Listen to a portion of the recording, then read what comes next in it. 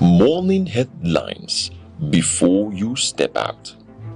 Midday updates while you work.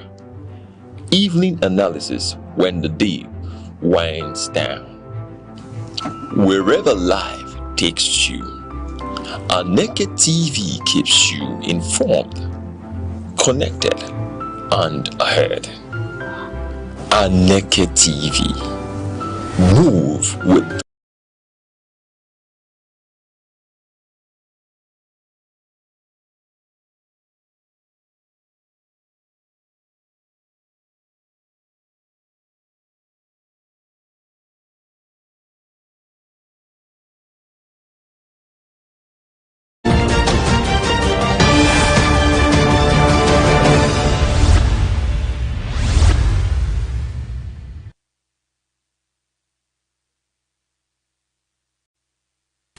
Good afternoon and welcome to News on the Hour. I am Ugu and I'm glad to have you join us.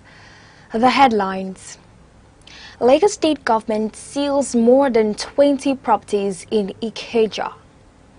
Ogun Police arrests 16 suspects over alleged bunkering.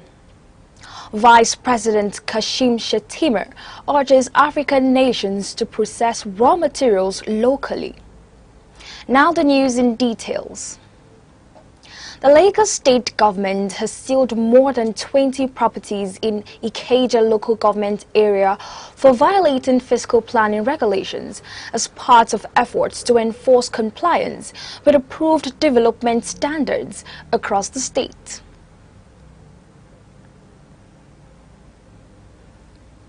The affected properties include vacant plots, uncompleted structures and buildings with unauthorized extensions. The exercise was carried out by the Lagos State Fiscal Planning Permit Authority under the supervision of the Permanent Secretary, Office of Fiscal Planning, Mr. Olayinka Wisu, and the General Manager of the authority, Mr. Kehinde Osinaike. State officials said the enforcement action is aimed at curbing illegal development, protecting public infrastructure, corridors, and ensuring orderly urban growth. The government noted that several contravention notices had earlier been issued to the affected property owners, giving them the opportunity to regularize their development before enforcement measures were implemented. Speaking during the operation, Mr. Wasu said compliance with the Lagos State Fiscal Planning Law remains critical to preventing building collapses and safeguarding lives and property. He emphasized that fiscal planning regulations are designed to promote sustainable development and maintain the integrity of approved urban layouts. The government also highlighted its ongoing setbacks, common areas and roadside administration and monitoring project, which seeks to document public spaces and tackle illegal occupation and misuse of land reserved for roads, drainage channels and other public infrastructure.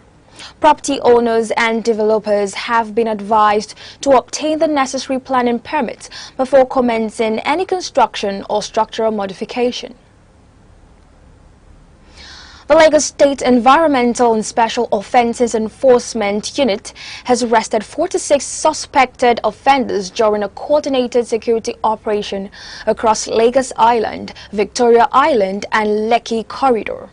The operation targeted areas identified as hotspots for criminal activities, including Obalende Underbridge, Muri Okunola Park, Law School Junction, Morocco, Sandfield and Mawa bus stop. According to the agency's spokesperson, Mr. Abdurrahim Wadeyan, the enforcement exercise forms part of ongoing efforts to rid the state of street gangs, suspected drug peddlers, illegal commercial motorcyclists, torts and other individuals engaged in unlawful activities. He said that substances suspected to be cannabis and other illicit drugs were recovered during the operation. Security operatives also recovered a cutlass and a locally fabricated firearm from some of the suspects. Authorities said the operation was intelligence-driven and designed to improve public safety in strategic parts of the state. Chairman of the Lagos State Task Force, Mr. Adetayo Akerele, reaffirmed the agency's commitment to ensuring that criminal elements have no safe haven in Lagos. The National Population Commission, NPC, has commenced the nationwide digital registration of births and deaths through its newly introduced Vital Reg platform under the Electronic Civil Registration and Vital Statistics System. The platform became operational on July 1st, 2026 and is expected to modernize the country's civil registration process. The Federal Commissioner representing Anambra State in the Commission, Mr. Chidi Ezoke, announced the development during a media briefing in Awka. He described the initiative as a major step towards building an efficient technology-driven system capable of generating accurate demographic data for national planning and development. Mr. Ezoke expressed concern that millions of births and deaths remain unregistered across Nigeria, with deaths registration rates still below 20%. He said the new digital platform would improve accessibility, accuracy and transparency while supporting evidence-based policy formulation and resource allocation. The commissioner said that the commission currently operates 4,011 registration centers nationwide, including 131 in Anambra State.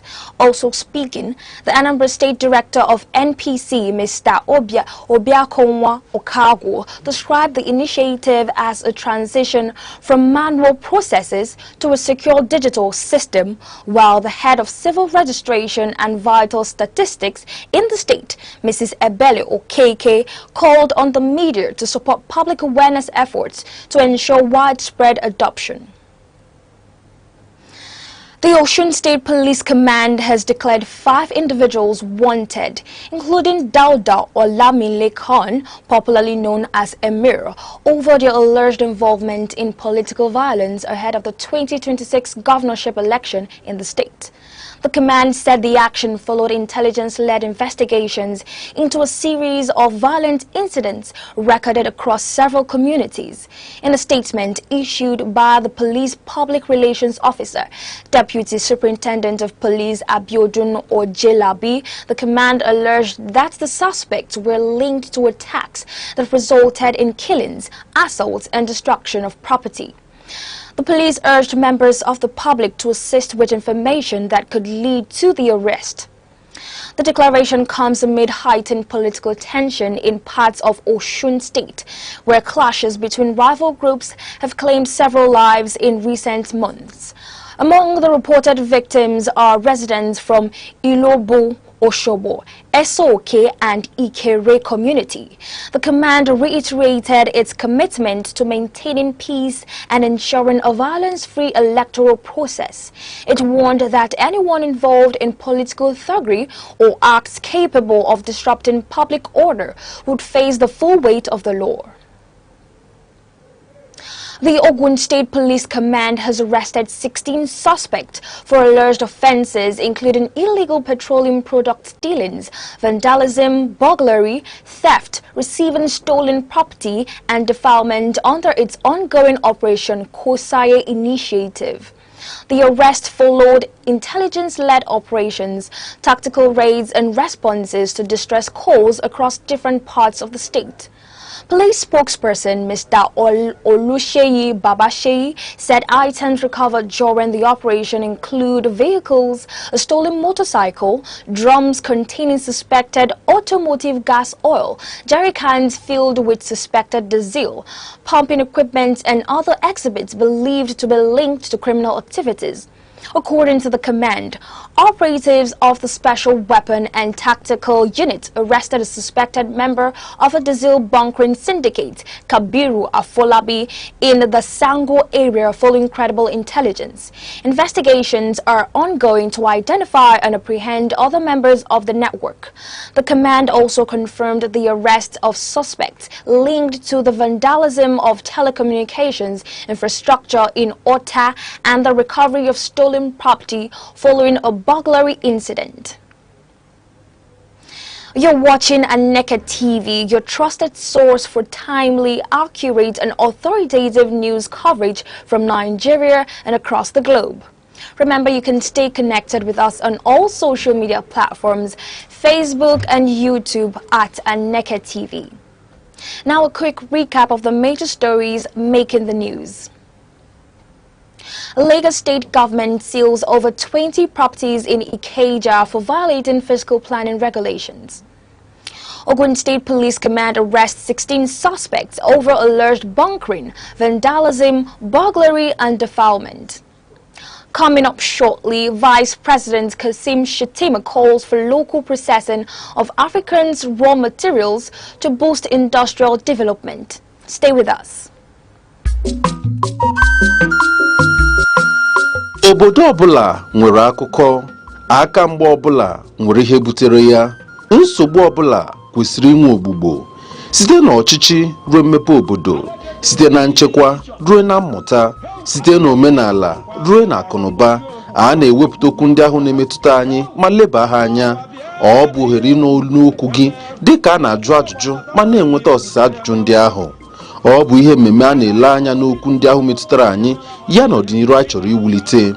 Sonyere Joshua Ozioko n'Otobo dịka ọ ga-akpọta ndị ọnụ na-eru n'okwu, ndị ma ha ekwe na-akụ nakwa ọha na eze ka ha tinye ọnụ n'okwu ndị ahụ gbasara anyị niile. Otobo maka inweta ozi ndị ahụ bara ezigbo uru. Ọ na-abịara gị kwa ụbọchị Tuesday na Friday ma ọkụ elekere 5 nke uhuruchi na Aneke TV.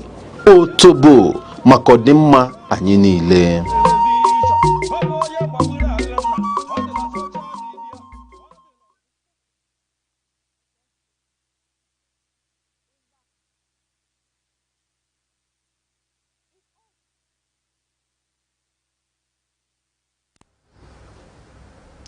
Welcome back.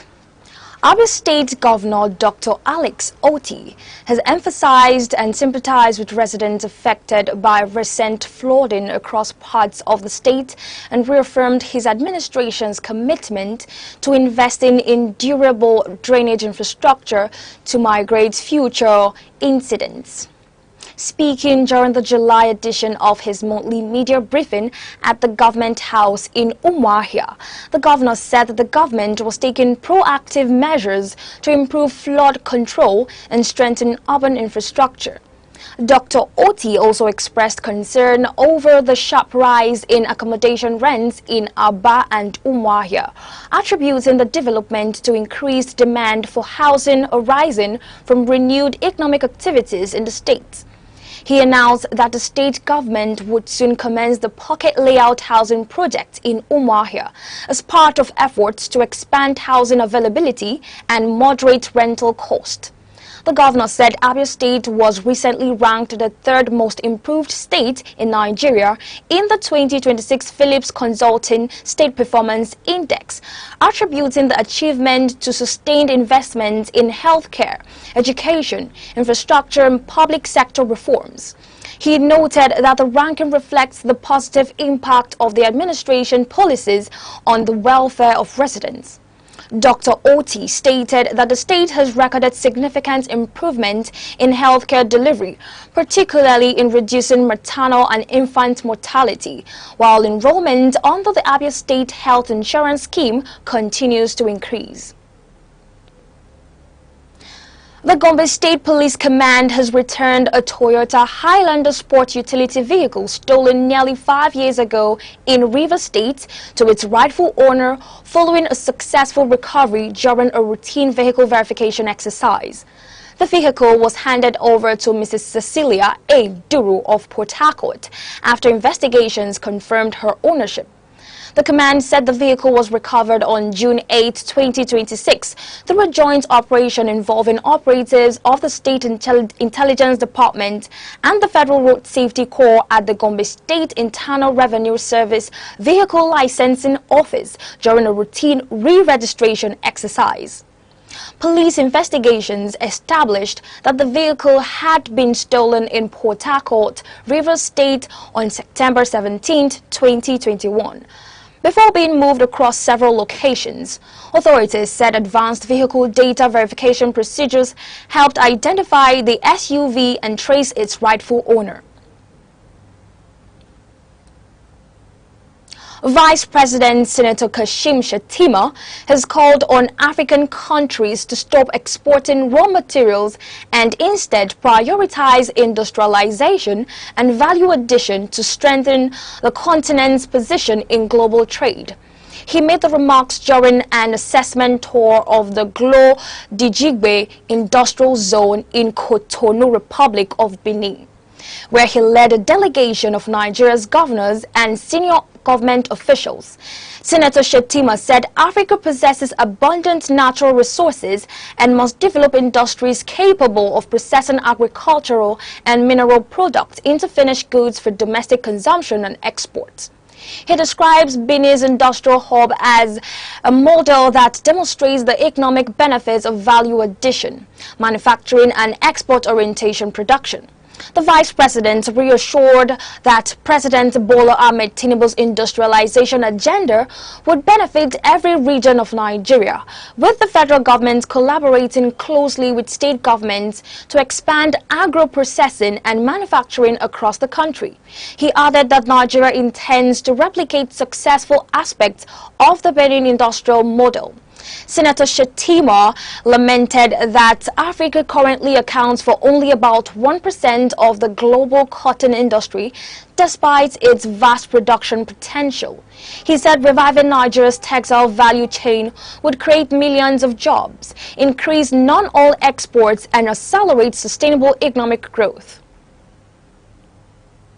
The prolonged absence of Cameroon's President Paul Biya from the country has intensified political debate over governance and secession, with opposition figures raising concerns about what they described as an institutional vacuum. President Biya, who is 93 years old and has ruled Cameroon for more than 4 decades, has been in Switzerland since early June on what the presidency described as a private visit. Government officials have repeatedly dismissed speculation surrounding the president's health. Communications Minister Ren Emmanuel Sadi earlier denied reports that President Biya had been admitted in a hospital in Geneva, insisting that the head of state remains fully engaged in the affairs of government. Opposition leaders, however, argue that the president's prolonged absence has raised legitimate constitutional and governance questions. The vice president of the Cameroon Resonance Movement, Mamadou Mota, and the president of the Cameroon Democratic Union, Patricia Tamoni Njoya, have called for greater transparency regarding the president's capacity to govern. Responding to the criticism, Minister of Higher Education Jacques Fame Ndongo maintained that President Biya continues to supervise state affairs remotely through official channels. Similar debates emerged in late 2024 following another extended stay by the Cameroonian leader outside the country. Veteran Nollywood actress Ngozi Nwosu, widely known for her role in the television comedy series Fuji House of Commotion, has appealed for public support as she battles a serious health condition requiring urgent medical intervention. In a video shared on her verified social media platform, the actress said that she has been hospitalized for several weeks and requires approximately 30 million naira to undergo 3 critical surgical procedures. She appealed to colleagues, fans, and well-wishers for financial assistance and prayers. This is not the first major health challenge faced by the actress. Before we go, a recap of our top stories. The Lagos state government has sealed more than 20 properties in Ikeja local government area for violating fiscal planning regulations. The enforcement exercise led by the Permanent Secretary Office of Fiscal Planning, Mr. Olayinka Wisu, and the General Manager of Lagos State Fiscal Planning Permit Authority, Mr. Kehinde Osinaike, is part of efforts to curb illegal development, enforce compliance with planning laws, and promote orderly urban development across the state. The Ogun State Police Command has arrested 16 suspects for alleged offences, including illegal petroleum product stealing, vandalism, burglary, theft, stolen property and defilement under its ongoing Operation Kusaye. Vice President Senator Kashim Shettima has urged African countries to end the export of raw materials and focus on local processing and industrialization to unlock the continent's economic potential. And that concludes the news on Aneke TV. Thank you for watching. For more news and live updates, follow us across all our social media platforms, Facebook and YouTube at Aneke TV. I am Onyinyechi Ugu. Thank you for watching.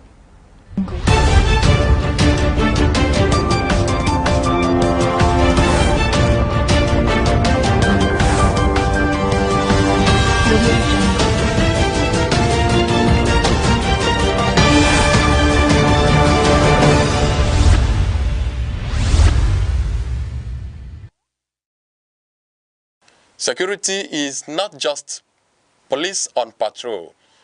It is safety in homes, schools, markets, and mines. Without it, progress is impossible. Be alert, report danger, support community watch. True security is collective responsibility.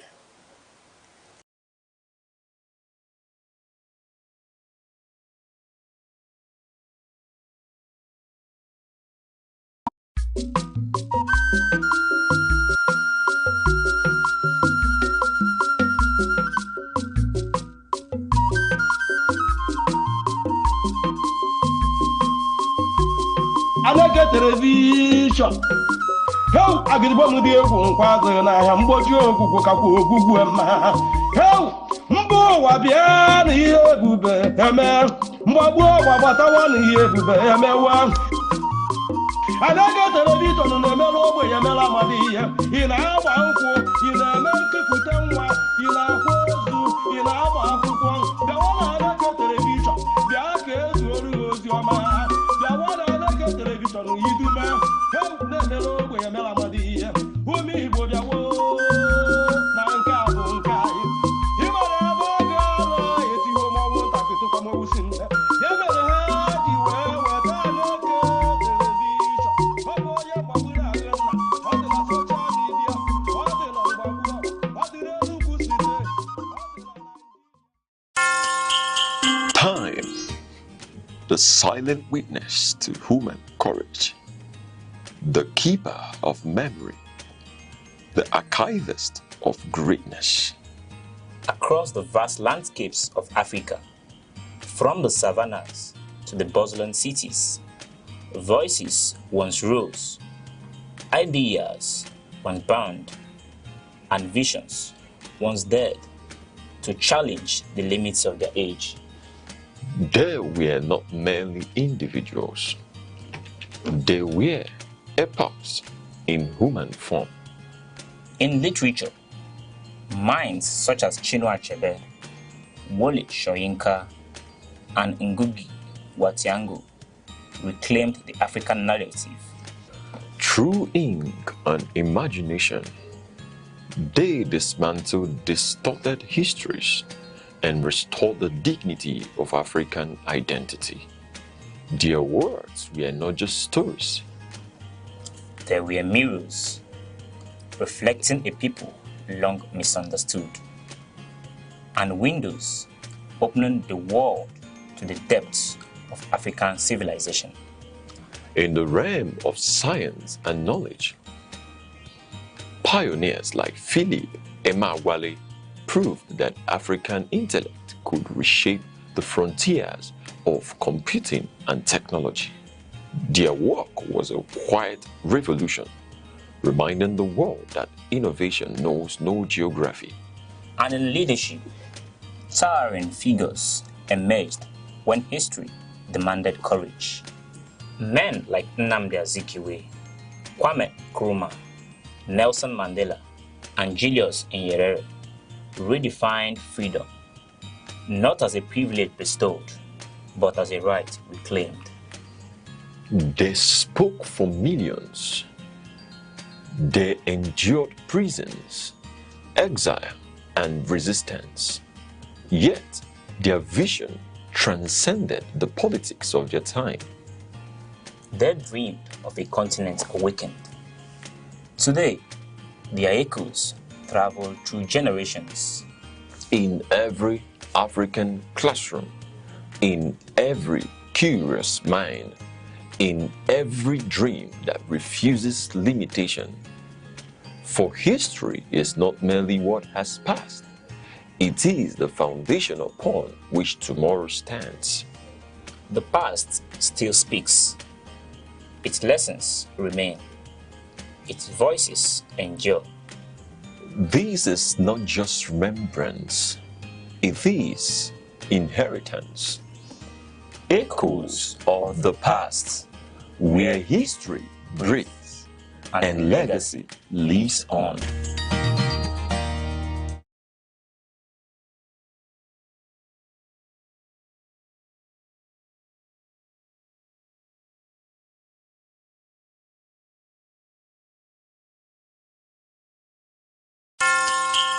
Time, the silent witness. Courage to build independent now. His Excellency, Dr. Peter Mbah, I so present.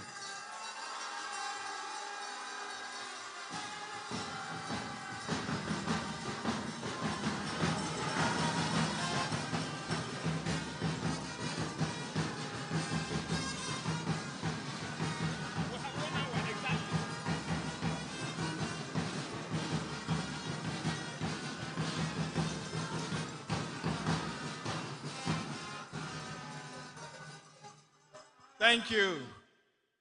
Thank you very much. I'm sure you almost can't wait. The Deputy Governor of Enugu State, Your Excellency, Barrister Ifeanyi Osai, the Senator representing Enugu North Senatorial District, distinguished Senator Ikeje Asogwa,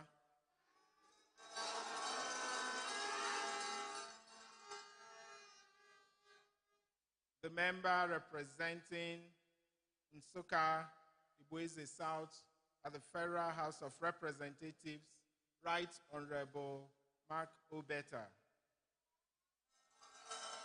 the Honorable Minister of Innovation, Science and Technology, Dr. Kingsley Ude, SAN.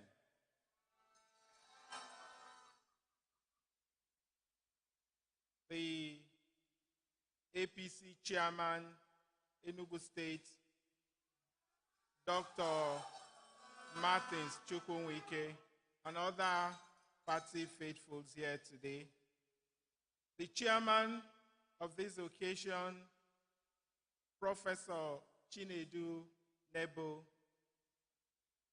the Catholic Bishop of Nsukka Diocese, His Lordship, Professor Godfrey Gwebike Ona, the Deputy Speaker, Enugu State House of Assembly, Right Honorable Ugochukwu Ezenta Ezani, and other principal officers and members of the Enugu State House of Assembly here with us today. The Pro-Chancellor of this great university, Professor Karim Adeboyega, and his adorable wife, the Vice-Chancellor, Professor Simon Otoanya, and your amiable wife, Chairman of the Board of Trustees, Virginia University, University, United States of America, Dr. Franklin Richardson, and your beautiful wife with us today.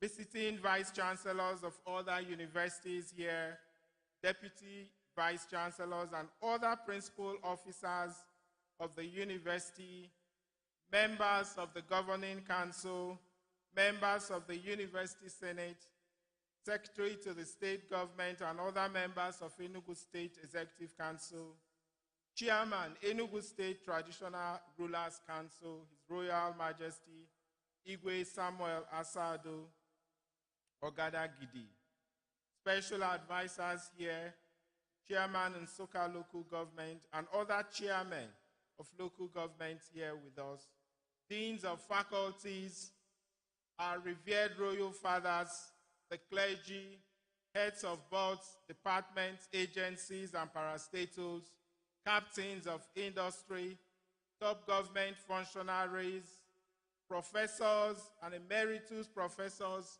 academic and non-academic staff of the university community, student union president, distinguished guests, lions and lionesses, gentlemen of the press, ladies and gentlemen.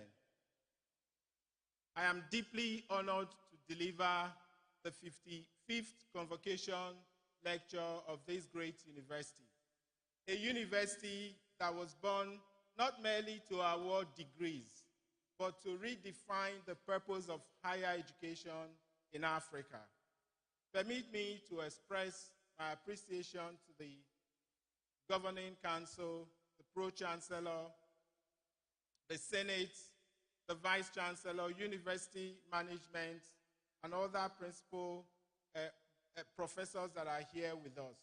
It is most fitting that today's lecture is titled, Restoring the Dignity of Man, Enugu's Quantum Leap in Human Development and Inclusive Prosperity through Experiential Learning. I cannot imagine a more compelling theme.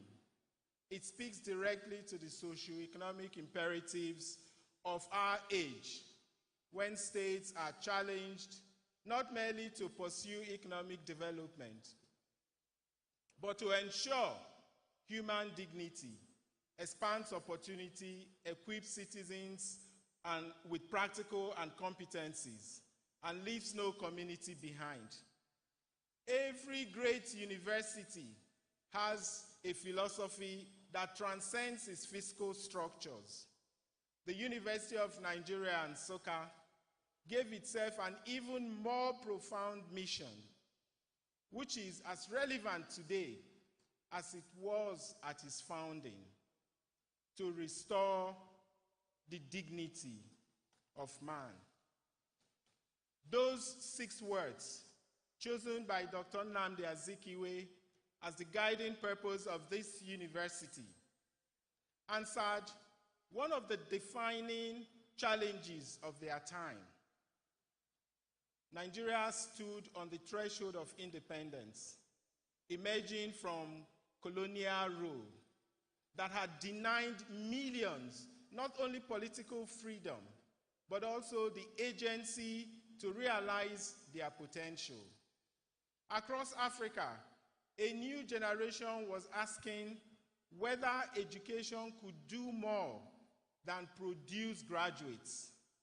Could it restore self-worth? Could it equip a people to think for themselves, shape their future, and take their rightful place in the world with confidence? That was the challenge into which this university was born. Today, 65 years later, we inhabit a different world, yet one that poses a similar question. Artificial intelligence, biotechnology, automation, climate change, demographic transformation, and the knowledge economy are shifting the foundations of prosperity. The wealth of nations is increasingly determined by what lies beneath their soil than by what has been cultivated within their citizens: ingenuity, creativity, adaptability, and capability. What then does it mean to restore the dignity of man in 21st century?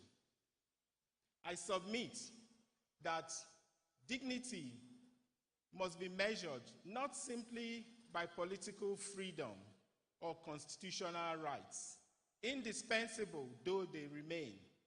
It must also be measured by the capability of every citizen to learn continuously, think critically, create boldly, innovate confidently, and contribute meaningfully to society. True dignity exists when people possess not merely the freedom to aspire, but the capability to transform aspiration into achievement, potential into productivity, and possibility into shared prosperity. This invites us to rethink development itself.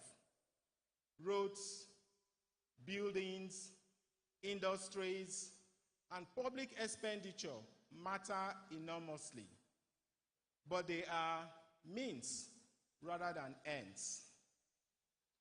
The true measure of development is the expansion of human capability, the capability to live a long and healthy life, acquire meaningful knowledge, participate productively in society, solve problems creatively, and improve the lives of others. This understanding resonates with Dr. Azikiwe's vision for what is the restoration of human dignity, if not the expansion of people's capability to live lives of purpose, contribution, and flourishing. The Human Development Index reflects this principle through 3 dimensions: a long and healthy life, access to knowledge, and a decent standard of living. The challenge before us is therefore not education, healthcare, infrastructure, industrialization, or economic transformation considered separately. It is human development in its full sense. Education develops capability. Healthcare protects it. Infrastructure connects it to opportunity. Industry converts it into productivity and enterprise. Strong institutions sustain it. Together, they form an architecture in which dignity can flourish. Education occupies a distinctive place because it is a catalyst through which every other investment acquires enduring values. Yet, education itself must evolve. In an age when artificial intelligence can retrieve information instantly and perform routine cognitive tasks, education can no longer be defined by the transmission of facts. It must cultivate curiosity, creativity, critical thinking, collaboration, character, and the confidence to solve problems not yet imagined. For this to happen, we require a different education philosophy. What has been called experiential learning. Experiential learning transforms knowledge into capability, enabling learners not merely to know the world, but to shape it. That is why I speak today about Enugu's quantum leap in human development and inclusive prosperity through experiential learning, which brings us back to Dr. Azikiwe's enduring challenge. Have we restored the dignity of man? The honest answer is that we have made remarkable progress, but our work remains unfinished. Nigeria has produced world-class entrepreneurs, scholars, artists, scientists, and innovators. Millions of lives have been transformed through education. Across the Southeast, the spirit of enterprise, resilience, and self-determination remains one of our greatest strengths. These achievements testify to the extraordinary capability of our people. Yet, too many young people still leave university with qualifications, but without clear pathways to opportunity. Too many families invest everything in education, only to discover that it ends with a certificate rather than productive participation. Too many communities continue to wrestle with insecurity, unemployment, inadequate health care, weak infrastructure, and the migration of talented people who no longer believe their future lies where they were born. For too many citizens, dignity remains an aspiration rather than a lived experience. Human development asks us to look beyond income and examine whether people live long and healthy lives, acquire meaningful knowledge, and possess the material conditions required to participate fully in society.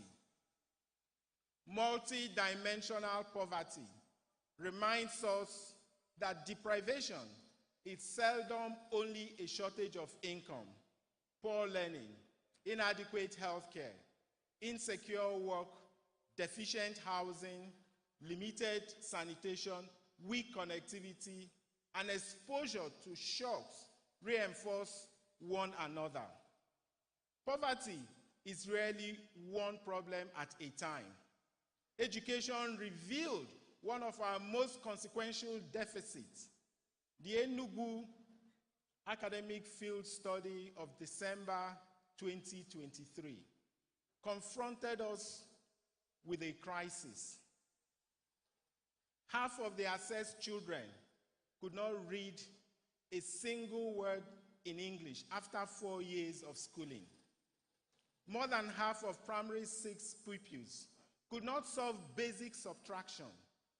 And the average teacher assessed read a primary 6 passage at only 107 correct words per minute. These are interconnected chains. Children outside school, children inside school without foundational learning. Inadequately supported teachers, dilapidated infrastructure, a rural-urban digital divide, exclusion of vulnerable learners, and insufficient data to show who was learning and where the system was failing. Beyond foundational learning stood a skills gap. Our institutions were not consistently producing the technical, digital, entrepreneurial, creative, and transferable capability demanded by changing economy. Beyond the skills gap stood the activation gap. Even where knowledge and talent existed, too few systems connected them to opportunity. Learning did not reliably become livelihood. Research did not consistently become innovation. Skills did not readily become enterprise. These deficits were reinforced by inadequate health care, unreliable electricity, weak connectivity, deteriorating roads, limited finance, low industrial capacity, and fragmented institutions.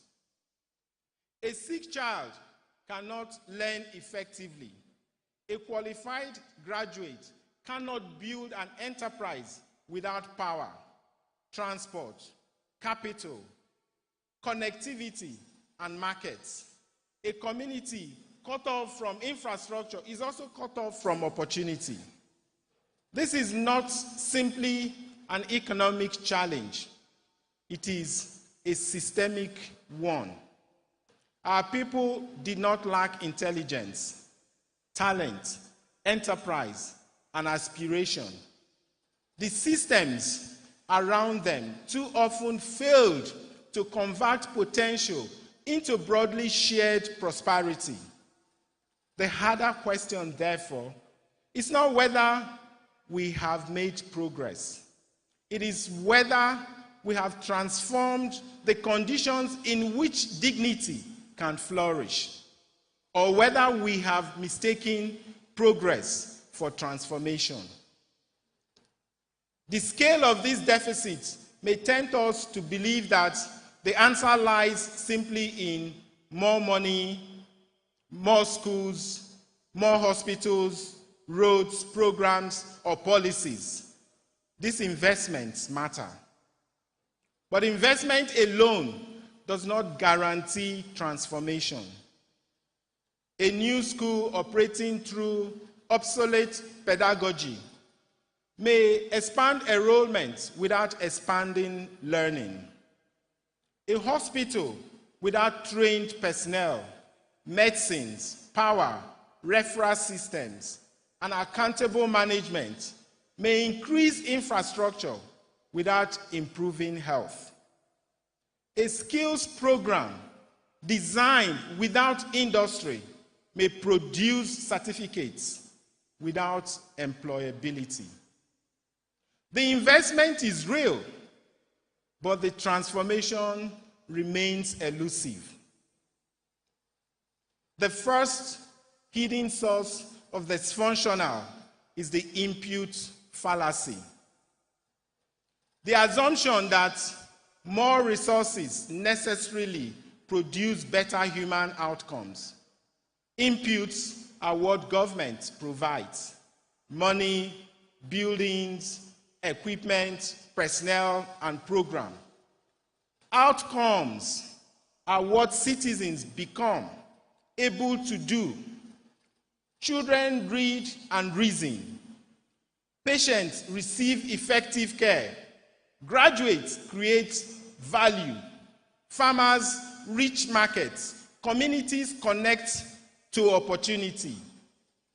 The distinction between provision and performance, as development scholars such as Douglas North and Peter Evans have shown, determine whether institutions convert investment into capability. More recently, Matt Andrews, Lan Pritchett, and Michael Woolcock have warned of capability traps in which institutions adopt the visible form of successful systems, plans, agencies, laws, building, and reporting structures without acquiring the practical capacity to solve problems. They call these isomorphic mimicry, looking like a functioning institution without reliably producing its outcomes. The second is path dependence, which refers to the tendency of systems to continue along inherited trajectories long after their original assumptions have ceased to serve us. For instance, our political independence from colonialism changed the ownership of our institutions without transforming their underlying logic. We expanded education, governance, and healthcare as we knew them, but too rarely asked whether the assumption upon which they were built remained adequate to the future. The third inhibitor is sectoral fragmentation. Government is organized into ministries. But human beings do not experience life in sectors. The hungry child carries nutrition into the classroom. The graduate without electricity or connectivity carries infrastructure into the labor market. The rural community without a road is simultaneously excluded from healthcare, education, markets, and investment. And as the systems analyst, ndlea Meadows, has argued, individual projects may succeed while the larger system continues to fail because the parts do not operate as an integrated architecture for human capability. The fourth inhibitor is incrementalism. The belief that systems producing inadequate outcomes need only be somewhat larger, faster, or more efficient. Incremental improvement has its place. But when the framework itself is no longer equal to the problem, doing the same things better cannot produce a different future. It becomes a management of decline. To break out of that circle, a systemic transformation is needed.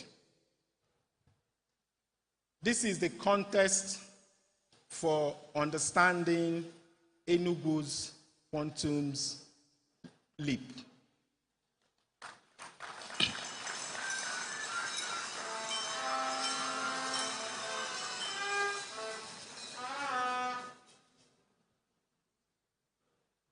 The quantum leap is not a longer jump within the old development model. It is a different way of seeing, questioning, connecting, and acting.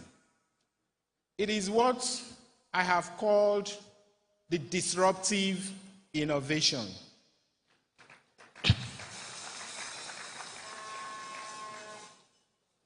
And we're not going to do a deep dive on disruptive innovation because that is not the theme of this lecture. But elsewhere, we have also explained how disruptive innovation creates a new X-curve. When we started from a new X, from the era of ferment, and we begin to go into an era of explosion, and at a point we get to the plateau and it becomes flattened. We then need to innovate in order to disrupt that S that had served us optimally but no longer able to take us to the future. The history of science offers us a useful analogy. Quantum physics did not emerge by making Newtonian mechanics move faster. It began when scientists questioned whether the inherited framework could explain realities it had not been designed to see. Newtonian mechanics remained valuable within its domain, but a different order of reality required a different set of questions. So, it is with development. We must ask, what assumptions informed the framework we inherited? Why do we measure government by what it builds rather than by what people become capable of doing? Why should a school be organized around memorization when the future demands creativity? Why should health, transport, power, education, industry, and tourism be planned as separate projects when citizens experience them as one life? Why should the limitations of yesterday determine the ambition of tomorrow? Quantum thinking questions the status quo at the level of its founding assumptions. It begins with the human outcome we seek and designs backwards.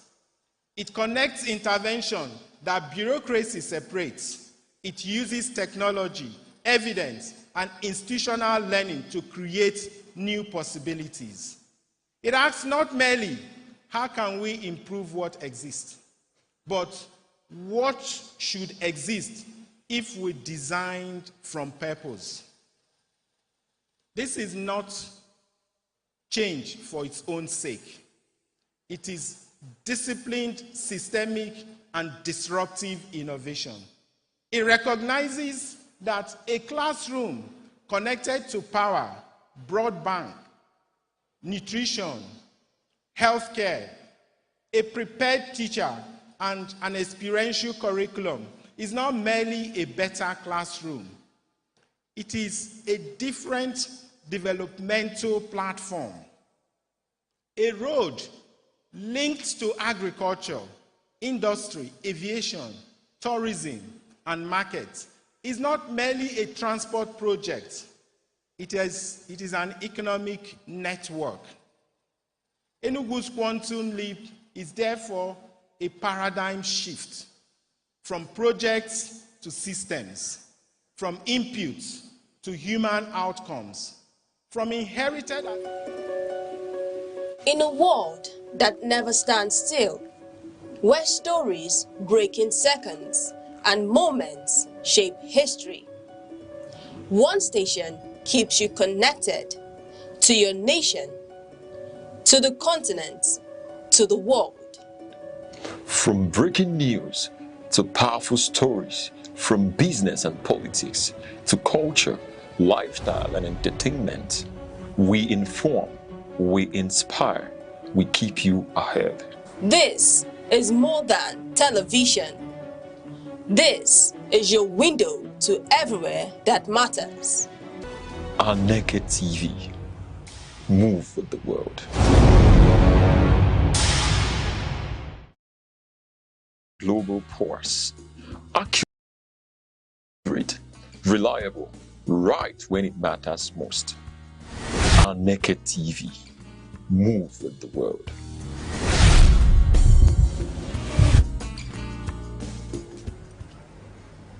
Thank you so much. Back from the short break, is still the program Security Watch on Aneke TV.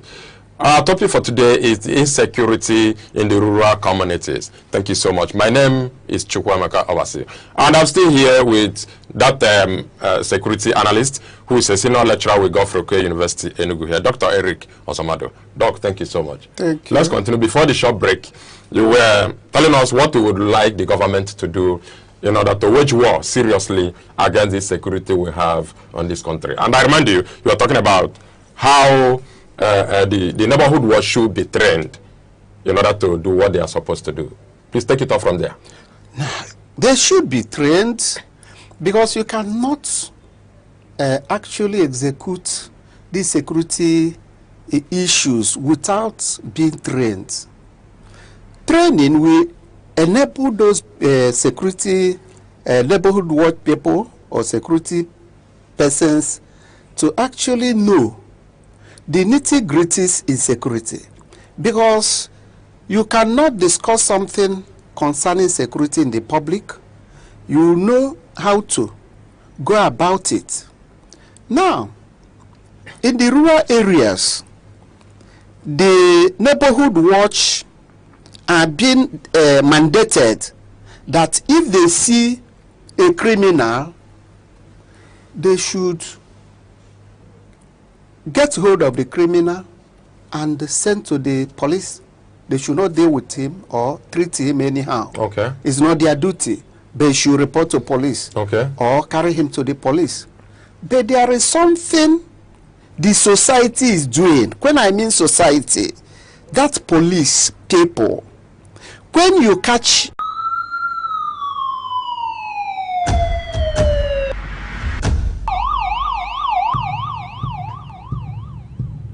In a world where safety matters and vigilance saves lives, information is power, awareness is protection. from our streets to our homes, from local communities to national security, Security Watch brings you timely reports, expert analysis, and trusted updates on security issues that matter to you. Stay alert, stay informed, stay safe. Security Watch, every week only on Aneke TV. We are so happy to have you join Security Watch once again on Aneke TV. It is the enlightenment program that advocates for the importance of safety as it envisages a Nigeria that is absolutely free from insecurity at all times. You can find us on our socials, our Facebook, our Instagram, our X, our TikTok, and our YouTube. All at Aneke TV, and I assure you will never regret you did. My name is Chukwameka Obase, and today our focus is on the insecurity in the rural communities. Permit me to introduce to you another security analyst that we have on the studio today. We have a senior lecturer from the Godfrey Okoye University, Enugu, who is Dr. Eric Ozomado, is here in the studio. Doc, you're welcome. Thank you. How are you today? I'm very fine. All right. Why do you think the rural dwellers also need adequate security, just like those in the city? Yes. Rural dwellers, those living in the rural areas, they actually need security. You can see that those in the rural areas, they are more vulnerable to these security people. Reasons being that, you know, in as much as they are in the rural areas, police or the security agencies are not closer to them. The reason is that when they call on police people, in most cases, before they come, things must have happened. So they actually need security, even more than those in the urban areas. They need security. But I think there are police posts scattered around there. Yes. Police posts. Are they not functional? Police posts are scattered.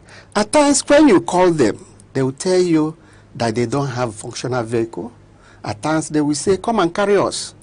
At times, before they come, things will be out of hand.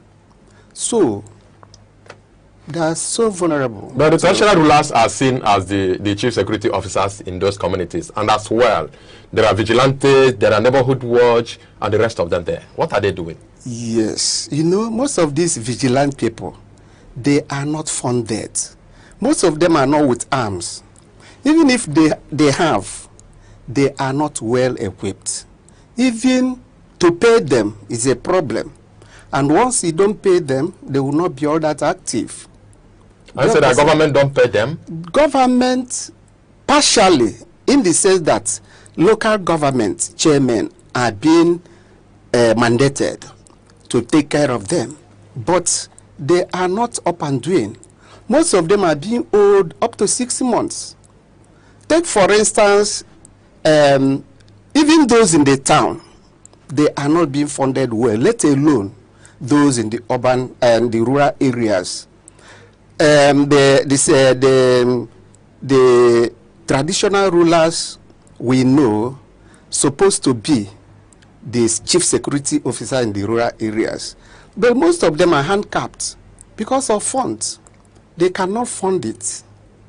Even the community themselves, they find it very difficult to fund those security outfits. That's the security. I don't even think it is their responsibility to do that. It's not their responsibility. It's the responsibility of the government. The government is more or less not doing what they're supposed to do. Now, when they are not paid up to that number of months, are they not being demoralized? That is the issue we are talking about. They are being demoralized, and they will not bring out themselves to be molested by the bandits or being killed by the bandits. So their morale will be demoralized. They will not put up their best in terms of security because they are not being paid, and they have their people, wives and children, their families to fend for. So they will, in other words, look for alternative to get what they will eat, thereby making that security in the rural areas not to be all that functional. If that is the case, does it mean, okay, now you mentioned that they are not well funded. They are not well funded. And you also mentioned that the security risk is more in the rural communities. Yes. Then why is government leaving them to face such amount of risk? That is the question everyone wants to know. Why? Do you understand? Because today, most government agencies, most of them, as I said before, are more or less interested in their own welfare and not that of the people they are taking care of. So in the rural areas, the security men there, they are not being taken care of. And that is why there are a lot of loopholes in terms of security. There are a lot of loopholes. Because most of them will not say, they will not use a stick or knife to go and pursue somebody with gun. They will first of all try to hide their face and secure their own lives instead of bringing their lives out.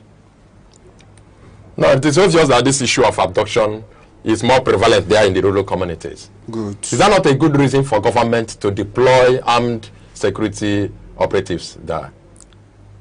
Good.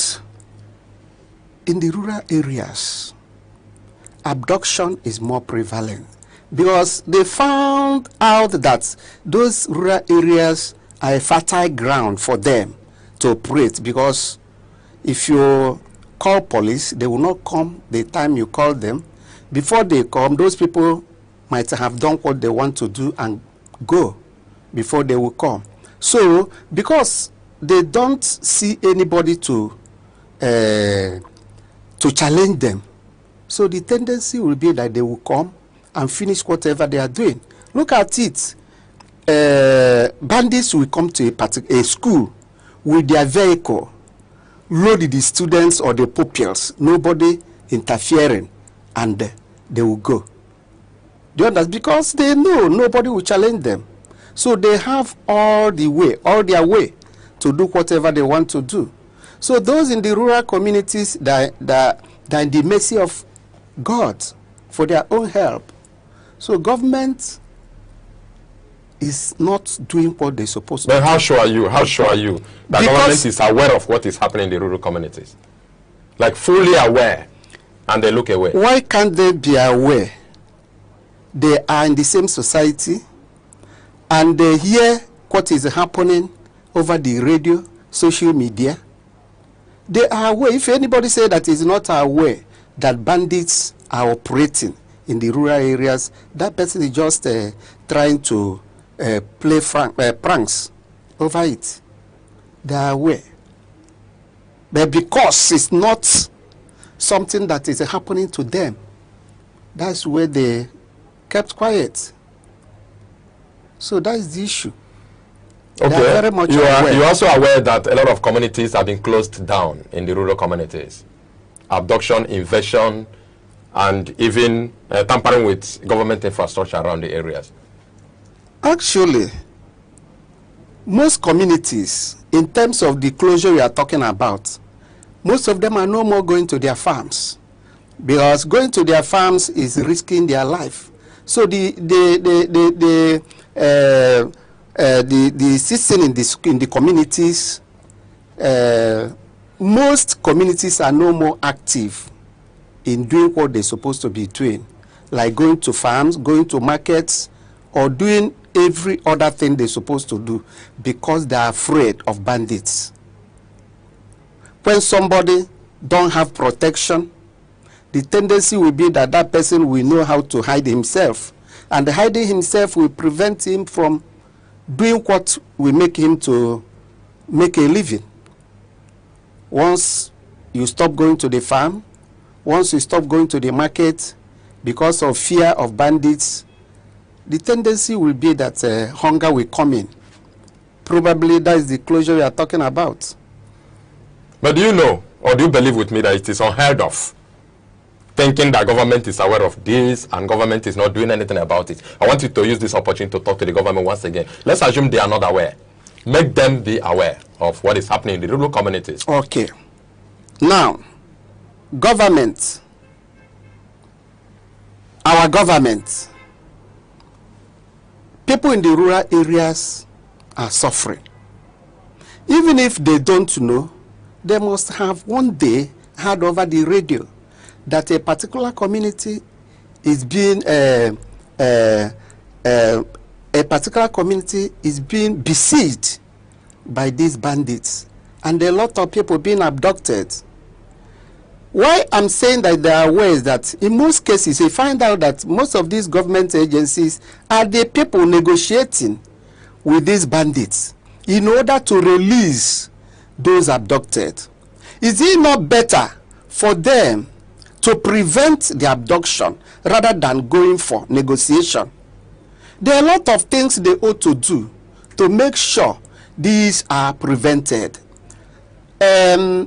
There is a school of thought that says that if these people that are abducting or these bandits are being dealt with, for instance, executing any of them found guilty, if any of them is being caught, prosecuted in the court, and found guilty, that person should be executed, because there is no way somebody that cares will come out freely and start to enjoy the society. It's not possible.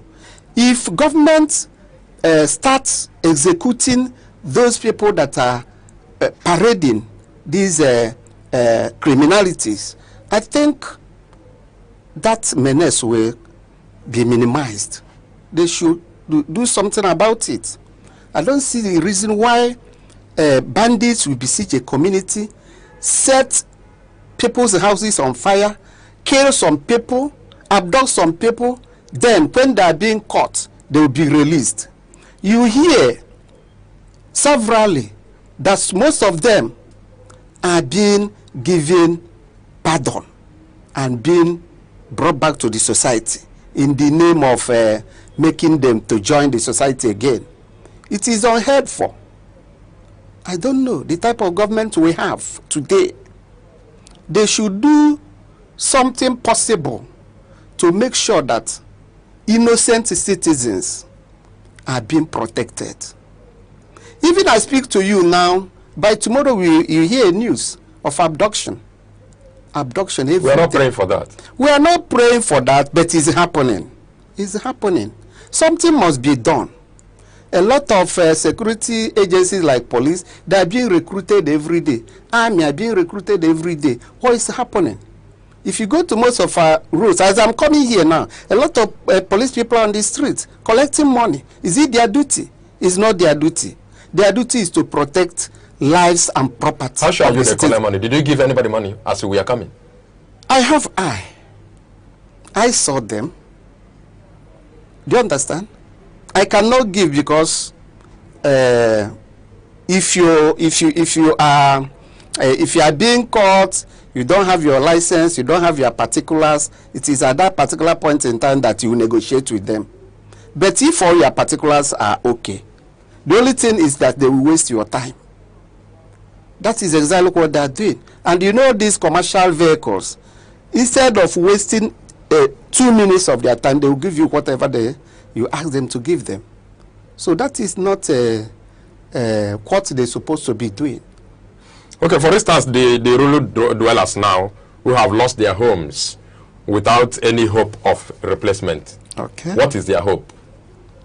Their hope lies on the government. It's the government that will rehabilitate them. Government is supposed to rehabilitate them because that is their duty. That is one of their basic functions. They have that right of having a shelter. They have that right of having food to eat, training their children in schools, and other things. That is their fundamental human right. Right to live, right to have shelter, food, and train their children. But in most cases, you find out that those that have been that have been displaced, they are in the mercy of God. That's the issue. Okay, now, according to UNICEF appeal data, there are more than 3.8 million displaced people in Nigeria, of which majority of them are children. What is your take on this? It is true, because that UNICEF cannot put forward or advertise something that they are not sure of. They have done the research and found out that that is true. And it is true as far as this country we are living in is concerned, because every day you hear over the radio, every day you see in the television what is happening. Those people that their houses are burnt, their houses are being demolished, and most of them that are afraid of being killed will leave their area and take refuge any place. So it's the duty of the government to rehabilitate them and make sure that they are well catered for. But to the extent of their rehabilitation is not what I will tell you, because I don't know the extent of their rehabilitation. All these things we hear over the radio, this place, that place. All this news we are getting or we are hearing in Nigeria today is what we used to hear. Iraq, Iran, those countries far away. We don't know that one day it will come to Nigeria, but it's with us today. All those things are prevalent in the north. It's coming down in this our south. So if something drastic is not done, all of us will be victims. Okay, when communities are invaded, for instance, and people are displaced, and you say these people, at that point in time, they are at the mercy of the government. Yes. If the government is not forthcoming, what is the fate of such people? What next? That is what we are saying. Than the mercy of God. If the government, if the help is not coming from man or from people, they will look up for God for help, because there is nothing they can do. They don't have gun. They don't have any fighting this thing. What are they going to do? They cannot fight somebody with a sophisticated gun. Now, how much do you think the government takes care of the people already in the IDPs? You know, I've never been in that IDP camp. I've never been there. I don't know the extent of government involvement in taking care of them. What we hear is that people are in the IDP camp. I don't know, because I've never been there to know the extent of government help or intervention in their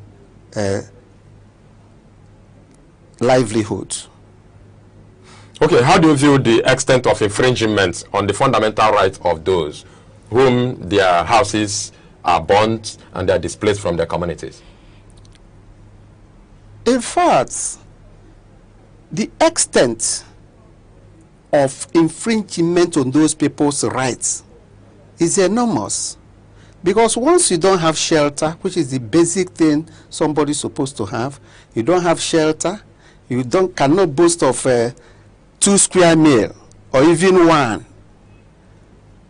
Your children you don't have that opportunity of training your children. So their fundamental human rights have been infringed upon. So it's very enormous. It's very, very enormous. It cannot be equated to anything. Do we still have human rights activists in this country and civil society organizations? We have them, but they are being suppressed by the ruling class. We can only hear them when they talk. Is it possible that civil society organizations are being suppressed? Because they will be talking, but nothing tangible is coming out of what they are saying. They will continue to tell government the right thing. Do you understand? But government will not respond. You are a human rights activist. Your duty is to tell the government things that are wrong they are doing. Another thing is for the government to do what?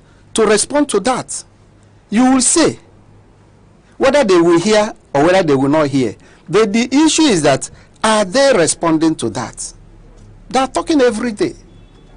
Even the one, I can't remember his name.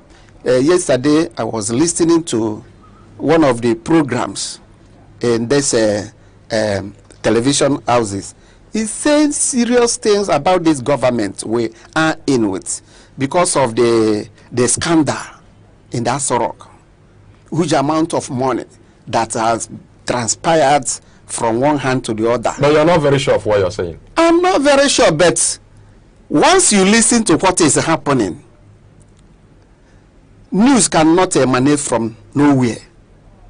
And the person is not forthcoming out to the public to tell them this is right or this is wrong.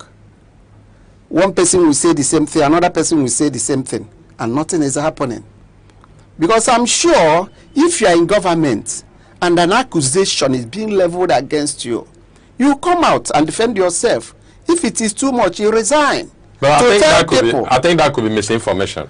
It might be misinformation because anything can happen in this country. There's nothing that cannot happen in this country.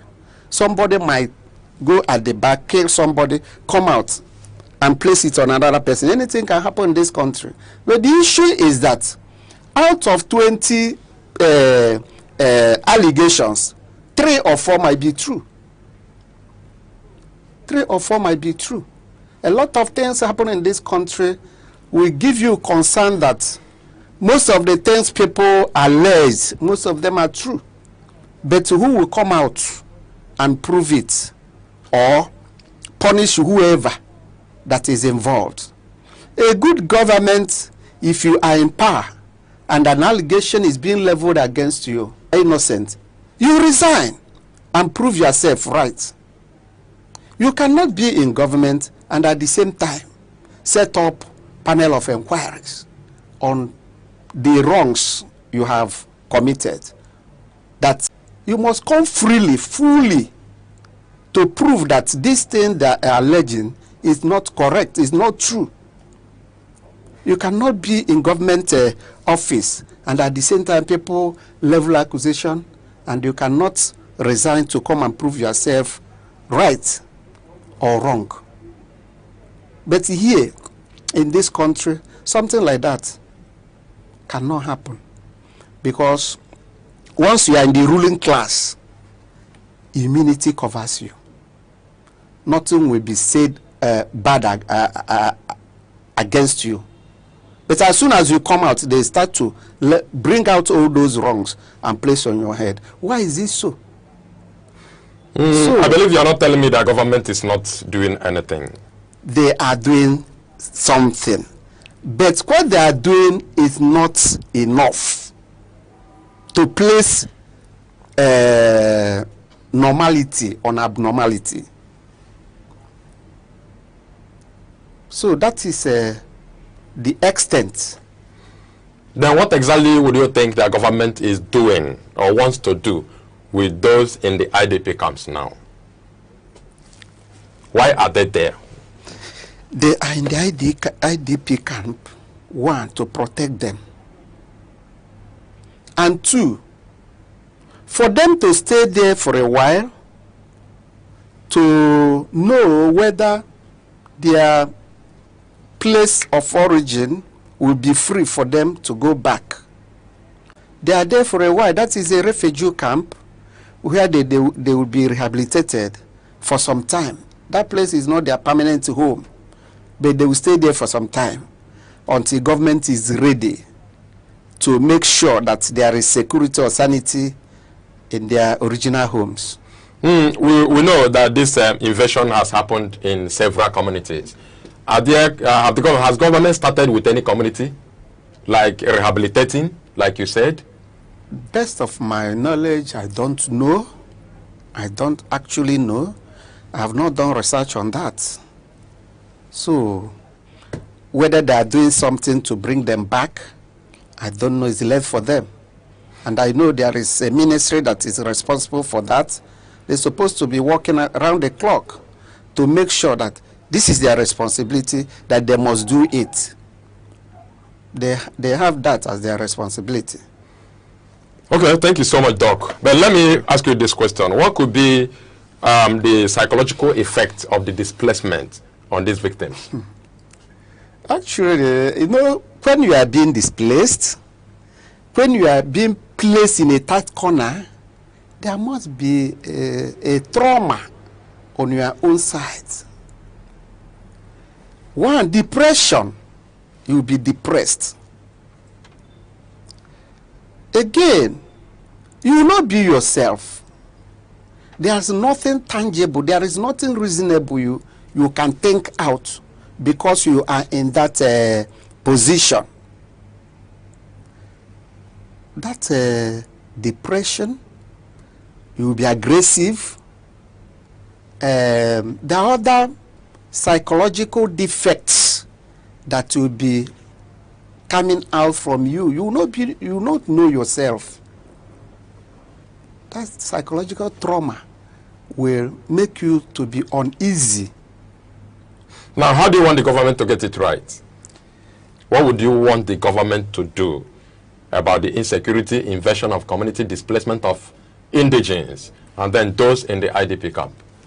What they should do are many. One, security outfit. Because those in the rural areas, even though police posts are there, but I don't think those police posts are well equipped. Like most police posts I visited, you can hardly see equipment that can be equated to those of the bandits. Because you cannot match force with somebody that has more sophisticated equipment than your own. The tendency is for you, first of all, to save your head before you save any other thing. Government is supposed to equip the police posts in the rural areas. Again, these security outfits, like the neighborhood watch in the villages, one, government is supposed to fund them very well in collaboration with the local government. If the government or the governor of any state, who is the chief security of any state, mandates the local government chairman, who is also chief security officer in the local government, if they should team up and they support the neighborhood watch, I think because they are in the grassroots, they know the routes where these bandits penetrate the communities. They are better, they will be better informed on how to get rid of those bandits. One, this security neighborhood watch should be trained very well. They should be trained very well so that they will match force with those bandits, because it is impossible for somebody outside to come to your domain and defeat you. Okay, Doc, thank you so much. I am not cutting you short. You tell us more on what you expect the government to do in order to wage war against the insecurity issues we have in this country. But before then, let's observe just a short break. Okay. We shall be right back. Our viewer, thank you also for being there. Just a short break. Don't go away. Every second, the world changes. Markets rise. Leaders speak. Stories unfold. To keep up, you don't just need news. You need clarity. You need speed. You need perspective. That's why Aneke TV brings you the global pulse. Accurate, reliable, right when it matters most. Aneke TV. Move with the world.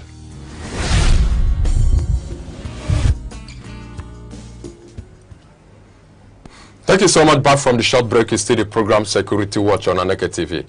Our topic for today is the insecurity in the rural communities. Thank you so much. My name is Chukwuemeka Obasi, and I'm still here with that security analyst who is a senior lecturer with Godfrey University, Enugu here, Dr. Eric Osamado. Doc, thank you so much. Thank you. Let's continue. Before the short break, you were telling us what you would like the government to do in order to wage war seriously against the security we have on this country. And I remind you, you are talking about how the neighborhood watch should be trained in order to do what they are supposed to do? Please take it off from there. They should be trained because you cannot actually execute these security issues without being trained. Training will enable those security neighborhood watch people or security persons to actually know the nitty-gritties in security, because you cannot discuss something concerning security in the public. You know how to go about it. Now, in the rural areas, the neighborhood watch are being mandated that if they see a criminal, they should get hold of the criminal and send to the police. They should not deal with him or treat him anyhow. Okay. It's not their duty. They should report to police. Okay. Or carry him to the police. But there is something the society is doing. When I mean society, that's police people. When you catch somebody, a criminal, and send to the police, before you reach home, the criminal is already at home. They will release him. On what ground? I don't know. This is happening. You know, I'm a member of this security outfit. Okay. We suffer this day in, day out. We suffer this. You will get hold of a criminal. You carry the criminal to the police. Before you get home, the criminal is already at home. In that instance, you are endangering your life. Do you understand? If this thing should stop, then the neighborhood watch will do their work. And this criminality will be reduced. So I can't understand what is happening. What is happening? You send somebody out for an errand and you give that person, a bag of salt to the market and you follow that person with rain. It's not good. If you want these neighborhood watch to do their work, support them. How do you support them? Whenever a criminal is brought, treat that criminal the way it's supposed to be treated. Because time without number, if you catch a criminal and out of share this thing, the criminal sustain the injury in your hand, as a neighborhood watch person, you are in trouble. If you take him to the police will tell you, go and treat him first before you bring him back. That's what they do. Which means, I don't know, if you catch a criminal, you start to pet that criminal. You'll be petting him because what he's doing is correct. This is a kind of, I can't really understand. Somebody that has brain will not stake his life in that aspect. Is it what you received at the cost of your training? That is the negative aspect of your training. Do you understand? That's the negative aspect. The essence of getting hold of a criminal and sending the criminal to the police is for the police to do their work. Investigate if actually that person is a criminal. If that person is a criminal, why not carry that person to court? That's the issue. Because you caught somebody in the act, even the evidence, you carry the person to police, nothing will happen. Police will tell you they will carry the person to court, but tomorrow you see the same person among the society. Wouldn't that thing demoralize you from doing their work? I want the government to sit up. Let all the agencies sit up. If this country should be sanitized in terms of criminality, let them sit up. That's the issue.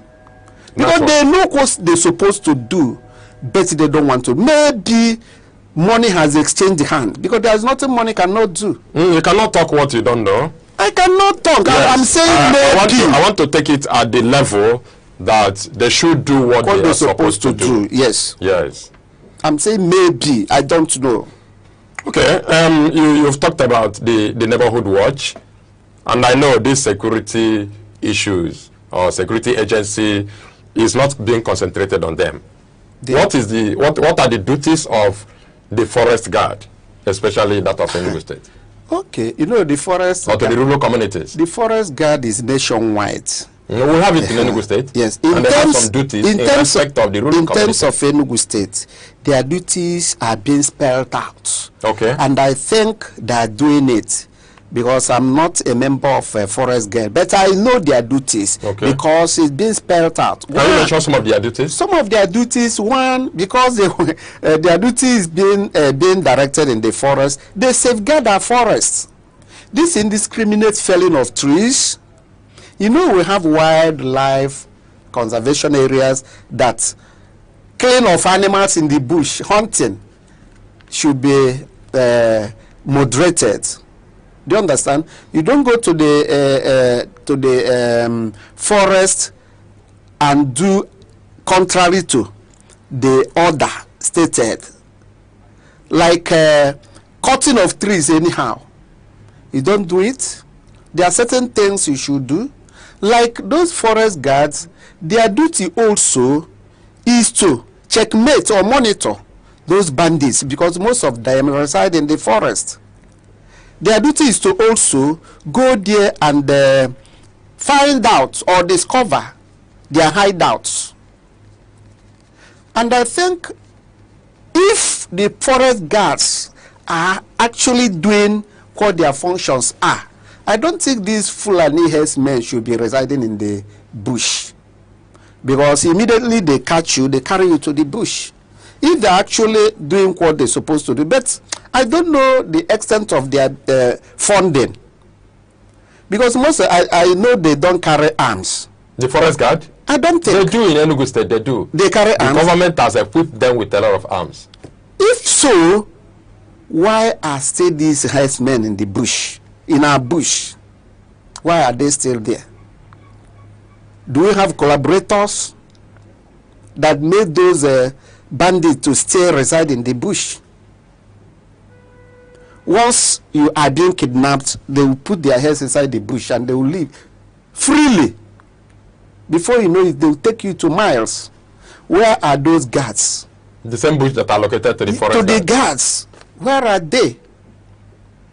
So I don't actually know whether the ministry, because if you have somebody, give somebody a duty to do, you monitor, supervise whether that thing is being done or not. So, okay, we talked about the forbidding of cutting of trees as part of the duties of the forest guard. Yes, and we also talked about killing of animals that are also forbidden. What are the essence of that? Because that of trees we know. The essence of that is that probably when I was in secondary school, I heard about these forest reserves. Okay. And animals are inclusive. Do you understand? I don't actually know why those animals should be conserved for the government or what. Whether they will go and catch them for games or something like that, I don't know. But for the forest guards, cutting of trees, protecting lives and property of people, like our farms. Like you see, I think they also protect these cattle from damaging the farmlands. Okay. So these are they doing it? That is the farmlands not being damaged? I'm not their supervisor to determine whether they are doing it or not, you know. That is their duty. That is their duty. Okay. Whether they are doing it or not will now depends on the people that send them there. Okay, as a part of their duty, they are to protect the vulnerable villagers and farm settlements. Yes.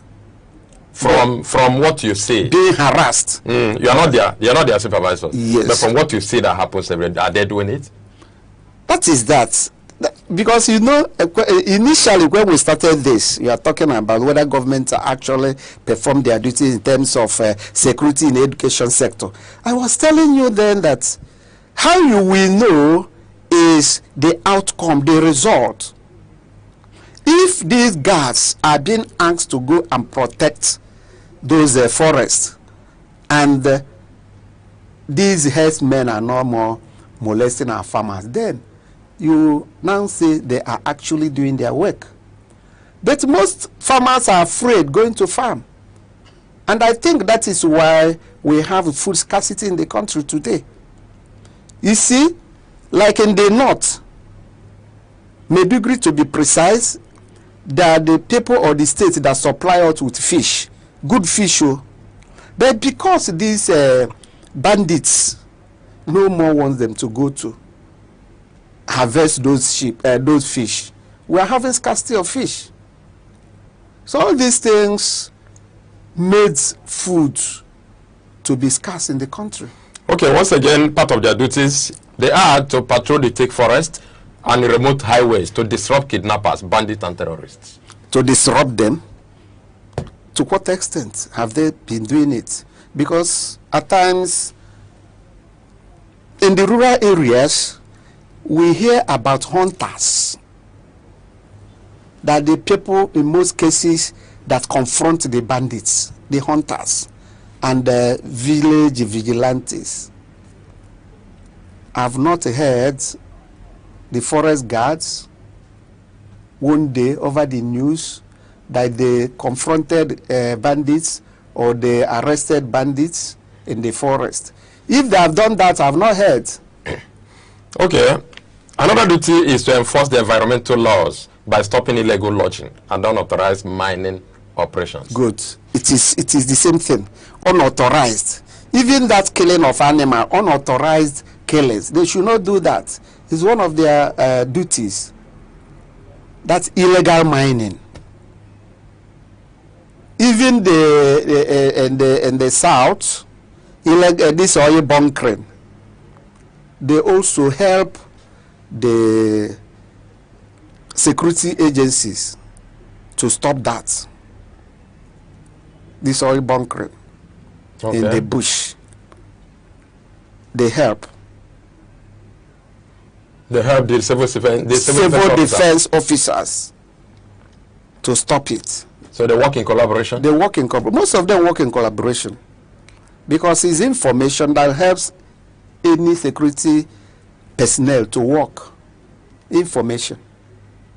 Once you give them information. But the problem we have today is that if you give this security agency, if you give them information on what is happening in your domain, tomorrow, that person that you inform them will come back to you to tell you that police told them that you are the person.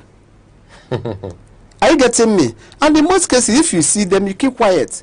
Because if you report, they will come back to tell you that you are the person that reported them. And maybe your life is at risk? Your life is at risk.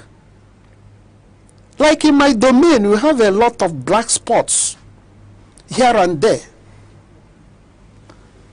Police officers, civil defense, and even the drug agency people, all of them know, because some of them were living in the same community. They know all these people, but they will not do anything. They will not even confront them. If you as a vigilante report any of them to them, tomorrow you come back and tell you reported me.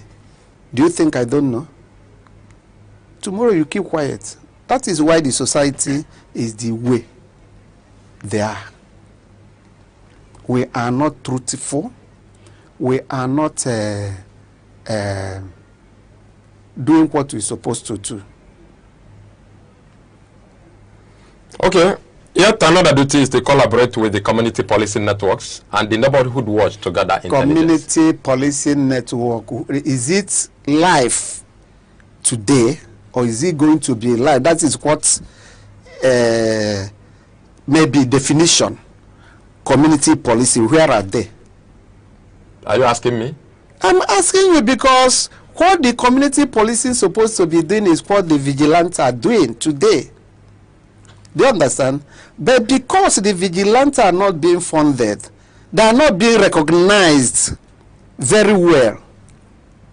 They are being recognized on paper, but practically they are not well recognized, because if they are being recognized, their names will be on the payroll.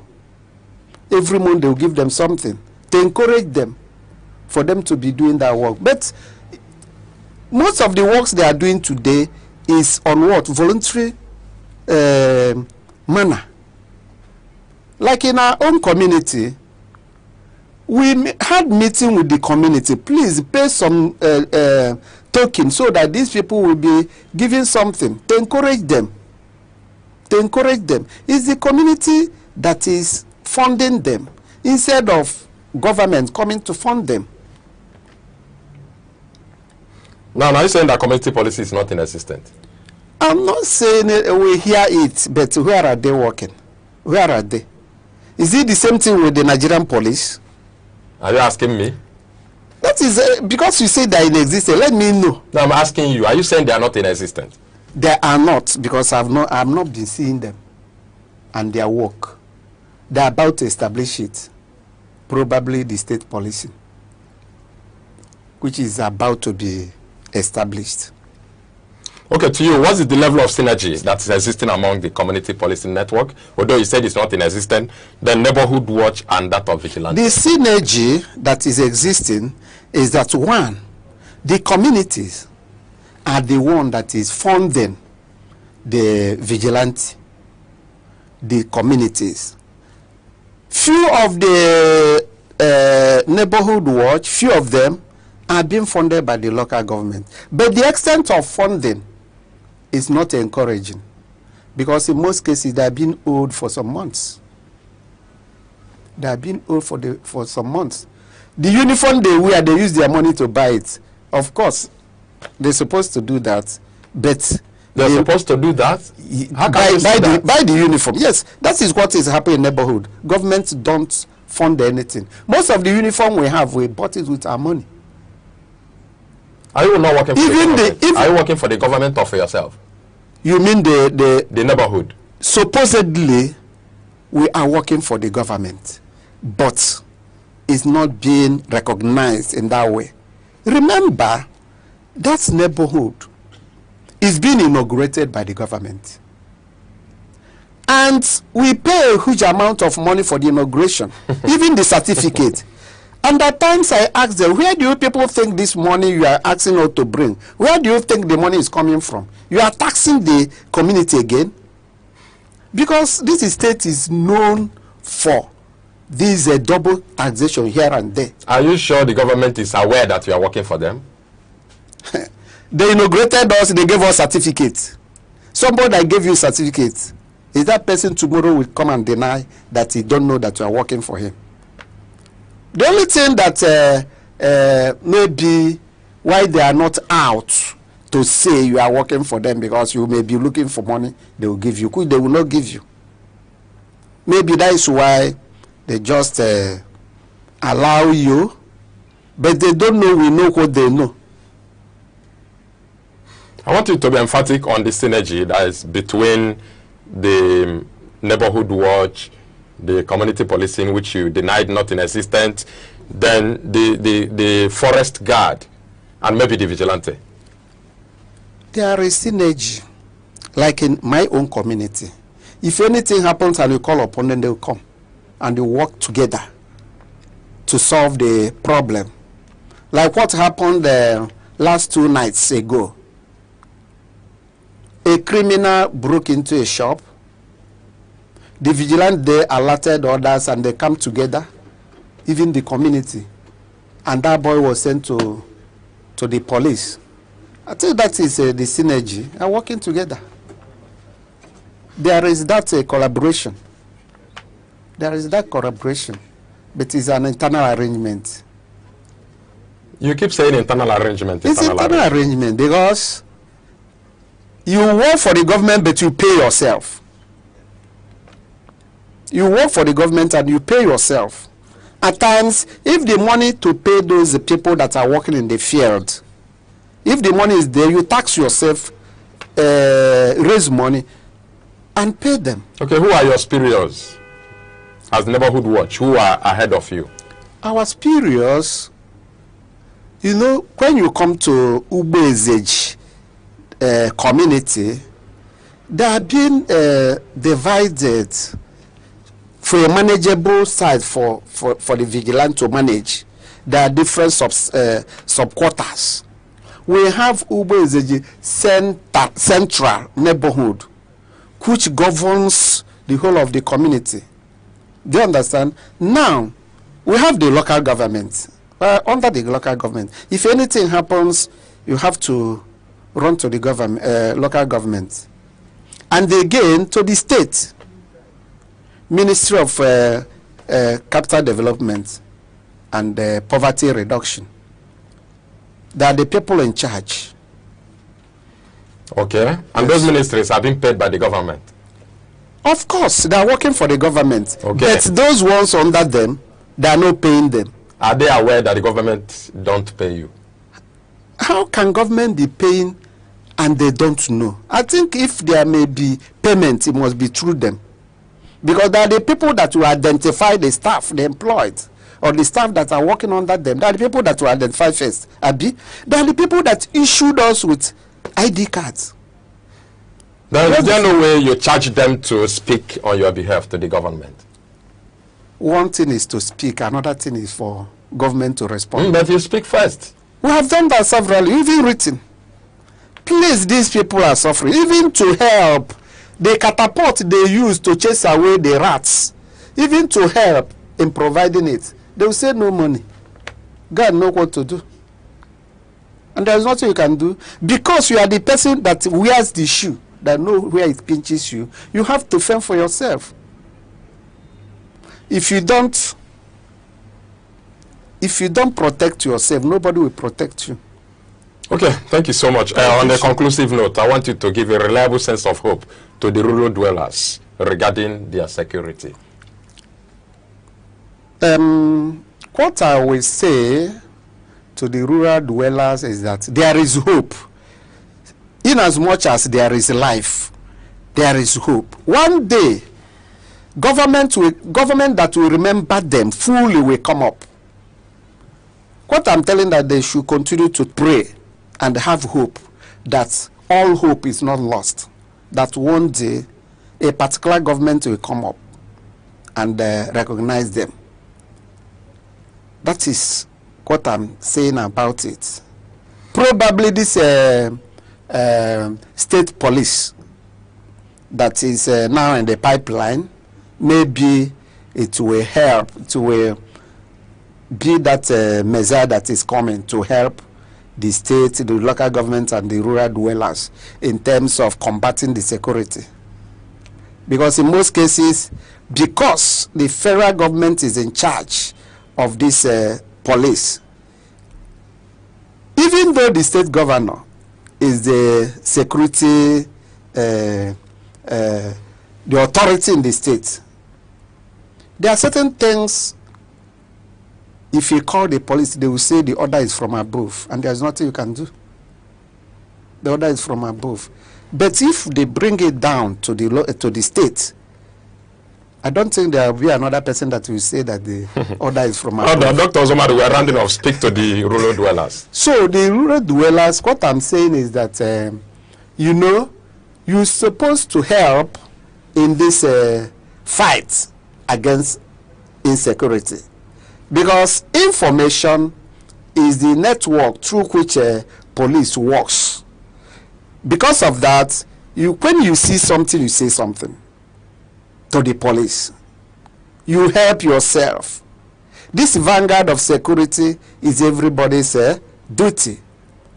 So the community, the rural areas, government eye are on you people.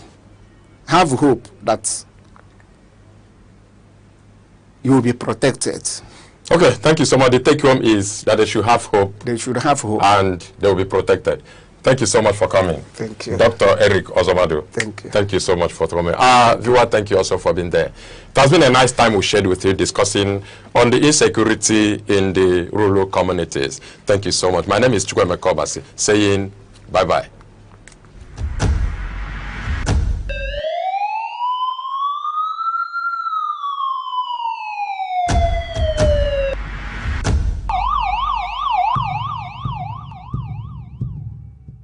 world where safety matters and vigilance saves lives.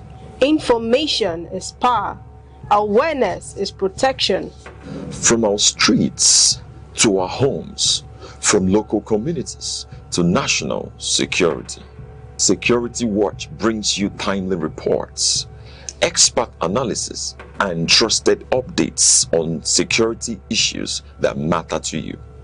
Stay alert, stay informed, stay safe. Security Watch, every week only on Aneke TV.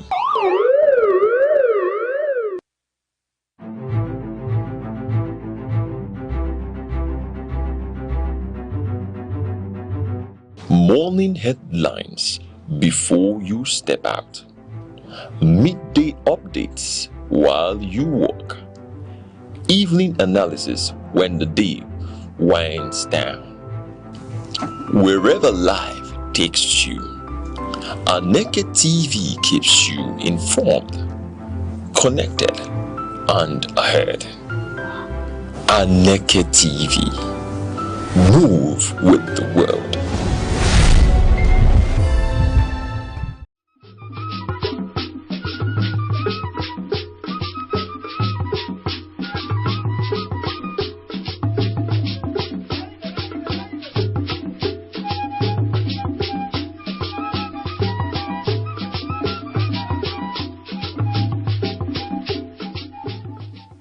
The red cap is a powerful symbol of authority, tradition, and chieftaincy. It signifies leadership, cultural identity, and a connection to the ancestors. The red cap is primarily worn by men who hold traditional titles, such as Nze, Ozo, Ichie, Chief, Onyish. The number of eagle feathers on the cap can denote the wearer's status within the chieftaincy system. The red cap comes in different shapes, and each shape represents a particular hierarchy in the traditional institution in Igbo land.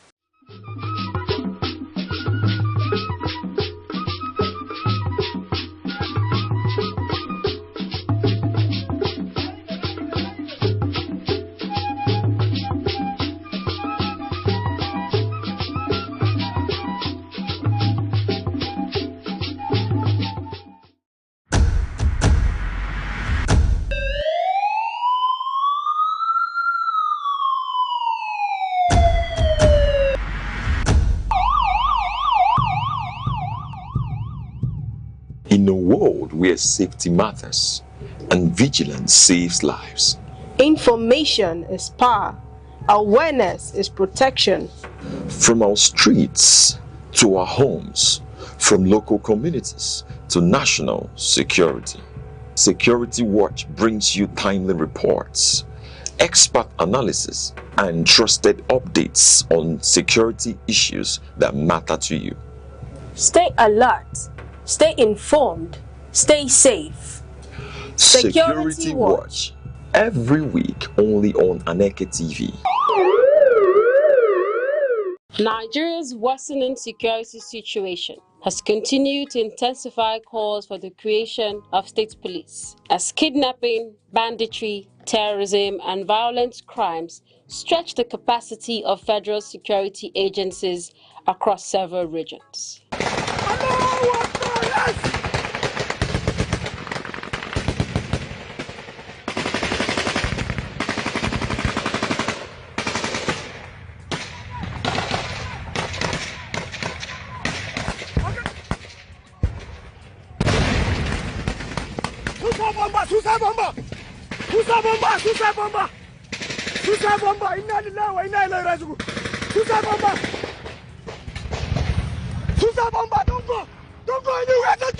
In recent years, Nigeria has witnessed repeated mass abductions of school children and civilians, including incidents in Kaduna, Niger, Zamfara, and Katsina states, where armed groups have targeted schools, highways, and rural communities. The Chibok schoolgirls' abduction in Borno State the Kankara school attack in Katsina, and the recent wave of kidnappings along the Abuja-Kaduna Expressway remain defining examples of the scale of insecurity confronting the country.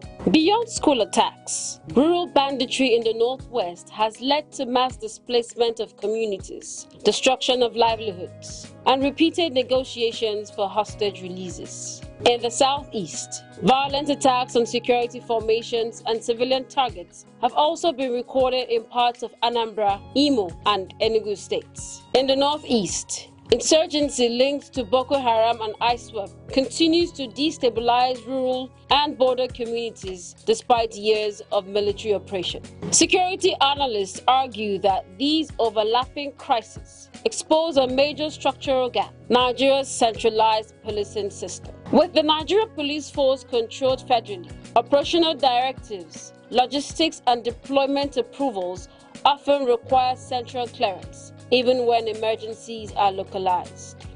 A key challenge often raised is the limited operational authority of state governors over commissioners of police. While governors are officially described as chief security officers of their states, in practice, commissioners of police in each state report directly to the Inspector General of Police in Abuja. This means governors cannot independently order arrests, deployments, or tactical operations without federal approval. There have been several public instances where governors requested urgent deployment or redeployment of police personnel during crisis, only for delays or bureaucratic procedures to slow response time. In fast-moving security emergencies such as kidnappings or communal clashes, these delays can prove critical. Supporters of state police argue that decentralization would allow states to respond faster, using officers recruited, trained, and deployed within local environments. They say local policing would improve intelligence gathering because officers understand local languages, terrain, and community networks, which are essential in tracking criminal groups operating in rural and forested areas. They also point to countries with decentralized policing systems. In the United States, state and local police forces operate independently but coordinate through federal agencies when necessary. In Germany, policing is primarily managed at state level, Länder, while maintaining federal oversight for national security. India also maintains state-controlled police forces under a federal constitutional framework. However, Nigeria's security experts caution that without strong oversight, state police could be vulnerable to political interference. There are concerns that governors could misuse security structures against political opponents, journalists, or dissenting voices, especially in states with weak institutional checks. Human rights advocates also warn that disparity in funding and training between states could create unequal policing standards across the country. Wealthier states may develop stronger forces, while poorer regions could struggle to maintain professional capacity, potentially widening security inequality. Despite these concerns, many analysts argue that the current centralized system is overstretched. With Nigeria's population exceeding 200 million and vast ungoverned rural spaces, federal police presence is often thin on the ground, creating operational vacuums exploited by armed groups. In several kidnapping cases along highways and remote communities, response times have been delayed due to distance, logistics, and command structure approvals. This has strengthened argument that localized policing would reduce response time and improve preventive intelligence rather than reactive operations.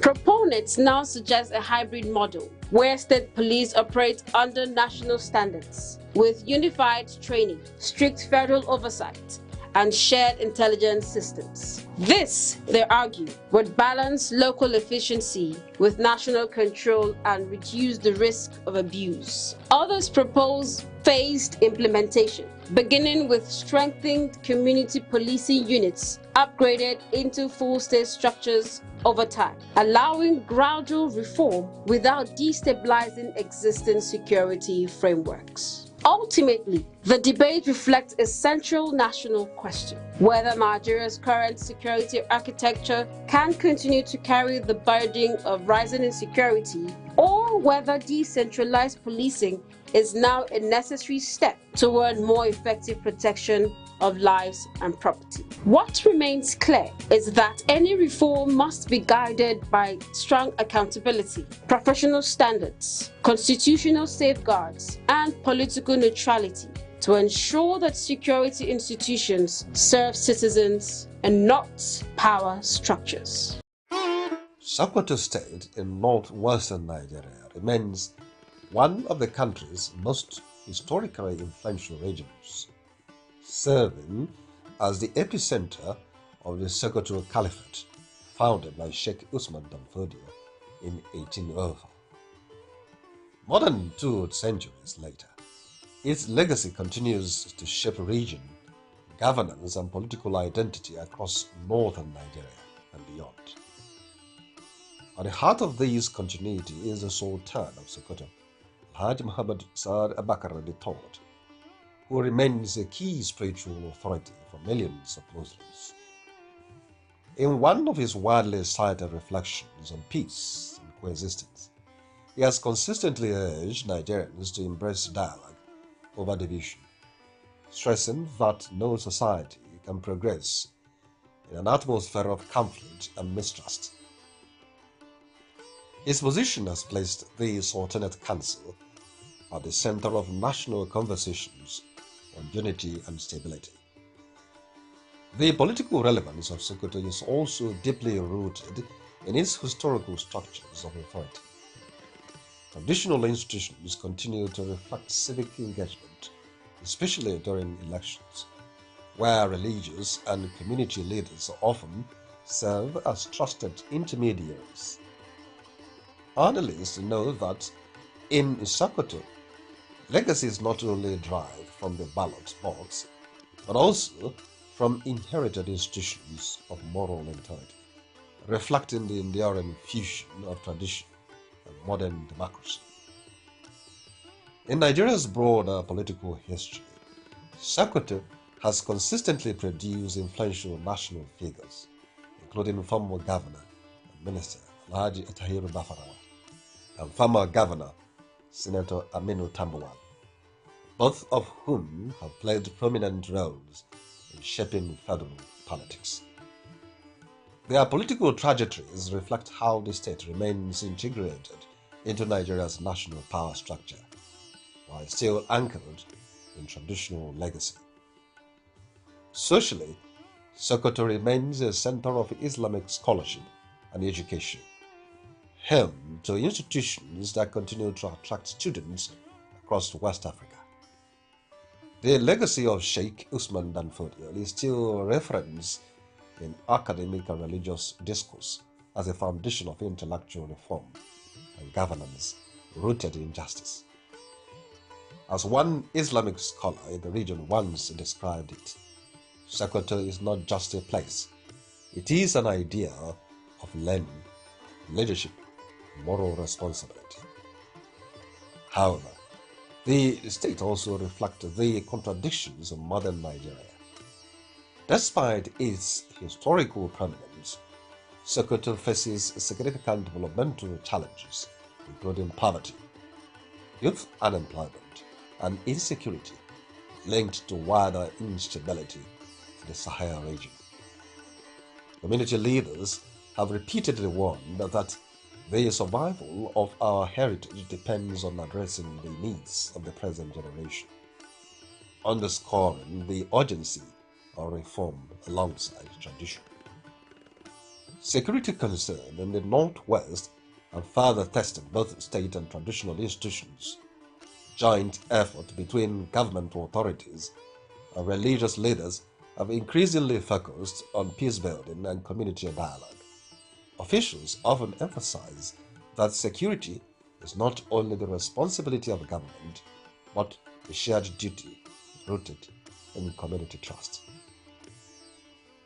Despite these challenges, Sokoto's relevance in contemporary Nigeria remains unmistakable. It continues to function as a symbolic bridge between the pre-colonial caliphate system and the modern federal state, influencing debate on governance, religion, and national identity. As one political analyst summarized, to understand Nigeria's north, we must first understand Sokoto not just as a state, but as a legacy that still speaks to power, faith, and identity in the present day.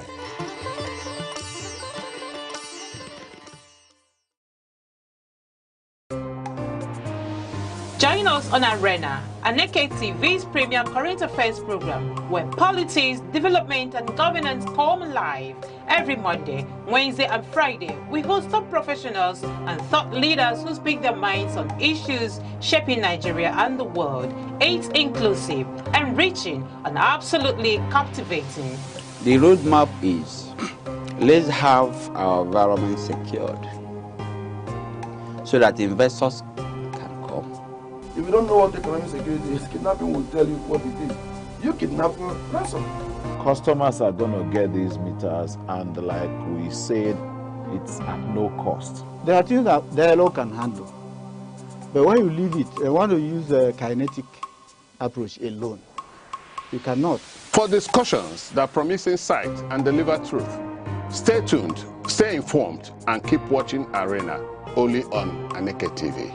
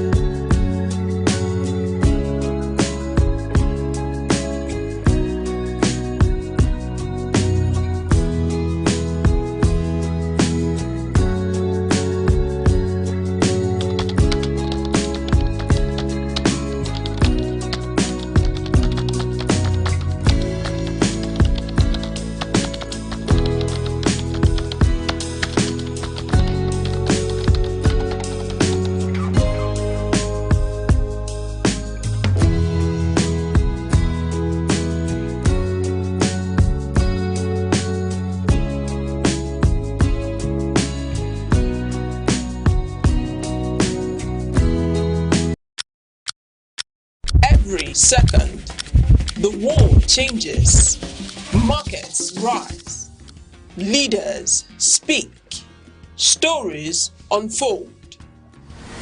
To keep up, you don't just need news. You need clarity. You need speed. You need perspective. That's why Aneke TV brings you the global pulse. Accurate, reliable, right when it matters most. Aneke TV. Move with the world.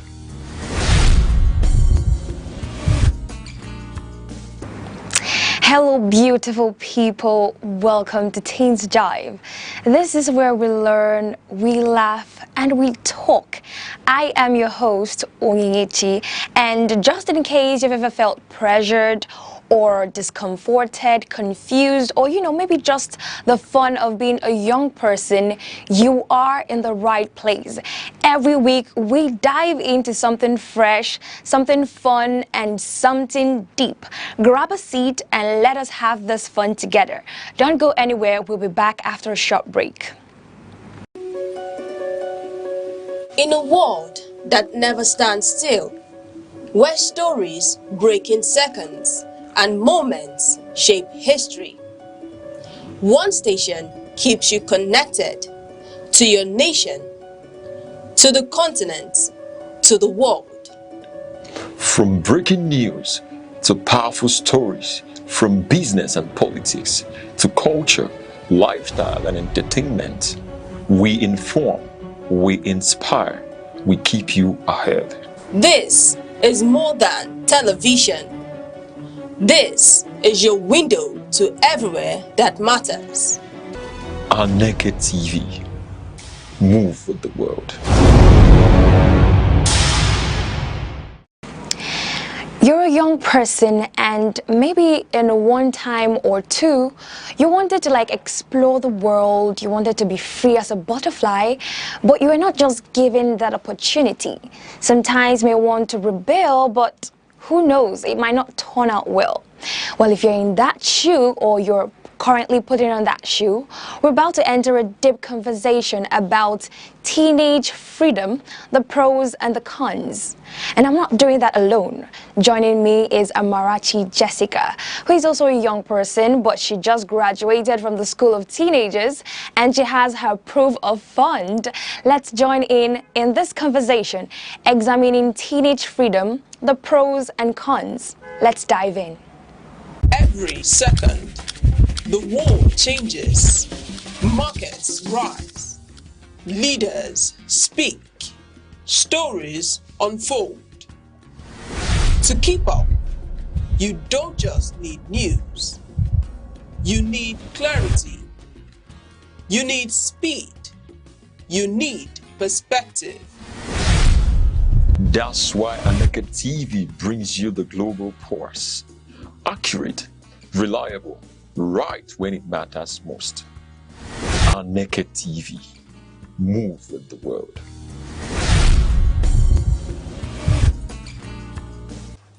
Hello, welcome to the conversation on Teens Jive. I am Onyinye and I am here with no other person but Amarachi. Amarachi, you're welcome to the show. Thank you.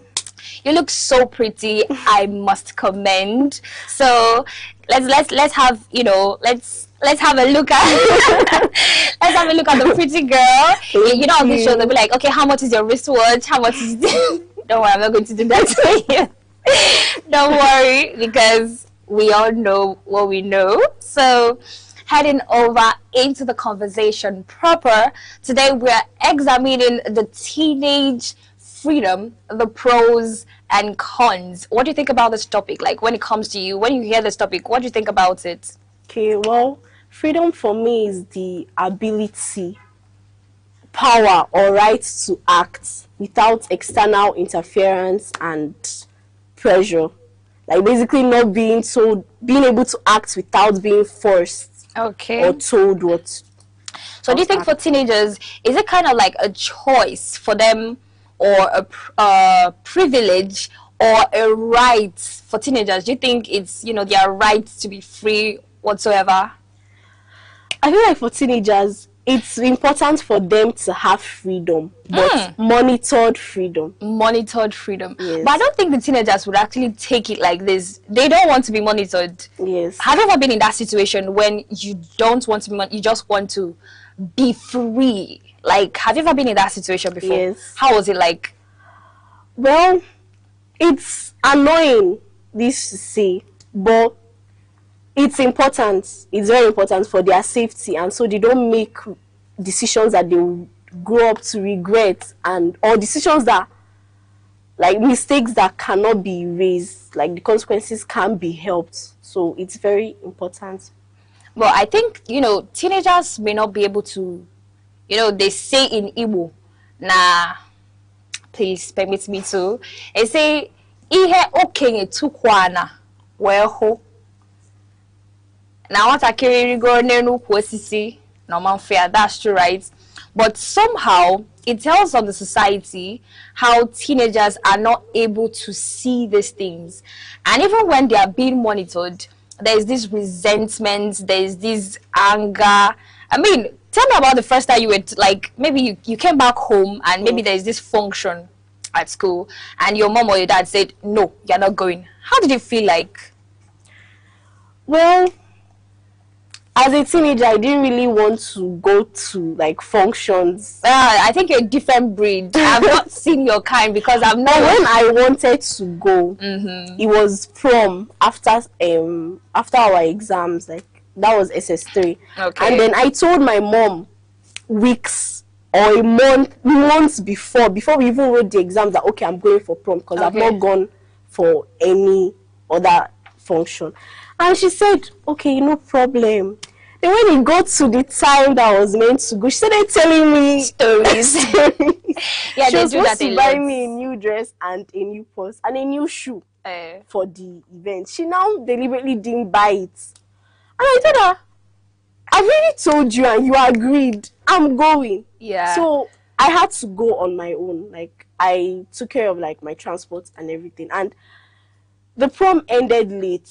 It ended maybe around 10, but I had to be home before 8. And you stayed back? I didn't stay back. Oh, you I had to came run back. back. I had to run back. So I was kind of irritated. Like, how can I tell you this, you agree, and then you start acting? Like, if you don't want me to go, you say. Even I would have still gone because I wanted to. But so I just, as you were describing this whole story, I, like, tried to put myself in your mother's shoe. I would have put myself in my mommy's shoe, but she's not here.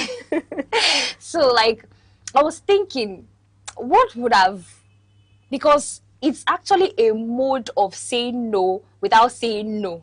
You know, when they do something like, oh, mommy, actually make us somewhere like this, I want to go out. I'll be like, oh, fine, yes. And then on that day, you hear something like, when did you when did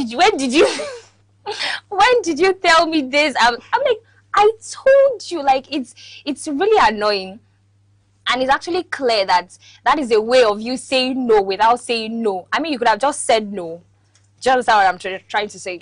So, so that was that. But, you know, you just said you're not the kind of person that loved all the social gathering and all that, right? But was there a time at all when you got a no and you really felt bad about it? Was there a time? I feel the only time I got a no was maybe when I was picking university choices and I wanted to go far from home. Why would that be? I wanted to run away. You were looking for freedom. We don't catch her.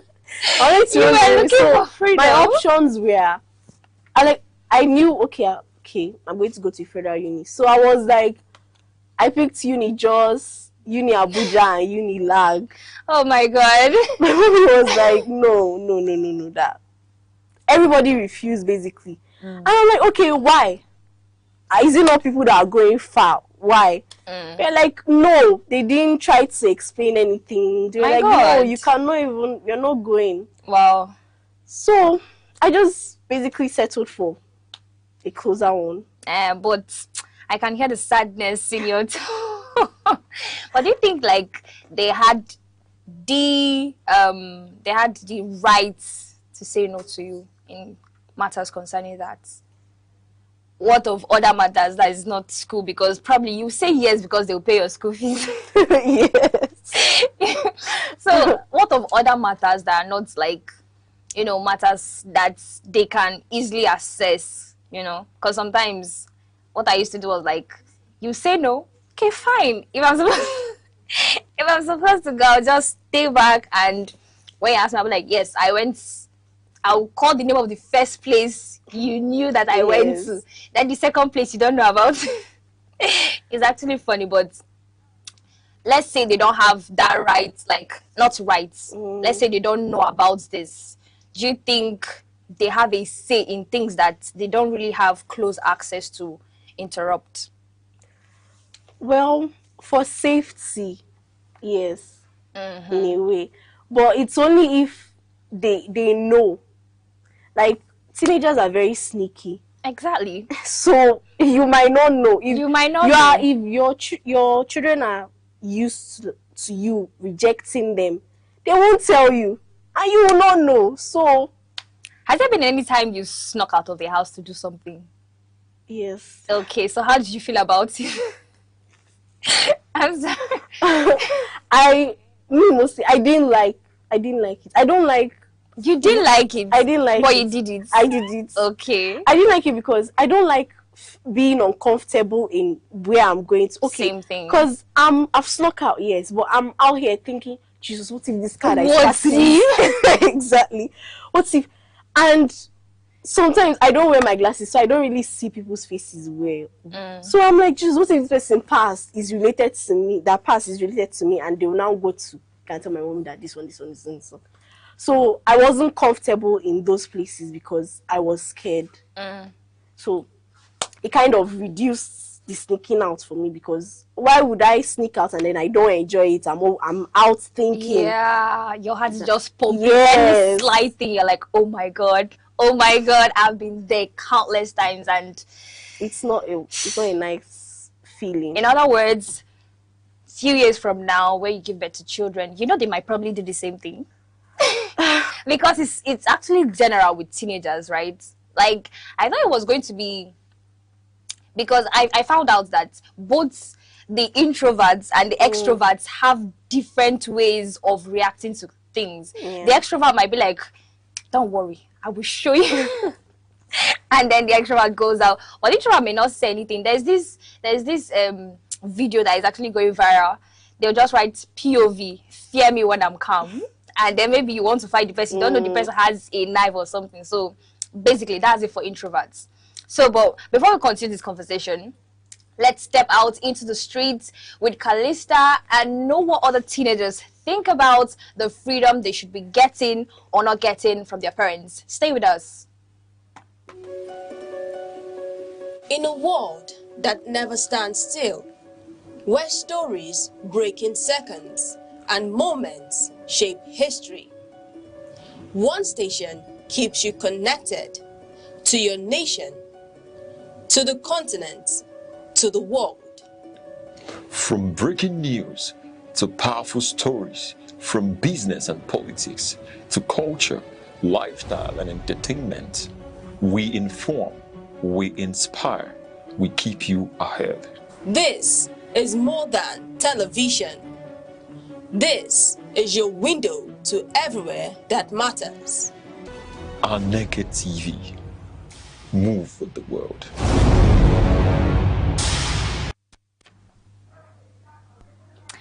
All right, thank you so much, Callista, and we are back in the studio to continue this conversation. And we've heard from the teenagers, and we have listened to their discussions, and we'll just continue with our own part, because I think I have a different perspective to this whole thing. Even I do not want my children to like repeat the same thing, so that's why we are here to talk about it. So now let's dive in straight into the pros, the advantages of giving your children freedom. Is that clicking anything in you? Well, for me, I feel like there are lots of advantages to giving teenagers freedom. Okay. First of all, trust. And then being able to run to you when there's issue. Because if they try to hide if they try to hide it, if they can't come to you and like say, okay, mommy, this happened, or daddy, this happened, the problem is going to escalate. It's going to get way bigger than them. So giving them a bit of monitored freedom. Monitored freedom. But they don't like that monitored freedom. It's better you just say, just go ahead or stay. Let us know what we are doing. Do you understand? Are you against that? Monitored freedom. They have to get that freedom, but you also have to monitor them. Okay. Like, for example, me. I didn't really have, will I say, curfews. Like, I didn't really want to go to places that much. But when I did, my mom would maybe allow in her own way. So, like, I never heard, oh, if you don't come back by 6, this is going to happen. Because she already knows where I'm going to. And if anything happens, she knows. Because she already knew before I left. But I was not restricted in like phone use. So like, I was given freedom, yes, to a point. But for the curfew part, it was monitored because my parents always knew where I was going before I left. But for my phone use, they didn't really monitor it. So I fell into some things I should not have because it wasn't monitored and it wasn't regulated. So it's very important. So for you, the freedom should be monitored. But let's not run far beyond ourselves. We're still talking about the pros of the freedom. And you mentioned trust. Apart from trust, is there something else that is an advantage of allowing teenagers to be free? Well, early experience. Early experience, okay. Like, for me, when I was in secondary school, let me say JS3, I started staying back late instead of going home early. And then I did it for that whole session. And a lot of things happened that I might not like get into detail, but I realized that, okay, I didn't like it. Like, this is not what I want in my life. So because I was given that freedom, I was able to say, okay, I don't want this. And I planned the next 3 years accordingly. So once school is over, I'm back home. Because what am I doing in school? So this helped me, like, when I entered 100 level. And I was basically in a new place without immediate family members to, like, control what I was doing. I was able to ground myself because I already experienced that freedom. And I did not like it. So I was not able to get into like in bad situations because I had already grounded myself. But if it was someone that wasn't let out at all their whole secondary school experience and they got that bit of freedom in 100 level, they will fly away. Exactly. Because they're just tasting it, so it's pushing them. So that freedom really helped me experience and ground myself. So for you, basically, it's just trust and experience or exposure. Yes. So I was going to ask something, but I was going to ask about career. So, you know, this career thing has actually been raising a lot of dust. And I don't know if you agree that parents or adults should also monitor the career paths their children are going into. What do you think about that? Me for one, I don't think parents should impose their career choices on teenagers. Okay. Because at the end of the day, it's the teenager that is going to go to uni and study this course. All you can do is guide. All you can do is guide and like give them real life experiences where this. Let them make their choice by themselves. Because if they make a choice that is contrary to what they want, they're going to resent you for it. Yes. I do not think so. Some people actually argue that if the parents like are there to say, okay, this is the right one, this is the right one, you know, the teenagers, let's just say if they are guided, I don't think there'll be any resentment. Because, you know, one of the things my mom told me was what did she say? I think I'm almost losing track, but she said, she spoke about professionalism. You know, you have to like go for a job that pays in Nigeria. Like, I think that is basically what everybody's talking about. And if you ask me, it is killing the creativity of a lot of young people. So, but there was one time a man came out to say that it is actually better to miss road and then find yourself later. That's what I'm trying to say. So, basically what we are trying to say is that if we are guided, help me, give me a response. Like, if teenagers need to be guided, actually, and then they make the choice by themselves. If you impose a choice, that's what I meant by that resentment. If you impose a choice, you can't do any other thing apart from this, then there will be resentment. Well, they don't pay your school fees. What do you have? I think you said they had to help you choose your own university for you. Yes. One time, I think that was when we were having the first conversation. You said they helped you choose the conversation. Why didn't you go ahead and say, no, this is the uni I want to go for? Well, for starters, the unis I wanted to go to was because I wanted to run away from my house. Like, I wanted to run. Okay, so that one is not part of it. Yeah, it's not. I didn't really think. First of all, the course of my choice basically would have. It's better in the uni that they chose for me.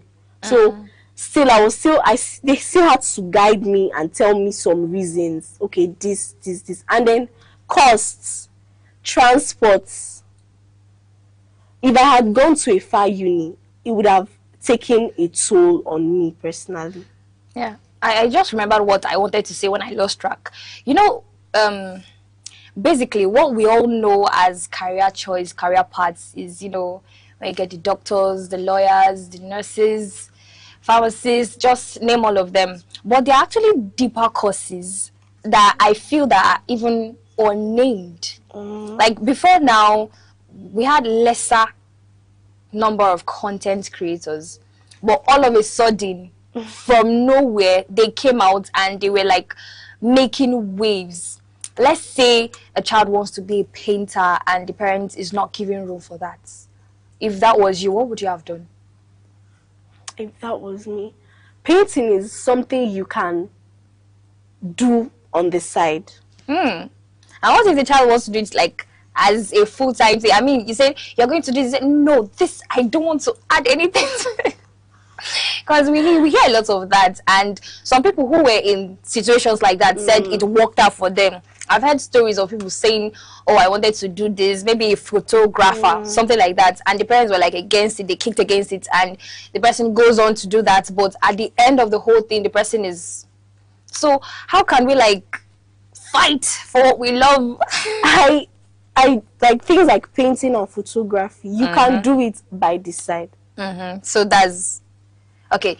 So we have a lot of cons, that is disadvantages of this freedom, and we have even mentioned a few when we were discussing, but for clarity's sake, let's just highlight a few of that. Can you like help us with those disadvantages for the freedom? Well, disadvantages of freedom for teenagers, basically early pregnancy. Why did you start? Drug abuse. Why did you have to start from there? That's like the most, isn't it the most? That and drug abuse. And I feel like health issues too, like that, like maybe those that start smoking early or stuff like that. Then basically these three, that's the ones, you know. But if you ask me, I think that there are still people who live with their parents that smoke and get pregnant under their noses. Actually, that's still freedom. That's freedom. But how will I put it now? This freedom was stolen. Yes, and then when they got a bit of exposure, they ran. That's why I said monitored freedom and experience. All right, let's talk about from your experience with school and all that. Where do we strike the balance in, you know, getting monitored, the freedom thing, the pros and cons and everything? What do you think? Well, I believe teenagers should be guided. Sometimes they don't know any better. I look at myself now and the things I used to believe, like when I was 13, 14, and I'm like, wow.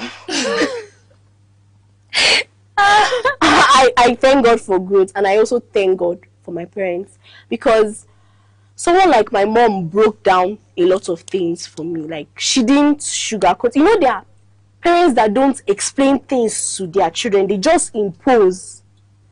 My mom was not like that. She explained reasons, so I was able to, even if I did not understand then, I understand now, and I'm happy she acted like that. But if you take away all your children's rights, and then you are like, you have to do this, is the only thing you're going to do, when they get that bit of freedom, they're going to create chaos in their lives with it. So at the end of the day, it's your fault.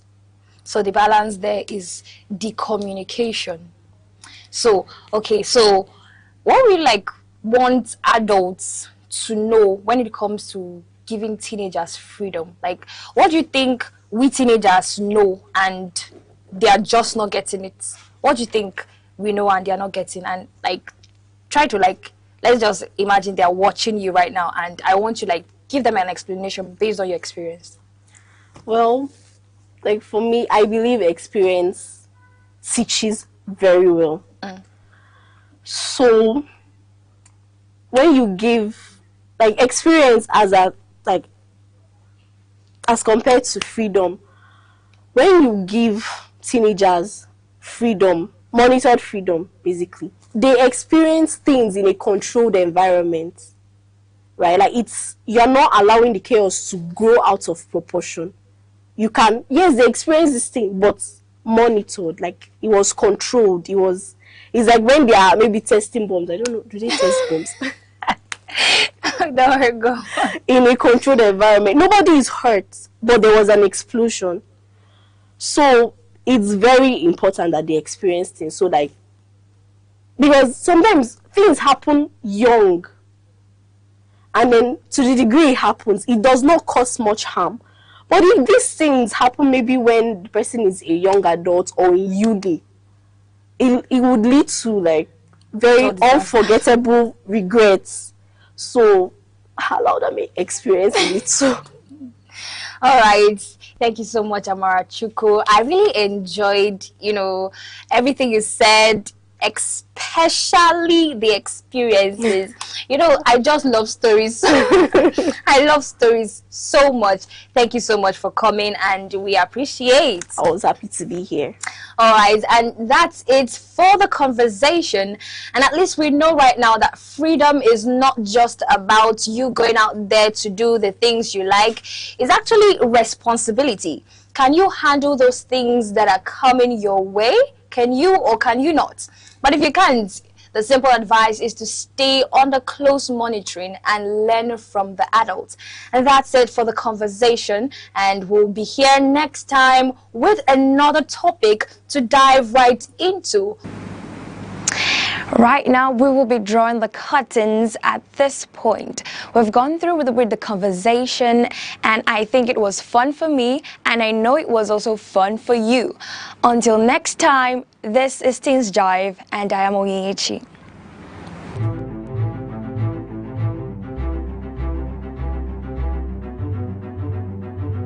Morning headlines before you step out. Midday updates while you walk.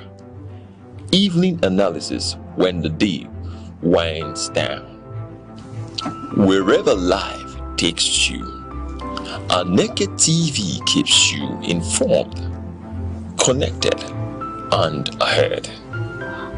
Aneke TV. Move with the world.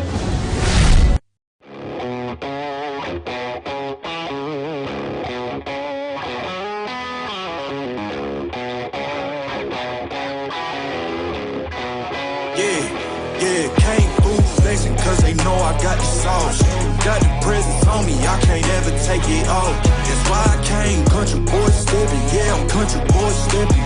Country boy stepping, yeah, I'm country boy stepping. Yeah, they can't get like me, rockin' boots and white tee. Designer on my cuff, ring something like a movie. Country boy stepping, yeah, I'm country boy stepping.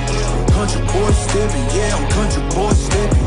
Artist out the ranch, I just told you that I'm about it. I might take offense if you tell me that you doubt it. This is what it is. fit, and I drive a wide body. Who you know? But like this, nobody. Can't go slow. I gotta hit that body. I'm the top, but the top. I can't never take a break. Yeah, I'm hot, and you not. That's why all my records bang. Oh, it's been a long, hard road. Gotta go home. Yeah, yeah, yeah, yeah, yeah. Oh, and I know you love the way that I'm gon' keep on. Yeah, yeah, yeah. Came through flexing, cause they know I got the sauce. Got the presents on me, I can't ever take it off. That's why I came country boy stepping. Yeah, I'm country boy stepping. Country boy stepping. Yeah, I'm country boy stepping. Yeah, they can't get like me. Rocking boots and white tee. Designer on my cuff, bring something like a movie. Country boy stepping. Yeah, I'm country boy stepping. Country boy stepping. Yeah, I'm country boy stepping. Yeah, why they mad at a man like me? I went too crazy. Better take that knee and kiss my ring, cause I be royalty. Everywhere I go, my scene, and they be hating. That's such a lame thing. Yeah, y'all be lame things. I could never ever go outside like that. Yeah, my people got my back, and I know that that's a fact. So I won't worry about a thing. I'm gonna keep on burning track. Do you get what I mean? I got faith in my dream. Oh, it's been a long, hard road. Gotta go home. Yeah, yeah, yeah, yeah, yeah. Oh, and I know you love the way that I'm gon' keep on. Yeah, yeah, yeah. Came through flexing, cause they know I got the sauce. Got the presents on me, I can't ever take it off. That's why I came country boy stepping. Yeah, I'm country boy stepping. Country boy stepping. Yeah, I'm country boy stepping. Yeah, they can't get like me. Rockin' boots and white tee. Designer on my cuff, bring something like a movie. Country boy stepping. Yeah, I'm country boy stepping. Country boy stepping. Yeah, I'm country boy stepping.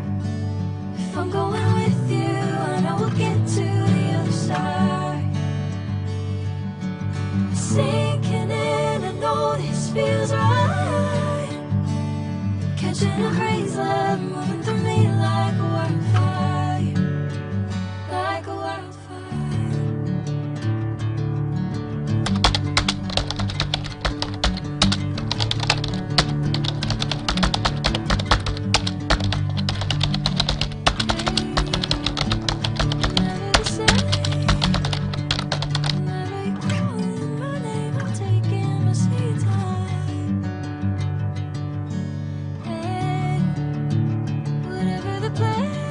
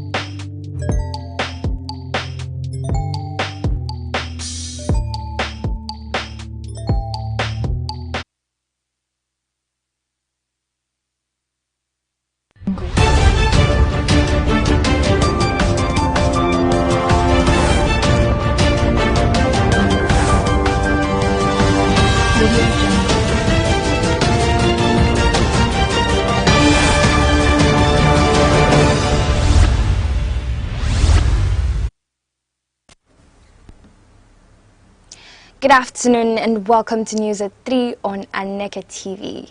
I am Onyenyechi and I'm glad to have you join us. The headlines. Police clarify Inspector General Olatunji Disu did not issue a shoot-on-sight directive in Benue State. National Population Commission launches online birth and death registration for Nigerians in the diaspora. Vice President Kashim Shettima urges African nations to process raw materials locally. Now the news in details. The Nigerian Police Force has clarified that Inspector General of Police IGP Olatunji Disu did not issue a shoot-on-sight directive against individuals carrying illegal firearms, contrary to reports circulated by some media organizations following his stakeholder security meeting in Makurdi, Benue State.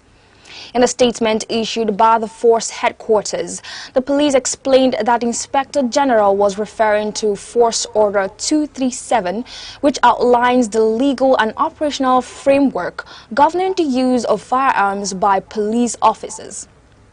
The clarification titled "What the Inspector General of Police actually said in Makurdi" was accompanied by a video of his full remarks to provide proper context. According to the police, IGP Disu emphasized that only legally authorized security personnel are permitted to bear firearms and reiterated that officers are fully conversant with the provisions of Force Order 237 and the rules of engagement governing the lawful deployment of firearms. He stressed that the force remains committed to tackling the proliferation of illegal weapons and violent crimes within the limits of the law.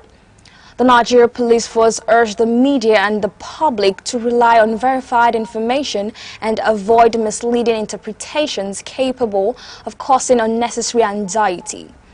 It reaffirmed its commitment to professional, lawful and accountable policing while respecting the rights of all citizens in line with the Constitution and established policing standards. The Lagos State government has sealed more than 20 properties in Ikeja local government area for violating fiscal planning regulations as part of efforts to enforce compliance with approved development standards across the state. The affected properties include vacant plots, uncompleted structures and buildings with unauthorized extensions. The exercise was carried out by the Lagos State Fiscal Planning Permit Authority under the supervision of the Permanent Secretary, Office of Fiscal Planning, Mr. Olayinka Waisu, and the General Manager of the authority, Mr. Kehinde Osanyike. State officials said the enforcement action is aimed at curbing illegal development, protecting public infrastructure corridors, and ensuring orderly urban growth. The government noted that several contravention notices had earlier been issued to the affected property owners, giving them the opportunity to regularize their development before enforcement measures were implemented. Speaking during the operation, Mr. Waisu said compliance with the Lagos State Fiscal Planning Law remains critical to preventing building collapses and safeguarding lives and property. He emphasized that fiscal planning regulations are designed to promote sustainable development and maintain the integrity of approved urban layouts. The government also highlighted its ongoing setbacks, common areas and roadside administration and monitoring project, which seeks to document public spaces and tackle illegal occupation and misuse of land reserved for roads, drainage channels and other public infrastructure. Property owners and developers have been advised to obtain the necessary planning permits before commencing any construction or structural modification. The Lagos State Environmental and Special Offences Enforcement Unit has arrested 46 suspected offenders during a coordinated security operation across Lagos Island, Victoria Island and the Lekki Corridor. The operation targeted areas identified as hotspots for criminal activities, including Obalende Underbridge, Muri Okunola Park, Law School Junction, Maroko, Sandfield and Marwa Bus Stop. According to the agency's spokesperson, Mr. Abdurrahim Bandeyon, the enforcement exercise forms part of ongoing efforts to rid the state of street gangs, suspected drug peddlers, illegal commercial motorcyclists, torts and other individuals engaged in unlawful activities. He said that substances suspected to be cannabis and other illicit drugs were recovered during the operation. Security operatives also recovered a cutlass and a locally fabricated firearm from some of the suspects. Authorities said the operation was intelligence-driven and designed to improve public safety in strategic parts of the state. Chairman of the Lagos State Task Force, Mr. Adetayo Akerile, reaffirmed the agency's commitment to ensuring that criminal elements have no safe haven in Lagos. The National Population Commission, NPC, has announced that Nigerians living within the country and in the diaspora can now initiate the registration of birth and deaths through a secure digital self-service platform as part of the federal government's drive to modernize Nigeria's civil registration and vital statistics system. The nationwide digital platform became operational on July 1st, 2026, replacing the paper-based registration process that has been in use since 1988. The Federal Commissioner representing Edo State in the National Population Commission, Dr. Tony Aijijina, announced this during a news conference in Benin City. He said the digital platform is designed to make birth and death registration faster, more secure and reliable, while reducing delays, eliminating duplication, preventing fraud, and ensuring easier retrieval of official records. He ordered that all existing paper records would gradually be migrated into the electronic database to preserve vital national records. Dr. Aiyejina emphasized that accurate birth and death registration remains critical for effective national planning, policy formulation, and service delivery in sector including healthcare, education, housing, employment, and social welfare. He appealed to parents, healthcare workers, traditional institutions, religious organizations, and community leaders to support the initiative by ensuring that birth and death are promptly registered. Also speaking, the Edo State Director of the National Population Commission, Mrs. Agnes Ibadin, said digital birth registration has commenced across health facilities in the state. She explained that Commission officials now work closely with healthcare providers to register newborns during immunization visits, while these designated health centers also serve as registration points for surrounding communities. According to her, the initiative is aimed at expanding access to civil registration services, particularly in rural and underserved communities, ensuring that no Nigerian is excluded from the country's vital registration system. Meanwhile, the National Population Commission, NPC, has commenced the nationwide digital registration for births and deaths through its newly introduced Vital Reg platform under the Electronic Civil Registration and Vital Statistics System. The platform became operational on July 1st, 2026 and is expected to modernize the country's civil registration process.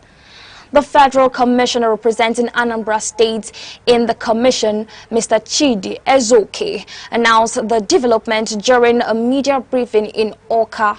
He described the initiative as a major step towards building an efficient, technology-driven system capable of generating accurate demographic data for national planning and development. Mr. Ezoke expressed concern that millions of births and deaths remain unregistered across Nigeria, with death registration rates still below 20%.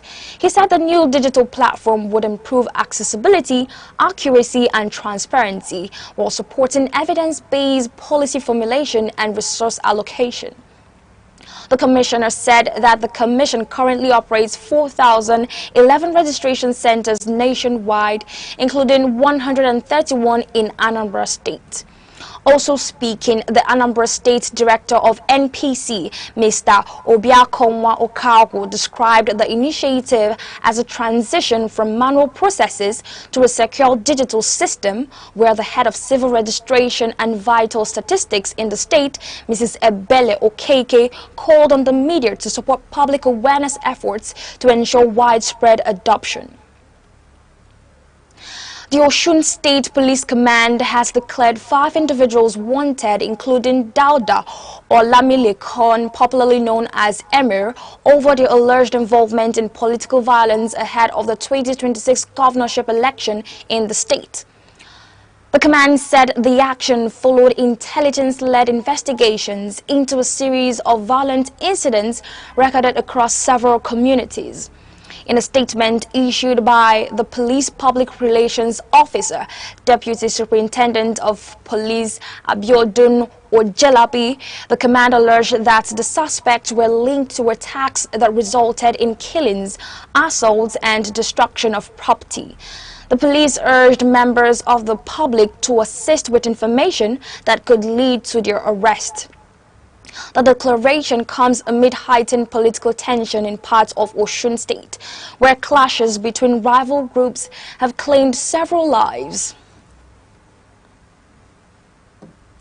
Clashes in different groups have claimed several lives in recent months. Among the reported victims are residents from Ilobu, Oshogbo, Esauke and Ikere communities. The command reiterated its commitment to maintaining peace and ensuring a violence-free electoral process.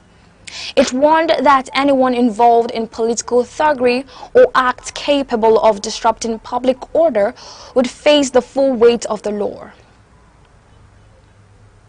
The Ogun State Police Command has arrested 16 suspects for alleged offences, including illegal petroleum product dealings, vandalism, burglary, theft, receiving stolen property, and defilement under its ongoing Operation Kosea initiative.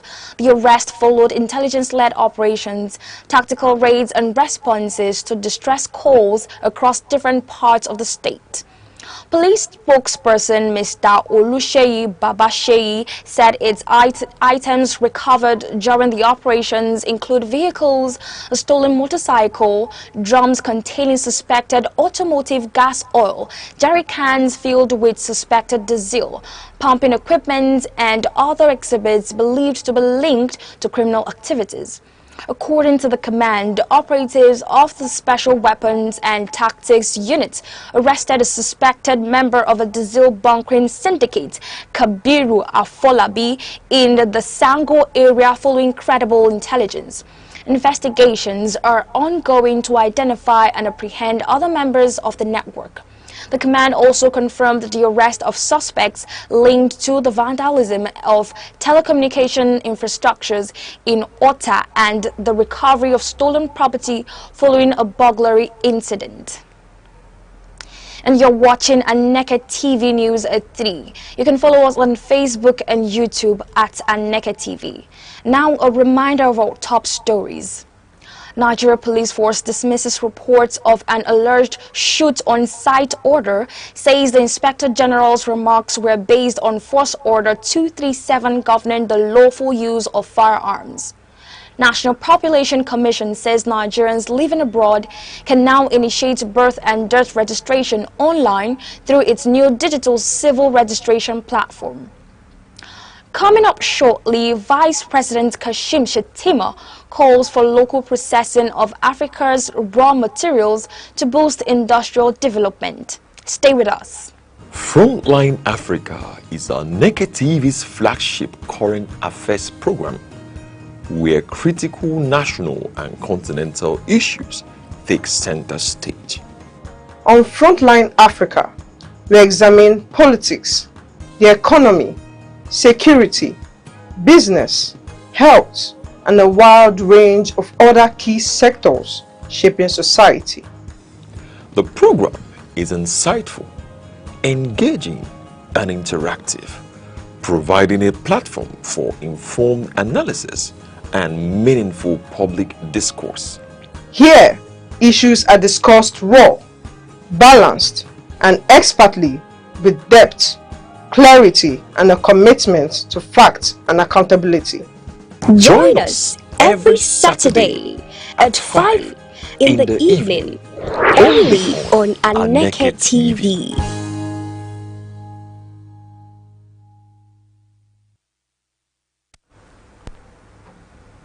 Welcome back. Abia State Governor Dr. Alex Otti has sympathized with residents affected by recent flooding across parts of the state and reaffirmed his administration's commitment to investing in durable drainage infrastructure to mitigate future incidents.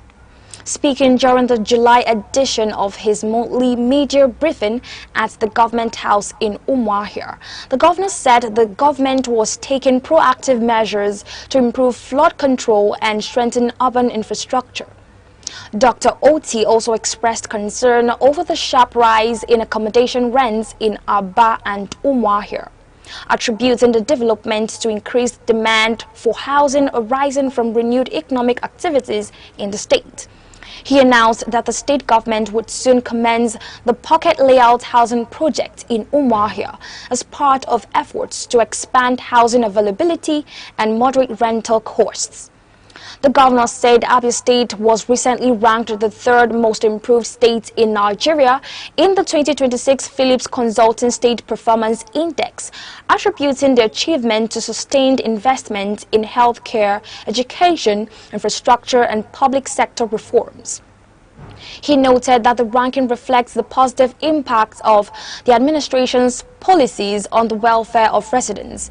Dr. Otti stated that the state has recorded significant improvements in healthcare delivery, particularly in reducing maternal and infant mortality, while enrollment under the Abia State Health Insurance Scheme continues to increase. The Gombe State Police Command has returned a Toyota Highlander sport utility vehicle stolen nearly 5 years ago in Rivers State to its rightful owner following a successful recovery during a routine vehicle verification exercise. The vehicle was handed over to Mrs. Cecilia A. Duru of Port Harcourt after investigations confirmed her ownership. The command said the vehicle was recovered on June 8, 2026 through a joint operation involving operatives of the State Intelligence Department and the Federal Road Safety Corps at the Gombe State Internal Revenue Service Vehicle Licensing Office during a routine re-registration exercise. The police investigations established that the vehicle had been stolen in Port Harcourt, Rivers State on September 17, 2021, before being moved across several locations. Authorities said advanced vehicle data verification procedures helped identify the SUV and trace its rightful owner. Vice President Senator Kashim Shettima has called on African countries to stop exporting raw materials and instead prioritize industrialization and value addition to strengthen the continent's position in global trade. He made the remarks during an assessment tour of the Glo Dijegbe Industrial Zone in Cotonou, Republic of Benin, where he led a delegation of Nigerian governors and senior government officials. Senator Shettima said Africa possesses abundant natural resources and must develop industries capable of processing agricultural and mineral products into finished goods for domestic consumption and exports. He described Benin's industrial hub as a model that demonstrates the economic benefits of value addition, manufacturing, and export-oriented production. The vice president assured that President Bola Ahmed Tinubu's industrialization agenda would benefit every region of Nigeria, with the federal government collaborating closely with state governments to expand agro-processing and manufacturing across the country. He added that Nigeria intends to replicate successful aspects of the Benin industrial model. Senator Shettima lamented that Africa currently accounts for only about 1% of the global cotton industry, despite its vast production potential. He said reviving Nigeria's textile value chain would create millions of jobs, increase non-oil exports, and accelerate sustainable economic growth. The prolonged absence of Cameroon's President Paul Biya from the country has intensified political debate over governance and secession, with opposition figures raising concerns about what they describe as an institutional vacuum. President Biya, who is 93 years old and has ruled Cameroon for more than 4 decades, has been in Switzerland since early June on what the presidency described as a private visit. Government officials have repeatedly dismissed speculations surrounding the president's health. Communications Minister Rainer Emmanuel Sadi earlier denied reports that President Biya had been admitted in a hospital in Geneva, insisting that the head of state remains fully engaged in the affairs of the government. Opposition leaders, however, argue that the president's prolonged absence has raised legitimate constitutional and governance questions. The vice president of the Cameroon Renaissance Movement, Mamadou Mota, and the president of the Cameroon Democratic Union, Patricia Taimuno Njoya, have called for greater transparency regarding the president's capacity to govern. Responding to the criticism, Minister of Higher Education Jack Fame Ndongo maintained that President Biya continues to supervise state affairs remotely through official channels. Similarly, debates emerged in late 2024, following another extended stay by the Cameroonian leader outside the country. Veteran Nollywood actress Ngozi Nwosu, widely known for her role in the television comedy series Fuji House of Commotion, has appealed for public support as she battles a serious health condition requiring urgent medical intervention. In a video shared on her verified social media platform, the actress said that she has been hospitalized for several weeks and requires approximately 30 million naira to undergo 3 critical surgical procedures. She appealed to colleagues, fans, and well-wishers for financial assistance and prayers. This is not the first major health challenge faced by the actress. Before we go, a recap of our top stories. The Nigeria Police Force has clarified that Inspector General of Police IGP Olatunji Disu did not issue a shoot-on-sight directive against persons carrying illegal firearms during his recent security engagements in Makurdi, Benue State. The force said the Inspector General was explaining the provisions of Force Order 237, which outlines the legal conditions under which police officers may lawfully use firearms, and reaffirmed its commitment to professional and lawful policing. The National Population Commission has announced that Nigerians living abroad can now register births and deaths online through its newly introduced digital civil registration platform. Federal Commissioner representing Edo State, Dr. Tony Ayejina, said the initiative is designed to improve the accuracy, security, and accessibility of vital records while supporting national planning and expanding access to civil registration services for Nigerians at home and in the diaspora. Vice President Senator Kashim Shettima has urged African countries to end the export of raw materials and focus on local processing and industrialization to unlock the continent's economic potential. And now, to end the news, here are the main points again, which I just concluded. You can also follow us on Facebook and YouTube for breaking news stories or report and tell the stories updates. Please call 0703-043-711. I am Onyechi Ugu. Thank you for watching.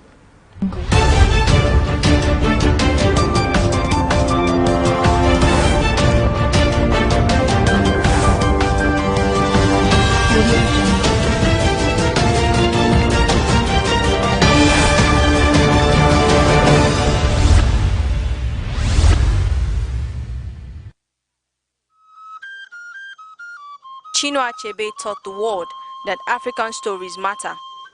Through Things Fall Apart, gave voice to the colonized and challenged stereotypes.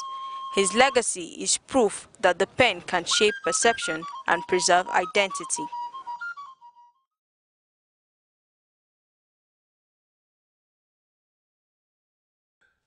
The financial and social strain of burial and traditional funeral ceremonies in Igbo land is becoming a major concern, according to His Royal Majesty Igwe Ambassador Dr. Lawrence O.C. Agabozo, CFR.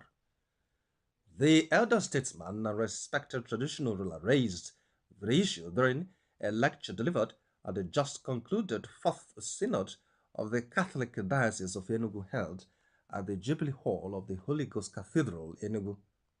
Speaking on the theme burial and traditional funeral ceremonies in Igbo land and their burden on the people, Igwe Agabozo traced the evolution of funeral practices from pre-Christian times to the present.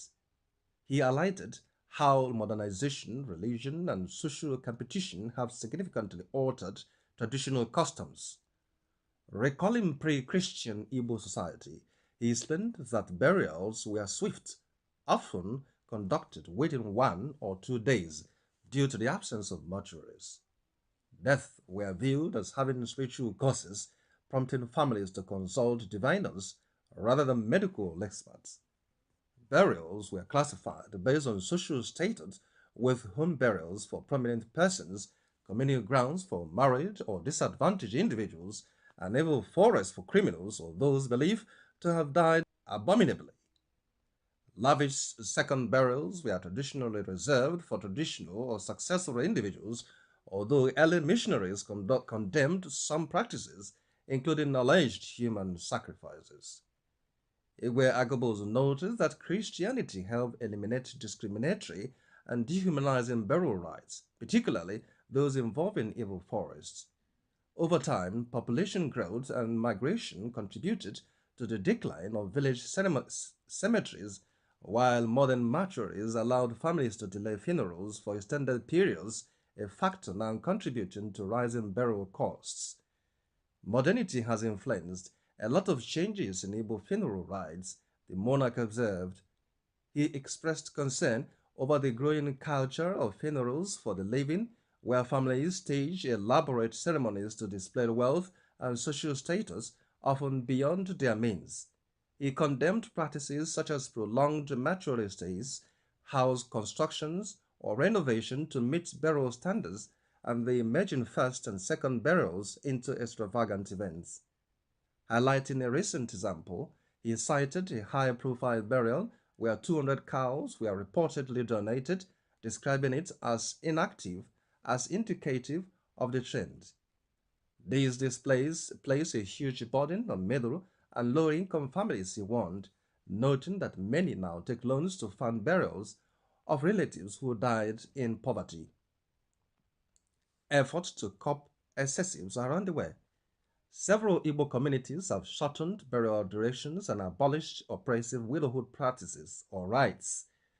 The Catholic Church has also introduced regulations limiting how long a corpse may remain in a mortuary.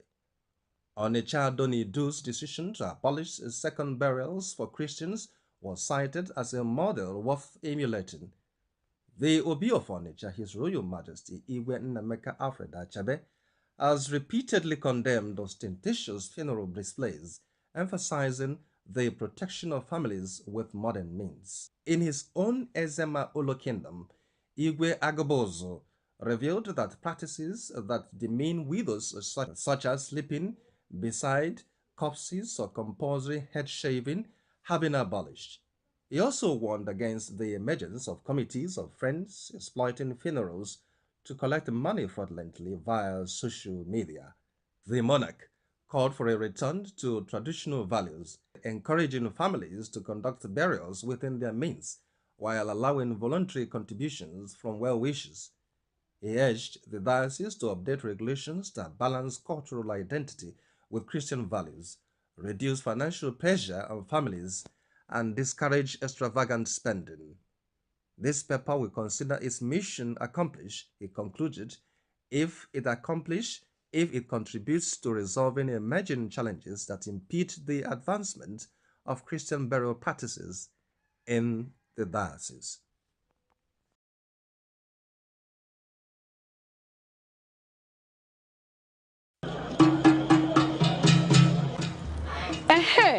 Asi na ekwekwo amagba ekwu ụmụ nwanyị akụọla o ọkwa na nzukọ ụmụ nwanyị oge anyị ji akpa maka ọdịmma anyị karịkwa maka ọdịmma ezinụlọ.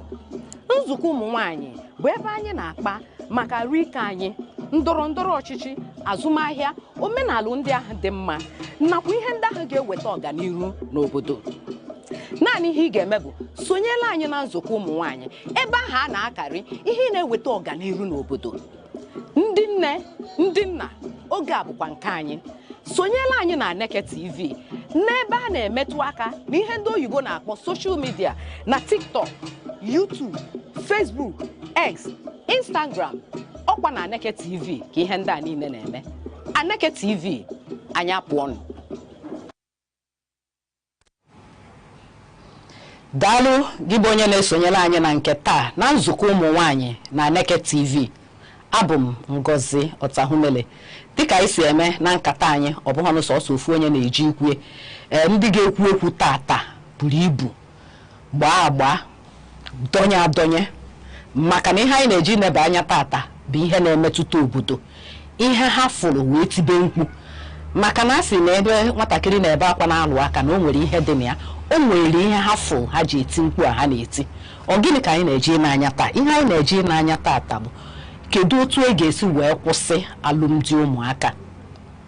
O tego aka n'obodo ihe a na-aga anọkata ifu nwatakịrị dị arọ ite naanị ma nwatakịrị dị arọ 15 anụpịa di. Ndị a n'ebe a tata bụ ndị jikọrọ aka ọnụ, otu jikọrọ aka ọnụ na-anụ ọgụ dị iche iche, onweghị ebe ha anaghị etinye aka ime ka mpụ kwụsị n'obodo. Ha ga-afụ ebe ajọ ihe na-eme gba nkịtị. Nke ndị na-ekwu maka ya nsụanya n'oyibo asị nọ coalition of civil society, national coalition, ya bụ otu jikọrọ ndị dị iche iche na-anụ ọgụ. Nke a bụ ndị ngalaba Enugu, maka ebe onye bi ka ọ na-awachi. Ihe ha ji anụlụ ọgụ n'Enugu a bụ n'ebe ha bi, maka na onwe ka esi wee tibe mkpu n'akụkụ ebe ha bi, ha nụ ya ha dalara ụla. Ndị mụ na ha nọ tata wee bụrụ site n'aka nne m ambasadọ pastọ Kate Obodekwe. Anyị na-asị gị nnọọ na nke tata. Onye ọzọ sokwa anyị tata nọ n'aka ekpe wee bụrụ Odoziakụ na Ọkpatakụ Cecilia Ndokoli. Anyị na-asị gị nnọọ na nke tata. Ndị be anyị daalụ n'o. Onye ọzọ anyị na ya nọkwa wee bụrụ Ijeọma Obinna. Ndị be anyị ndewo nụ. Anyị soro nọrịa ka anyị nụrụ ka akụkọ a ga-esi wee gaa, ka anyị ga-esi wee gwa unu ha ga-enyekwala ya aka ịkwụsị mmegide ụmụaka. Daalụ rinne Odoziakụ Ijeọma Obinna Ọnwụka isonyela anyị na nke tata. M ga-ebido ebe ị nọ, Ijeọma Obinna Ọnwụka. Ihe anyị na-ene anya bụ otu anyị ga-esi wee kwụsị alụmdi ụmụaka. Alụmdi ụmụaka, kedu arụ one nwatakịrị kwesịrị ịdị tupu anụpụ ya di? Ekwubu ya, nwatakịrị ọbụla ya nwata nwaanyị bụrụ ndị a na-akwanye n'ihu di ya na-ekwu okwu ya kwesịrị itoru mmanụ akọ na uche, mmanụ ihe bụ ịlụgodi di tupu ọnụnwa di ahụ. Anyị wee newe anya na ihe gbasara constitution anyị ma child marriage line n'Enugu steeti. O wee si na nwatakịrị ọbụla na-kwesịrị ije di kwesịrị iru age of 18 tupu o ruo gawa ije di ahụ. So asịsị kwubi ya, nwaanyị ọbụla, nwatakịrị nwaanyị ọbụla tupu o jewe ije di o kwesịrị iru age 18 ahụ tupu o jewe. Ya bụ na o torugo ihe eji nwaanyị eme. Ọ ya bụ ihe lụọ anyị nwa na-agwa anyị na o torugo n'ọrụ arọ n'ahụ na o torugo ilu ha eji nwaanyị eme. Daalụ rinne. Ka m bịa ebe ị nọ, ambasadọ Kate Obodekwe. A sị na ihu na anụ ọgụ a bụ ka ị ga-esi wee kwụsị alụmdi ụmụaka. Kedu ebe unu nọ wee fụ ụdị ihe a na-eme? Maka ọtụtụ ndị mmadụ ama mma na ọ na-eme. O nwere dịka ebe anọpụ nwatakịrị dị ihe dị ka ara iri ma ọ na-ewube ha afọ ịsatọ anụnwa unu na-ekwu maka ya kpata o ji wee bụrụ ihe na-echuru unu ụla. Daalụrị nne Odoziakụ Ngozi Ọtafụ mere. N'eziokwu anyị afụgo ebe ọtụtụ ụdị ihe a na-eme, ọ bụrụ sọsọ n'Enugu steeti ebe niile. Anyị afụgo ebe nwatakịrị dị 10 years a na-anụpịa. Nke kasị agbawa m obi bụ na nwoke a na-anụ ya dị 30 years. Just gwa m ife nwatakịrị maka sa akakunya bụ nwatakịrị na m ga-asị na akakunya bụ nwatakịrị n'aka. Dimkpa lugo 30 years, nwatakịrị dị 10 years bulu mmanya gbala egwu na-abịa n'iru gị enwe obi ka obi n'alịa mmanya anwa. So anyị afụgo ọtụtụ ife dị iche iche dị otu a. Ọ na-emetụ anyị n'obi na-agbawa anyị n'obi, anyị wee sị mba na anyị ga-ekuni jee soro n'ụba ọgụ a fụ na ọ bịa n'isi njedebe. Maka na afụgokwa m nwoke dị almost 30 nwa nwatakịrị nwaanyị dị 13 years. Mgbe anwa anyị ka ebidoro ịnụ ọgụ a mana anyị bụ nwoke na nwaanyị a nọgidelu di na nwunye, ya bụ nke nwaanyị ruo 20 something years. Ọ ga ka o ji wee malụ na ka ọ dị ka mgbe anyị ji anya pe o wee sị hey ya anọ ife a ka ọ na-agabiga since just obele ife na-ekwesịrị ịselu di na nwunye okwu otu akafa si wee gbasa because na ya bụ nwatakịrị nwa maybe mgbe anwa ọ jere ije dị a ọ dịrọ prepared, ọ dịrọ matured because to me ije di na nwunye ma nke nwoke ma nke nwaanyị kwesịrị dị matured. And maturity abụrụ sọsọ na age. O kwesịrị obi kwesịrị dị matured. Everything about that person dị kwesịrị dị matured, especially n'ebe nwaanyị nọ. Because nwatakịrị nwaanyị dị 10 years, 12 years, 13, even 18 years nwanụ ka bụ nwatakịrị. Even 21 ka bụ nwatakịrị. Mana ọ bụrụgo na law si 18 years. Mana ọ bụrụ n'uche aka m ya bụ 18 years aka dịbagodu ka nwatakịrị dị nwaanyị dị nkwadebe. Ọnya ka eji abịa efu nwatakịrị nwaanyị elu banye n'ije dị n'oge ọ pụọ n'ebe ahụ ọ kwere eme ọ gbabanye kọrọ m n'ọnụ ụtọ. Daalụrị nne Cecilia Ndụokoli dịka ndị ọzọ si wee tinye ọnụ, ọ bụrụ na m mụọ nwa dịka otu a nnọkịta nwa m dị ihe dịka arụ 10 mkpọpịa dị, kedu ihe gbasatara unu na ya? Ka ihe ọ ga-eji chubere unu ụlọ ọkwa nwa m ka ọ bụ? Daalụ Ngozi, ọ na-echu anyị ụla maka na ọ na-eme nwatakịrị nwaanyị ahụ na-ekeluru ọgụ ịnụ di ọ banye abanye, o nwere mgbe ọ ga-eto ọfụzia na ibie ni kasị ya mma ọ nọkọta ọgbapụ na di na-eyizi traụza ọ na-eyiri oge nke ife ya ya na di ya sịrazie ọbawazie mba di ya na-asị na ọ gbago n'ilo na ọ na-enyezie respect this and that. Mgbe ahụ ọ afụgo m onye nke dị 49 mgbe ọ nụrụ nwatakịrị ọ dị 25 mgbe ọ nụrụ nwatakịrị a dị 13 years. So nwoke wee dịzie 49 nwaanyị ahụ nwatakịrị amụgo 4 children wee yiri ya na ụmụaka na-eyizi trauza. So nwatakịrị wee na-agazi nwoke wee bụrụ nwunye ya pụta na chọọchị.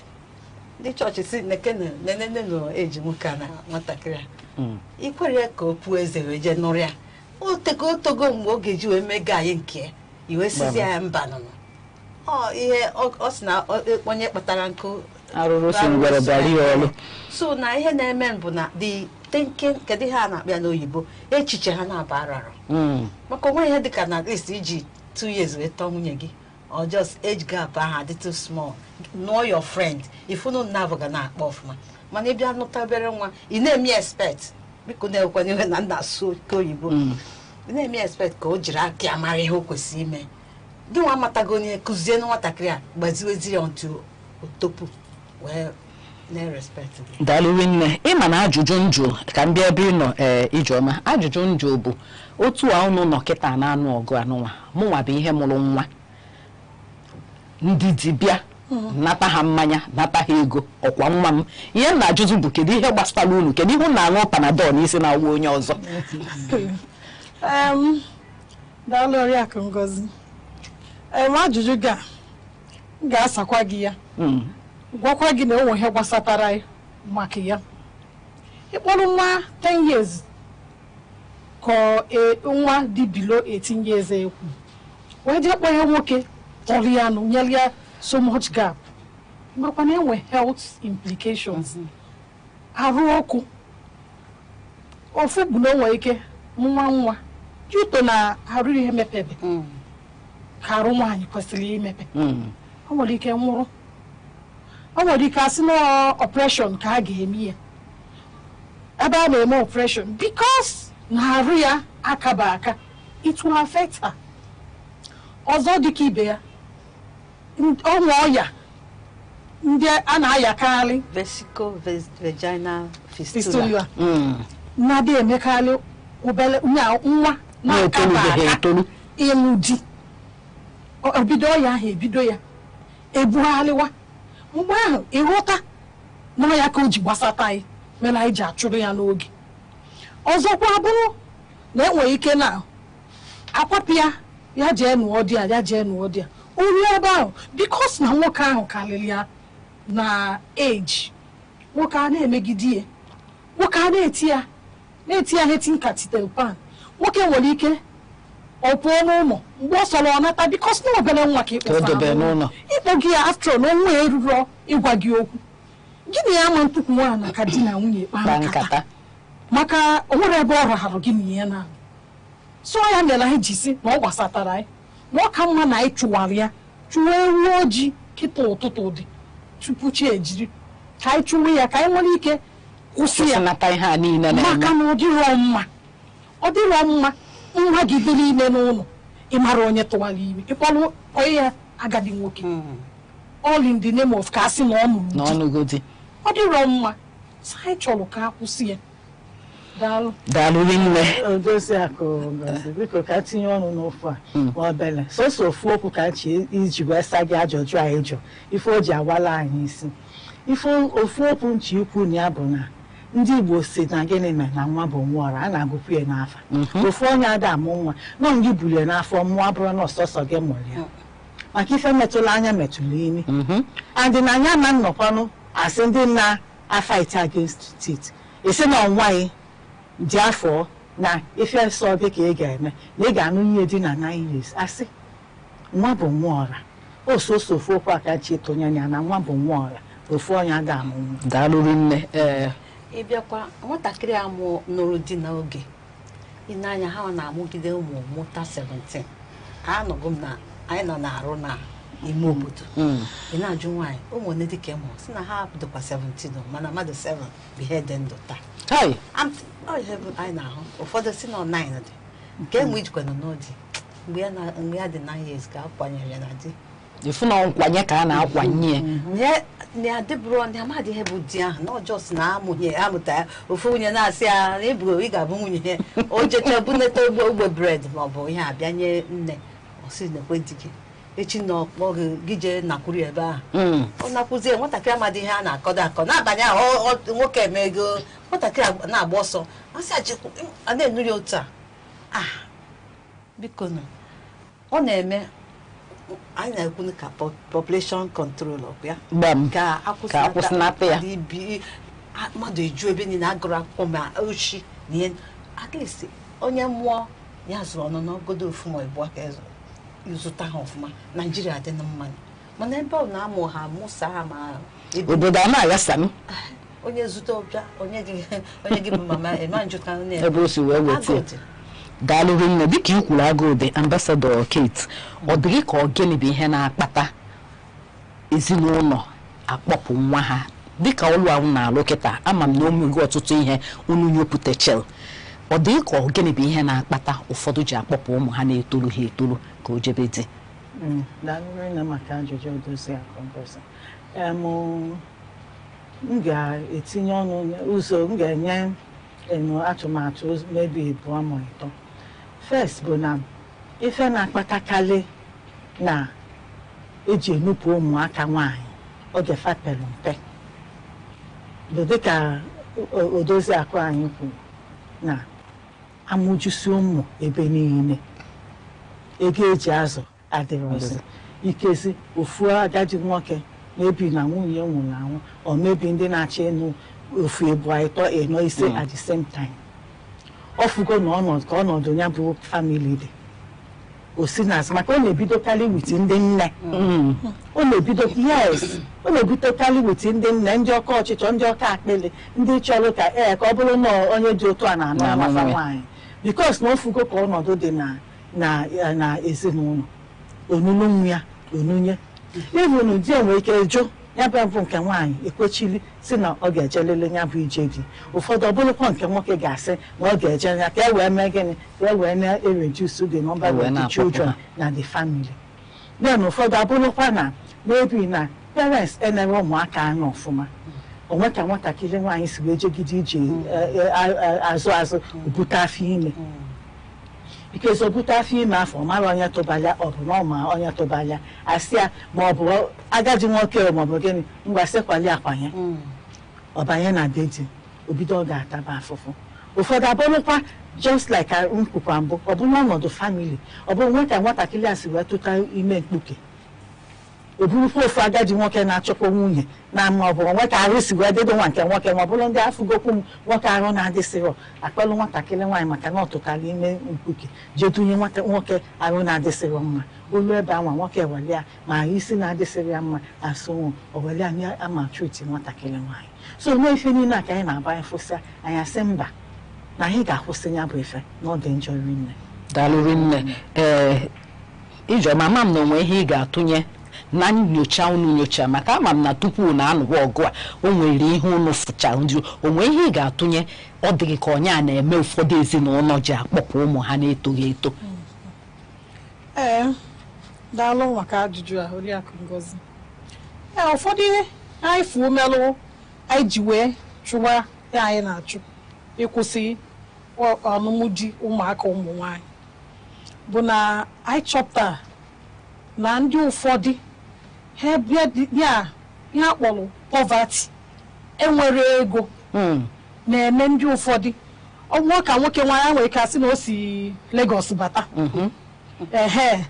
na o weretara bred na ọ bụ moto wee nata ọ na ọ bụ dị keke ma ọ bụ ọkada nata because na ezinụlọ ahụ ha futube bicycle ka ọ fọzie ha wee bịa sị ya na nwa onye dị ụta si na ya chọkwara ịnụ nwa gị maka na o si n'ụzọ bata ọ bụrụ onye nọ n'obodo and poverty ha elego anya onye a nata na o nyere anyị rice na ọ bịakwa dashi ama ego ha ewerugo ebe o nyere anyị nri o nyere anyị ego ka ihe ọzọ nne gawanụnụ at least anyị ga na-eriju afọ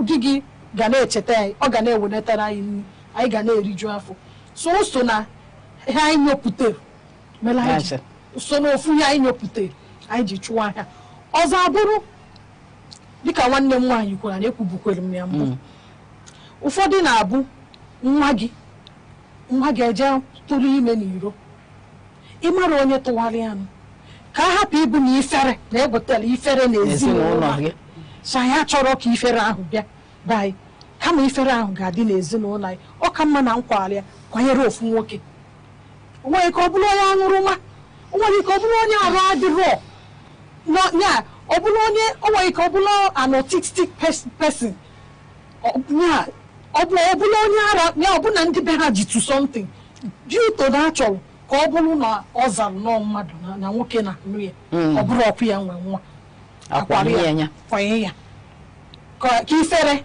wee ghara ime ha dị n'ezinụlọ anyị ọ ya bụ ya ahụ so na ha anyị fụchalụ anyị ji wee chụwa si mba o a kọntinu otu ụmụ nwaanyị anyị ha ama ju akwụkwọ adọwa ụmụ nwaanyị anyị n'ụlọ ifu na ụmụ nwoke jecha ụmụ nwaanyị anụ o nwere ife nwaanyị echefuo na ọkwanụ nwaanyị bụ ezinụlọ dị taa ya nwaanyị bụ ife ọ bụrụ nwaanyị onwero na ịgụọ cheki ya n'ezinụlọ ọbụla agụta ụmụ nwoke 10 gụta ofu nwaanyị a ga-eme ụmụ nwoke 10 ahụ kwesịrị ime ị na-afụkwu ya ọ na-eme n'anya gị yes onye ọbụla na-afụ ya ọ dịrọ ka ọ dị mbụ asị na kpọga nwa m nwoke skuul nke nwaanyị ma nke kpọgara ọdị skuul na-emekarị ihe nke nwoke akpọgara skuul so ọya bụ ha ji wee fụrụ ya n'oge wee fụ na ọ dịrọ mma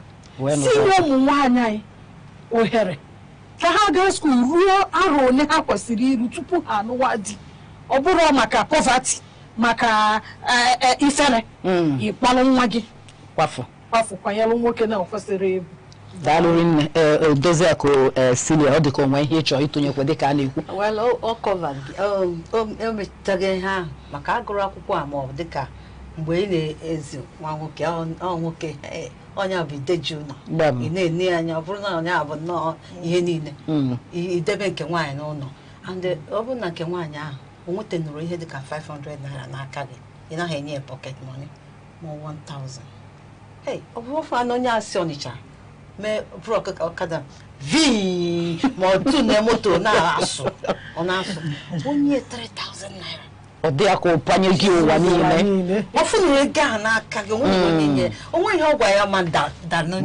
ozugbo ọtụ n'ime onye sokwa na-eme ụmụaka nwaanyị a na-anụ di n'oge so biko na anyị na-ayọ ndị nne na ndị nna netonu nwa nwaanyị gị anya ma ndị nwoke akwa na-ezu ọkwa ha ọfụma ha ga-ebikwa mebikwa obodo daalụ ọ nwere ajụjụ m chọrọ ịjụ ka njụ onye pastọ ihu na anụlụ ọgụ a bụ si anụpụ na nwatakịrị nwaanyị na-etolubeghị ọ na o nwere ụmụ nwoke na-adị ihe dịka ahụ 13 na-anụ nwaanyị ụna na-anụkwa ọgụ ndị nke nwoke ka ọ na-ada afụ ụmụ nwoke na-etolubeghị eto ahapụ ya ka o jee nụọ nwaanyị dịka ụfọdụ ndị na-eme ofu mkpụrụ nwa nwoke anya mụ achọ ka ọ nụọ nwaanyị n'oge ka o wee bido n'oge wee mụba ọ na ụdị ha ada eme n'ebe ụmụ nwoke nọ daalụ nne ma ka ọ dị ebe oke ka ọ dị ebe ogene ka anyị na-ekwukwa maka nke ụmụ nwaanyị nke ụmụ nwoke sokwazi tu ife o ji wee dị ka anyị na-ekwukarị maka nke ụmụ nwaanyị because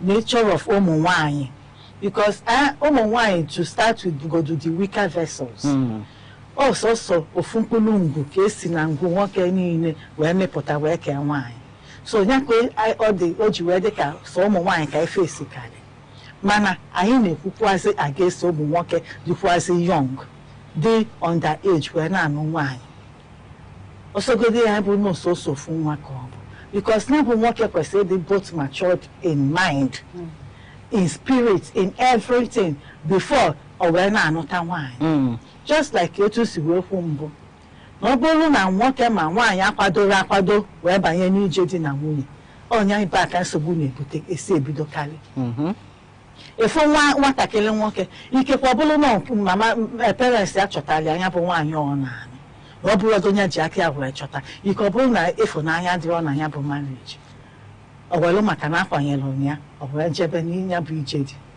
o nwezi ike elue ọ bụrụ ife ọfụlụ ka ife ọ chelụ ka ọ na-afụwazi before ịmala ife na-emenụ ike ọ banye into violent marriage etibe a na-anụ sọgụ before ịmala ife na-emenụ asị na nwatakịrị egbue nwunye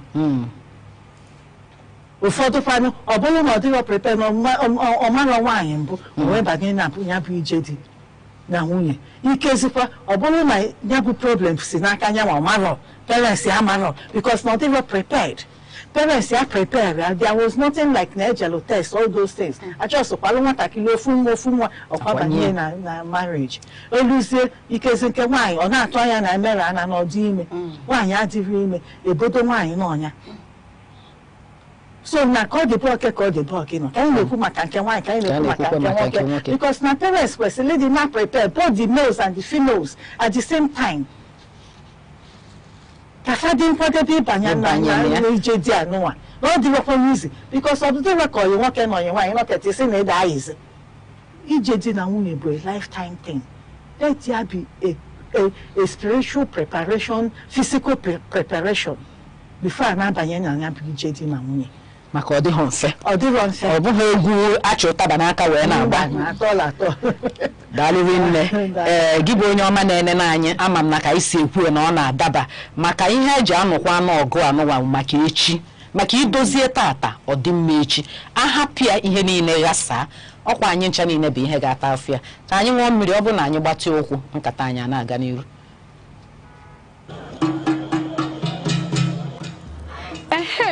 a sị na ekwekụọ ama agba ekwu ụmụ nwaanyị akụọla o ọkwa na nzukọ ụmụ nwaanyị oge anyị ji akpa maka ọdịmma anyị karịkwa maka ọdịmma ezinụlọ. Nzukọ ụmụ nwaanyị bụ ebe anyị na-akpa maka arụike anyị, ndọrọ ndọrọ ọchịchị, azụmahịa, omenala ndị ahụ dị mma nakwa ihe ndị ahụ ga-eweta ọganihu n'obodo. Naanị ihe ị ga-eme bụ sonyela anyị na nzukọ ụmụ nwaanyị ebe ahụ a na-akarị ihe na-eweta ọganihu n'obodo. Ndị nne, ndị nna, oge a bụkwa nke anyị. Sonyela anyị na Aneke TV n'ebe a na-emetụ aka n'ihe ndị oyibo na-akpọ social media na TikTok, YouTube, Facebook, X, Instagram. Ọkwa na Aneke TV ka ihe ndị a niile na-eme. Aneke TV, anyị apụọnụ. Daalụ dịka ị ka na-esonyela anyị, nkata anyị ka na-agakwa n'iru. Ihe anyị na-ene anya bụ kedu ka anyị ga-esi wee gbochie alụmdi ụmụaka na-etolu ha etolu akwalụ ha kwanye na di. Ebe o si emetụkarị aka bụ ụmụ nwaanyị maka ọ dịka nke ụmụ nwaanyị bụ ihe dị njọ mana onweghị nke na-adịghị njọ dịka ambasadọ Kate si wee kwuo ma nwoke ma nwaanyị na ka ọ dịbe oke bụ ka ọ dịbe ogene ya bụ na onweghị ụzọ esi wee jebie ọ dị mma. Wee na-abịa ebe ị nọ Ijeọma, kedu ọrụ unu na-alụ, kedu ihe bụ ọrụ unu? Otu a nnọ kịta ọ bụrụ na mfụ ihe na-eme bịa gwa unu kedu ihe unu ga-eme? Okay, daalụ maka ajụjụ a. Na coalition anyị bụ National Coalition on Ending Child Marriage Enugu State Chapter. Anyị nwa na-eme na Enugu State Chapter bụ ijisi ike gaa na communities gwa parents okwu gbasalụ ime ka ụmụ ha ndị na-erube ogo ịnụ di tupu ha ka ha jee lụọ di. Anyị emegokwa some other programs like mgbe anyị mere community bylaw program. Ya enwe program anyị mere with some communities na Enugu State. Ekpula atọ nọ na Mgbo, Akwuke na Ụmụatụgbanwa community. Anyị wee kọwalụ ha gbasalụ maka a na-ajụ ka ha nwa bụ ndị community ga-esi wee gbochuo ikpụpụ nwa ha na-etobeghị eto ka ọ jee ije di. Ha wee kọwara ha na enwe ihe dịka community bylaw, ime ihe dịka community bylaw. Gịnị bụ bylaw ahụ? Nya ihe ga-echịkọ ọrụ obodo niile iji wee kwụsị nwa ha nwaanyị ịga ije di na-erube oge ịga ije di. Ọ bụrụ ihe obodo ahụ kwekọta na ha ga na-eme. Yes, ọ bụrụ iwu ndị obodo mana a ga-ede ya ede, ọ bụrụ na just n'iwu atọ n'ọnụ. A ga-ede ya ede dị sure na ndị kwesịrị ịsụ aka na akwụkwọ na ịsaịn ya tinyechara ya aka na ya. Yes, adịkwa sure na ọrụ obodo kwetara na ha ahụ ha kwuru maka tupu n'ime community taa mkpọrọ Ekpula atọ na Akwuke ka nọ na the process. Ha ka na-eme nke ha ka na-adekwa agụgharịa tie ka eme arrive at something. Mana ndị Ụmụatụgbanwa nọ na Nkanu West local government emego nke ha deche ihe niile asainichago ya nke ha adịgo ready.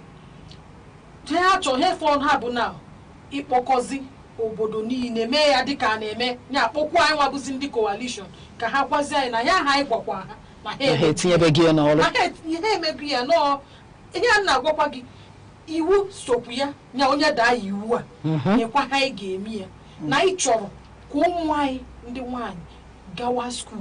Onye nke na-ama ngwanwụ skuul si tinye ya n'ọrụ ka ndị mụọ aka ọrụ na ọ nọrụ na-arụ something na-emeghe dị sure na ọ bụ na ọ bụrụ skuul na ọ na-amụ aka ọrụ tupu o ruo oge ịlụ di na ọ bụrụ anọkata maka na nwoke atụwala ime sikwa ya rụzigharị ya onye ahụ. So na ha chọzi onye ọbụla ha fụ kwanyere nwa ya jee lụọ di na-etolu iwu obodo megidere ya. Anyị ọbụla ha kwuru n'akwụkwọ iwu ha n'ọhịa ha ga-eme ikpe ọhịa ka ha si na ị ga-apụrụ ha n'obodo ị ga-apụ.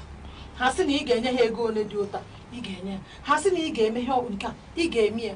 So na ha chọọ ụmụ nwaanyị a enweghị ike ọ bụ na nwa gị tụtara ime gị dobe ya ọnwa gị ka ọ bụ ọmụọ nwa ikuru nwa oge ruo mgbe ọ ga-eji bidokwa akwụkwọ ya jebe akwụkwọ ya azụ bido akwụkwọ ya ya jewe akwụkwọ na ya afụgo ebe o merụ onye mgbe anyị merụ nke ndị Anambra ya ụdị ihe a merụ na Ebenebe that igwe ha mechekwa eme proclamation na onwero nwa ha ọbụla ga-eje di na-eruro oge ije di until today Ebenebe ka na-eme ya marụ echi gịnị mee a lot of girls na-abụ ụfọdụ ha nwụọ nwa akwapụ ha ha dị ime akwapụ ha mana now a lot of girls na Ebenebe na-abụ onwe onye nke tụtara ime now parents ya na-alụzie gị nwa ọdọọzi ka chụpụ ọ ya bụ ihe ahụ anyị nwa chọkwa ka emewe ya n'Enugu ya na coalition na ji gbado ụkwụ in fact na South East niile ọ bụrụ ọsọ n'Enugu because the coalition cover South East niile so anyị nwa nọ n'Enugu bụkwa anyị nwa na-ebuild ndị South East niile so ihe anyị na-azọ anyị achọrọ ụdị ihe azi ndị obodo tie n'ọnụ nwa gị dị ime achụpụzini ya kpọbati ya ọ mara ụma ma ọmụma ma ọ mara ụma kpọbati nwa gị ka ọ ka nwere ohere echi ịbụ ihe ọ ga-abụ a lot of them now na Ebenebe a lot of them mụrụ nwa mụcha nwa a lot of them ejechego university at least I will like 3 testimonies ndị nke mekwala ụdị ihe parents na-eme ka akwapụ mana ezigbo baịlụ ahụ take place onye ọbụla zeelo onwe ya so ya bụ ụdị ihe a ka anyị nwa bụkwa ndị coalition na-azọkwa n'Enugu steeti ka ofu ihe ahụ dịkwa na steeti anyị bụ Enugu steeti daalụ rinne Odoziakụ Esilia ma m na onwe ihe ịchọ ịtụnye bọọlụ unu na-alụ ihe eji wee mara unu ịma abịa na steeti enwe ha na-akpọ laws ịbịaza na ime obodo enwe ha na-akpọzi bylaws so bylaws bụ nke ndị ime obodo mere ka dee ya ede maka onwe ihe iwu dịcha na obodo edere ede n'ọnụ ha mụtara ịma na asị na njọ gba arọ ọbụzi omenala so ihe ọbụla bụzi omenala mana ekwesịzị ka ede ihe ọbụla ọbụzi bylaws ihe na-achị communities so ọbụzi na some of the ihe na niile achọzi ka anyị nwesị ka other things na-abịakwa mana nke a godu ka anyị ka face so anyị wee fesizie ndị na steeti anyị kịta anyị wee jezie ihe a na-akpọ advocacy aja last year jekwa ya mana local government chairman of that Agbani Nkanu West anyị jekwa na Ministry of Finance no budget and ka ha mara na-ekwenụ na ihe dị otu a dị oge ụfọdụ a na-eme na budgeting a na-eme budgeting ka na-etinyetụ n'ụlọ ihe ụfọdụ ga na-enyere ụmụ ndị ime obodo aka so ihe ndị a ka coalition na-emecha ka ewekwakwanụ gọọmenti ka na ndị dị otu a maka dịka unu si wee kwu oge ụfọdụ bụkwanụ afụghị ihe eriri ọ bụla ọnọdụ ezinụlọ ụfọdụ abụghị na ụmụaka tụtara ime ka eji akwapụ ha ụfọdụ bụ na ọnọdụ ezinụlọ ma akpịrị ha ka e wee nweta na ndị ọzọ nweta na-abịa ebe na Ambassador Kate dịka unu na-alụ ọrụ a ọ bụ dịka na mfụ maka oge ụfọdụ o nwere ike akpọpụ nwatakịrị na-etoru ha etoru o nwere onye ga-ekwu okwu ọ bụkwa na mfụ ụdị ihe anụ nwa bịa gwa unu ga-anụ ọgụ ahụ unu ga-akpọpụta nwatakịrị ahụ ajụjụ arụnwa maka onye fụ ụdị ife dị otu a ọnya ka eji wee na-eme dis advocacy mana redio mana TV mana ebe niile dị iche iche anyị ejekwugo mana nke Commissioner for Gender Affairs onye fụrụ anụ ụdị ife dị otu a ya gwa anyị ozugbo without igbu oge ncha anyị nwa ya manye n'ike n'ụbanya bụ ọgụ onya ka eji wee nọdụ ma in partnership and collaboration with so many CSOs ma legal practitioners and so on maka ọ bụrụ ọgụ anyị ga-anụ sọsọ onya ka eji fụ wee nje ma mitie ma Commissioner for Gender Affairs ọ ga-abụ afọrọ anya ụdịrị ife dị otu a onye gwara anya anyị ya kepu na ntị anyị amanye ozugbo maka na anyị nwesị ndị anyị ji wee na-anụ ya bụ ọgụ daalụ Sile ọ dị ka onwe ihe ịchọ ịtụnye na nke gị anụkwara ọgụ afọ gara aga n'Enugu Ezike wike community nwoke dị 35 years wee jee nụọ nwaanyị dị 13 years so a na-ese foto dị na ya a na-aṅụrị parents ya wee sị na ihe mere na o nwere nwanne ha nnujebu dị na family ahụ na ha na-edokwa ya ọfụma achọzi ka emedekwa nke ọfụma so ịma na ndị coalition a ma ndị ọzọ kuni ma gender affairs kuni wee nọ ọgụ wee je kpụrụgodo nwoke atinye adụka ka ọ ka nọ na sel kịta separate godi nwatakịrị nwaanyị na-asị na amakwụdo ihe meriri ihe ahụ sel na aghọtadị ihe mediri ya ji eje ka iwefu na ụfọdụ bụ mmanya ma ọ na parents akpịrị ego ma poverty anụ anyị na-ekwukwanụ so onye akpata ji wee jekwa ma this advocacy to the ministry of na nke ndị ihe na budget so that a na-eme ihe ụfọdụ a na-etinye tụgodu ma ụmụaka agụnwụrụ azị akwụkwọ ma ọ bụ ihe a ma ndị tochara ime ka a na-ata azụ ụmụaka a ga-esi wee nyere ha aka ma ndị akụ nwa site n'aka gọọmenti daalụ na mkpokọta okwu gị Ijeọma ama m na oke ndụmọdụ ị ga-adụ onye na-enene anyị ma onye nụpụrụ nke ma onye anụpụbeghị nke ke ndụmọdụ ị ga-adụ gbasara ọgụ ahụnụ na-anụ. Daalụ Odoziakụ Ngozi. Ndụmọdụ m ga-enye ndị nna anyị ndị ikwu na ibe maka na ọ bụ ọsọ nne na nna ikwu na ibe sokwa ama ya. Ndụmọdụ m na-enye bụ biko nụ onye ọbụla gbaa mbọ ka a zụọ ụmụ anyị ndị nwaanyị maka na ịzụ ofu nwaanyị ịzụrụ ọra niile ịzụrụ ụwa niile ọ bụ ọdịnala ụwa niile ka ịzụ so na-ayọ biko gbaanụ mbọ ka ụmụ anyị ndị nwaanyị ka hapụ ị na-akwanye ha jee n'ọdị ka ha gaa akwụkwọ nata ịfụ na nwaanyị ịzụrụ ka abarugo uru karịa ebe ịzụrụ nwoke ya bụ ndụmọdụ m chọrọ inye ha. Daalụ nne na mkpokọta okwu nke gị Cecilia Ndokoli kedu ndụmọdụ ị na-adụ onye na-enene anyị fụrụ ụdị ihe a ka ọ na-eme kedu ihe ị na-eme expect na ndị ahụ ga-eme? Onwe ha na-akpọ referral or report ebe ọ na obodo ekunye oge mma ihe ụfọdụ a na-agwa ha onwe ha na-akpọ sensitization or awareness creation radio nwa bụkwa part of it town hall meeting bụ part of it then ijekwa n'ime obodo chịkọtakwa ụmụ anyị na-akụzikwa ihe during the August meeting ọkwa part of sensitization ekwuchizie ya onye mmazia kịta onye na-anụ ma kepụ na onwe nke na-eme kwuo ya ogodo fonu diskute enwe ike isere pictures hapụ na fon nọmba anyị ka ndị mmadụ wee na-akpọ wee na-arịpọtụ kesi a na coalition anyị. Daalụ nne na mkpokọta okwu gị Ambassador Kate ke ndụmọdụ ị ga-adụ ndị na-enene anyị na ọgụ anụnwụ na-anụ ka e wee kwụsị ya. Ndụmọdụ nche inye ndị niile na-enene anyị na-ege anyị ntị n'ụbọchị nke tata bụ biko asịkwana na ọgbasara asịkwana na nwatakịrị a na-achọ ije n'unye n'ije dị na ọbụrụ nwa ya dịka m kwuru na mbụ na nwa bụ nwa ọra o nwere aka isi nụ kepu na mama onye dị otu a ma papa onye dị otu a na ọ chọkwa ibulukwa onwe ya jee bunye ofu okenye ga-amụta nwunye ya bụ nwunye ya biko egbukwa n'oge ncha ịbịa gwa anyị maka inwe ike si tata na ọbụrụ nwaanyị na ọ gbasara enwere ike echi na ọbụrụ nwa nke ị ga-atụta anya bụ ine mkpuke enulufu ya jee nunye biko ife a bụ ọgụ ọra na-anụ ọ bụrụ ọgụ soso ofu onye na-anụ nwa bụ na nwa ọra. Daalụ nne.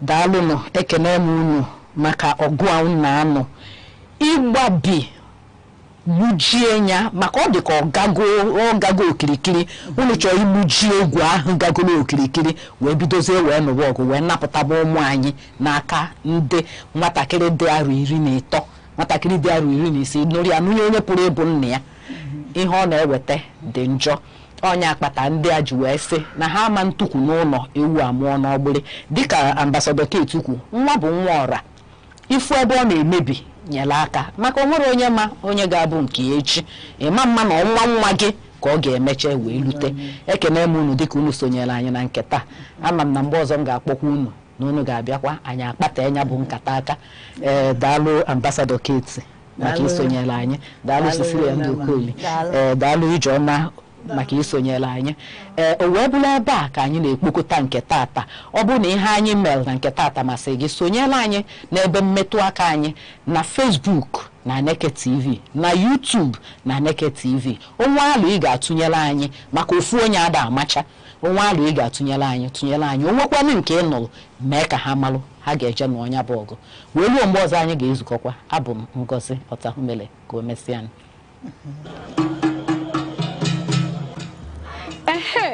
A sị na ekwe kụọ ama agba ekwe ụmụ nwaanyị akụọla o ọkwa na nzukọ ụmụ nwaanyị oge anyị ji akpa maka ọdịmma anyị karịkwa maka ọdịmma ezinụlọ. Nzukọ ụmụ nwaanyị bụ ebe anyị na-akpa maka rike anyị ndọrọ ndọrọ ọchịchị azụmahịa omenala ndị ahụ dị mma nakwa ihe ndị ahụ ga-eweta ọganihu n'obodo. Naanị ihe ị ga-eme bụ sonyela anyị na nzukọ ụmụ nwaanyị ebe ahụ a na-akarị ihe na-eweta ọganihu n'obodo. Ndị nne ndị nna oge a bụkwa nke anyị sonyela anyị na Aneke TV n'ebe a na-emetụ aka na ihe ndị oyibo na-akpọ social media na TikTok, YouTube, Facebook, X, Instagram ọkwa na Aneke TV ka ihe ndị a niile na-eme. Aneke TV anyị apụọnụ.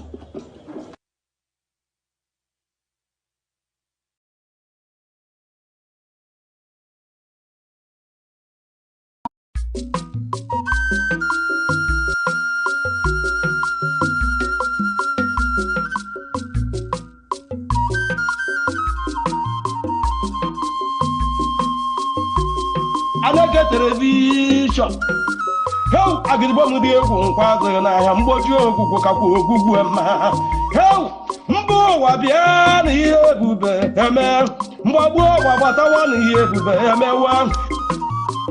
Aneke television na-emerụ ogbenye emere amadi ihe ị na-agba nkwụ ị na-eme nkepụta nwa ị na-akwa ozu ị na-agba akwụkwọ bịawa na Aneke television bịa ka ezuoru gị ozi ọma bịawa na Aneke television yidume heu na-emere ogbenye emere amadi ihe ume Igbo bịawo na nke a bụ nke anyị ịmara ebe oge ọrụ etiwe mọnwụ ntakịtụkwa mọnwụ si nne ya mere ha ji wee weta Aneke television ọ bụ onye gbagburu ahụ nna ọ dị na soshal midia ọ dị na mgbagbu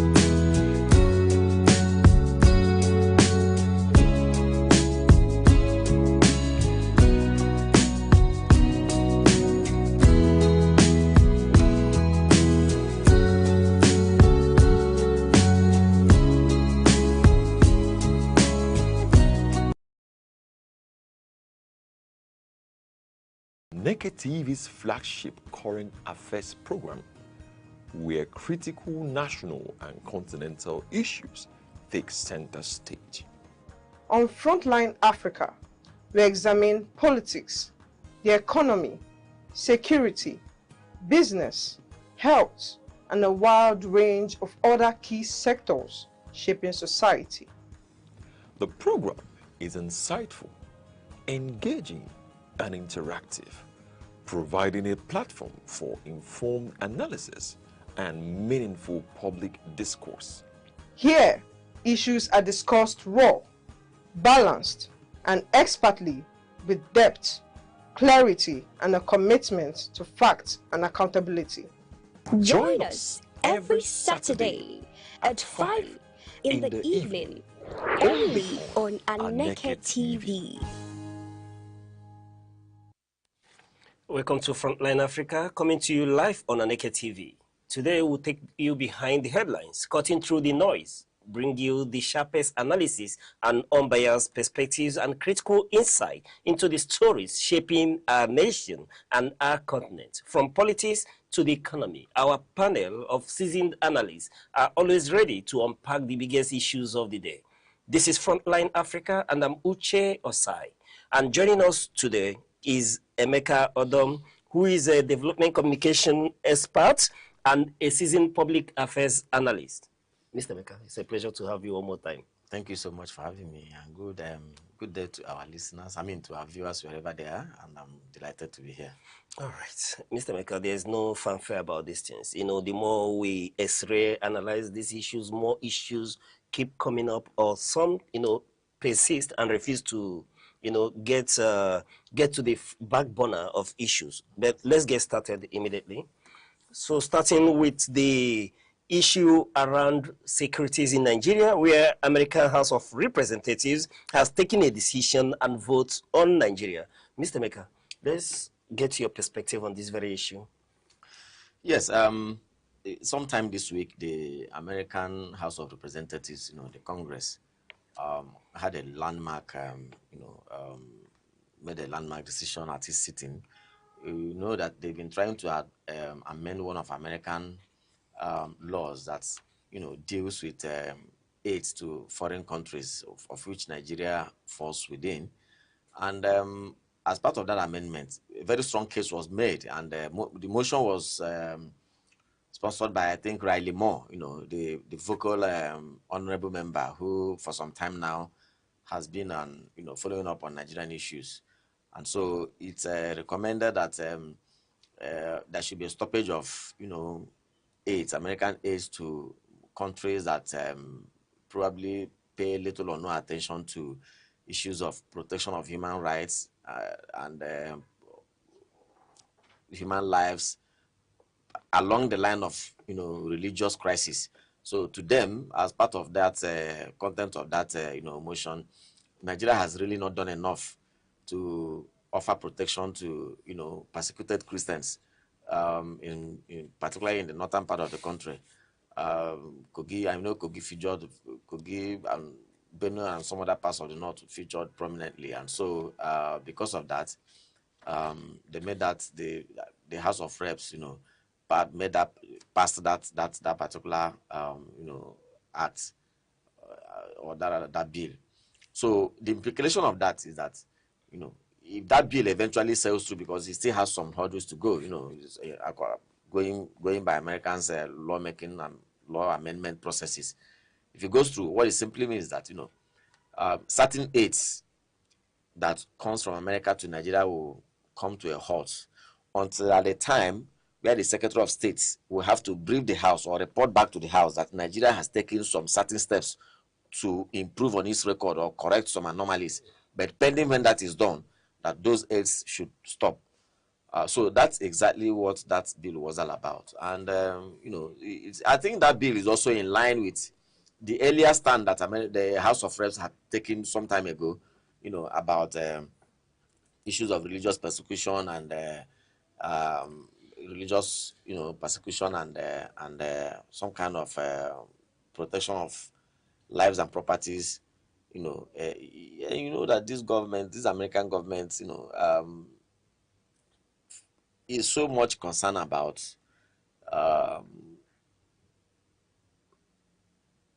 putting to a halt issues of religious persecution and you know, into some communities across African states, of which Nigeria is one of. Excuse me. So these are the issues, and that was the essence of that particular report. But you see, what makes this very imperative or here is that I think some of the issues that came up, were also issues that border on how the country has responded to cases of religious intolerance, religious persecution in some parts of the country over a period of time. Of course, the federal government has its own defense and its own side of the matter. They've responded, and they've responded that most of the killings that have been reported over time were probably not religiously motivated killings, but killings that are that probably were backed by, that were carried out by insurgents,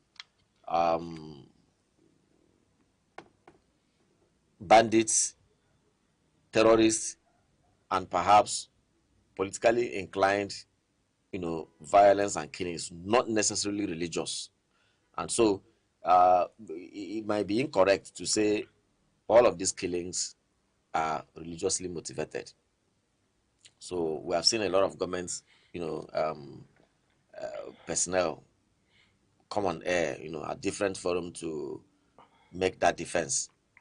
But, I guess Nigerians matter is one that some of these things have been in the public domain for quite some time. So I don't know for how far some certain defense that are offered, can go to change the narrative. All right, Mr. Meka, that's quite insightful. However, despite how the country has handled issues around insecurity in Nigeria, I'm speaking to the Nigerian state now, do you believe that the insecurity that we witness presently has to be given some sort of religious correlation in this very regard, taking into account the position of the United States House of Reps? Well, I think, in my own estimation, that it is a case of a mixture of different situations and circumstances. While it might be a bit disingenuous to accept totally or to ascribe totally that all the killings that we have seen were religiously motivated killings, it would also not be factual enough for anybody to stay anywhere to say that, look, there has not been religious killings. If we do that, we do a great disservice to ourselves. If you have been following events in Nigeria, you will know that we have had cases of disturbances, crises, and all kinds of violence that you can trace their roots to religious differences. These cases are very clear. Even I remember sometime in 2015 or thereabouts, but maybe not 2015, but sometime around 2015, during the reign of President Muhammadu Buhari, the case of the woman, some say she belonged to the redeemed folk, who was murdered somewhere in Kubwa, who was on early morning cry. So that case is there. That's clearly a religious, motivated. Apart from that, yes, we have heard cases of, remember was it the ATB about your University of Sokoto, the student that was killed because they said there were arguments. She blasphemed. Yes, blasphemed on the WhatsApp platform. That aside, we have also seen, the church, Catholic Church, St. Mary's Church in our massacre, the Suleja issue. So there are obvious cases of, really, there have been religious killings, but like I said, why we acknowledge those things are factual. They are records. Nobody, if you deny them, that is left for you, But it doesn't mean that the records are no longer there. But obviously, there have also been other crises that have nothing to do with. But Mr. Meka, is there enough ground to deny a nation, a supposed an ally, the opportunity to have access to aids? No, I guess the issue here is not about denying the nation. You see, remember that when you come to a nation, you have the people, you have the land, you have the government, and that's the leadership, and so. But who do you hold responsible when things are not going well? Obviously, the leadership. So if you are listening to the debate, I mean, we got snippets of that debate in the House of American House of Representatives. Yeah. One particular honorable member was emphasizing on that there was no need. I may not be able to quote him now, but if I have to paraphrase and interpret what he said the American money, American resources cannot be spent to support a corrupt regime that is incapable of taking responsibility and offering protection to vulnerable groups and people, so that there's no way the American money can support such a. So for me, that was a very strong statement, So what does it tell you? That what they are actually trying to drive at is letting, or rather, pressurizing the government to take stronger steps, to fish out these people behind these criminal acts each time they occur, and not to allow them. And we must also accept the fact that whether we like it or not, see, it's us now, so we need to tell ourselves the truth. Part of the reason why, I'm happy that the Owo massacre, not long ago, we were told that some of the apprehended culprits have been sentenced. Yes, that justice has taken its course. That is good. We probably want things like that to happen more. It will serve as a deterrent. But I think it's a great disservice also, and the serious injustice to the victims of these attacks and the people that the bereaved, family members and friends that they left behind. If many of them just pass away with time without the perpetrators being fished out and justice taking its course, and for me, I think that is what that position is trying to emphasize. Not that they want to deny the people of Nigeria, remember, this is their aids. They are not legitimate, rights. Their aids is just an assistance a country wants to offer to you, and so it purely at their discretion. But on moral grounds, many people would argue that you shouldn't deny, such aids to, the downtrodden of the society based on the inadequacies or shortcomings of their government. But be that as it may, Mr. Emeka, the conversation here is that at some point the government did argue that the position of the United States House of Rep members are, such that is engineered by the opposition in Nigeria, who are painting a gloomy picture of situation in the country. Yeah, and now I'll come to that, but let me say something about it might not be good to deny a people based on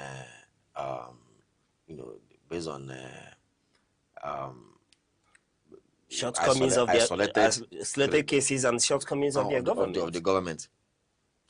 Now, like I said, if you also if you also follow that argument, one of the contributors to the debate, which I alluded to earlier on, talked about that the government that the American resources cannot be used to support a corrupt and irresponsible. These are some of. So if you talk about a corrupt government now, why would corruption come into the system? Remember also that that's also a partial way to allude the fact that perhaps the aids that have been flying in before now probably have not been used in the right perspective. For me, that's where probably the use of the word corrupt comes into fray.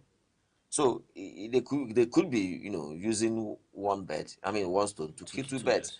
Maybe before now, issues of corruption have also come to their own attention, and they probably have been looking for a way to, to stop this. That's number one. Now, coming to the issue you talked about, there was a second issue you raised. The second issue you raised. Yes. About, let me remember now.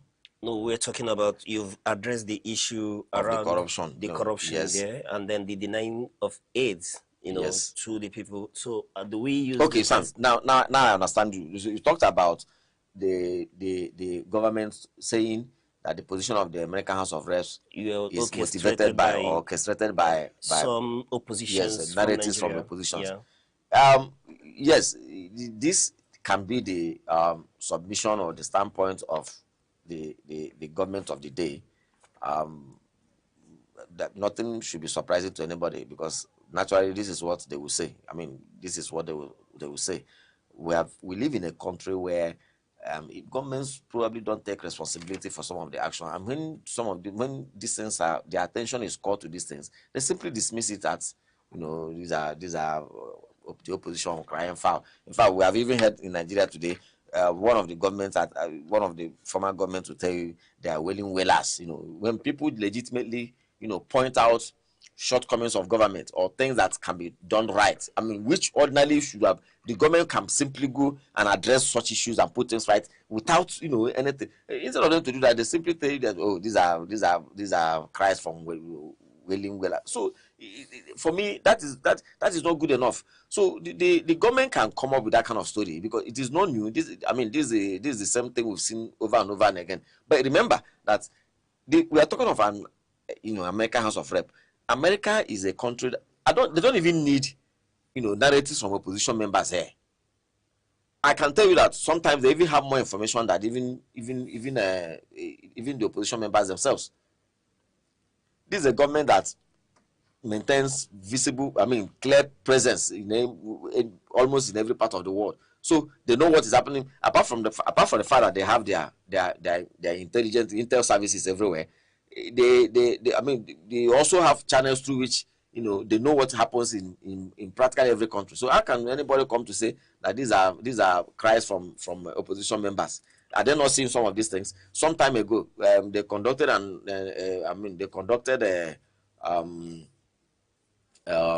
town hall on this particular subject, which was followed by that town hall was followed by most Nigerians, because the proceedings were transmitted live by some Nigerian media houses, and people follow. All the people that spoke in that place, are they all politicians? Are they opposition politicians? Some people who have experienced this violence and crisis on a first-hand level came there to talk. Are they politicians? So for me, these are part of the reasons why these challenges are never confronted, because when you begin to deny them, that's the first step in allowing them to continue. All right. Before we bury this very issue, a name consistently, surfaces on this very issue, especially when the American interest is concerned. House of Honorable Raleigh Moore, House of Rep member, he's been at the forefront, championing the discourse, insisting that the American government stop some aids to Nigeria to motivate the government to take action. Now, from his own part, what do you think should be the motivation here, if it's not really the opposition or lobbyists using him as a front? No, but like I said, the current American president seems to have piqued interest in protecting vulnerable societies, particularly along the line of religious persecution. It's not only in Nigeria he's doing that. And if you look at other parts of the world, he's very, very outspoken, against it. And so it's very difficult for anyone to say that he's dancing to the tune of the opposition. In his first tenure, his first tenure as president of America, that wasn't during the tenure of this administration.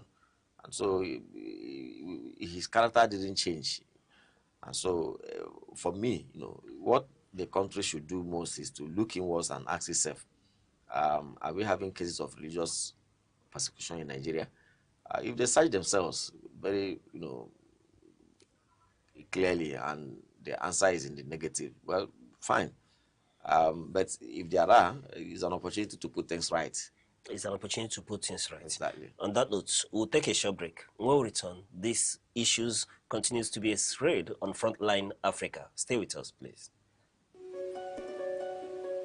In a world that never stands still, where stories break in seconds and moments shape history, one station keeps you connected to your nation, to the continent, to the world. From breaking news to powerful stories, from business and politics to culture, lifestyle and entertainment, we inform, we inspire, we keep you ahead. This is more than television. This is your window to everywhere that matters. Aneke TV. Move with the world.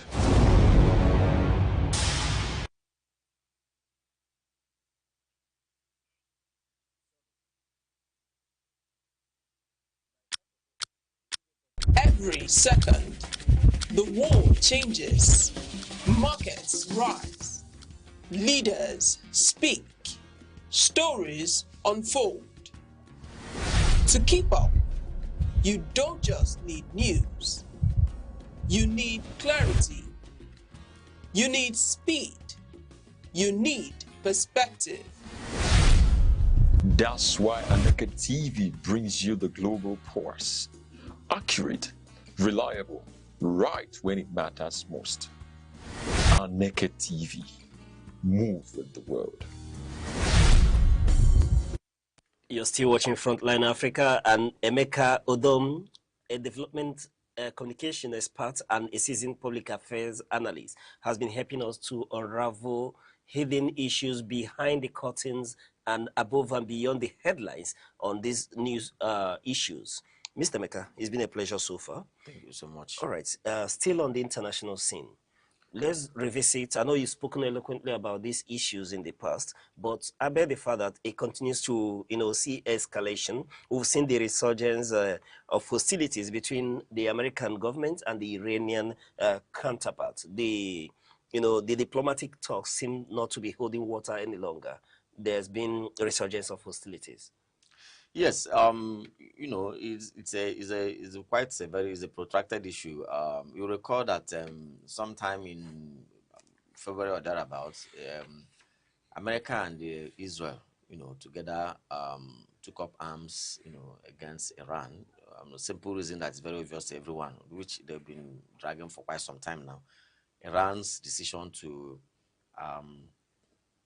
acquire nuclear weapon, and of course, America and Israel are the Western world generally, is vehemently, and most countries are vehemently against that. But being championed by countries like America and Israel for some strategic reasons, which, if you also look at it from the other perspective, it may be difficult to dismiss.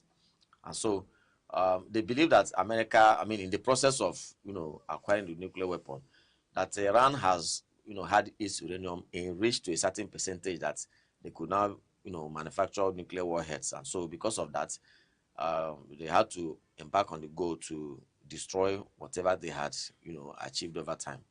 So that happened. That war, took off sometime around February this year. It went on for quite some time. So in the process, Iran on itself had to play its joker, because the truth is that it might be difficult for Iran to, face Israel and America squarely,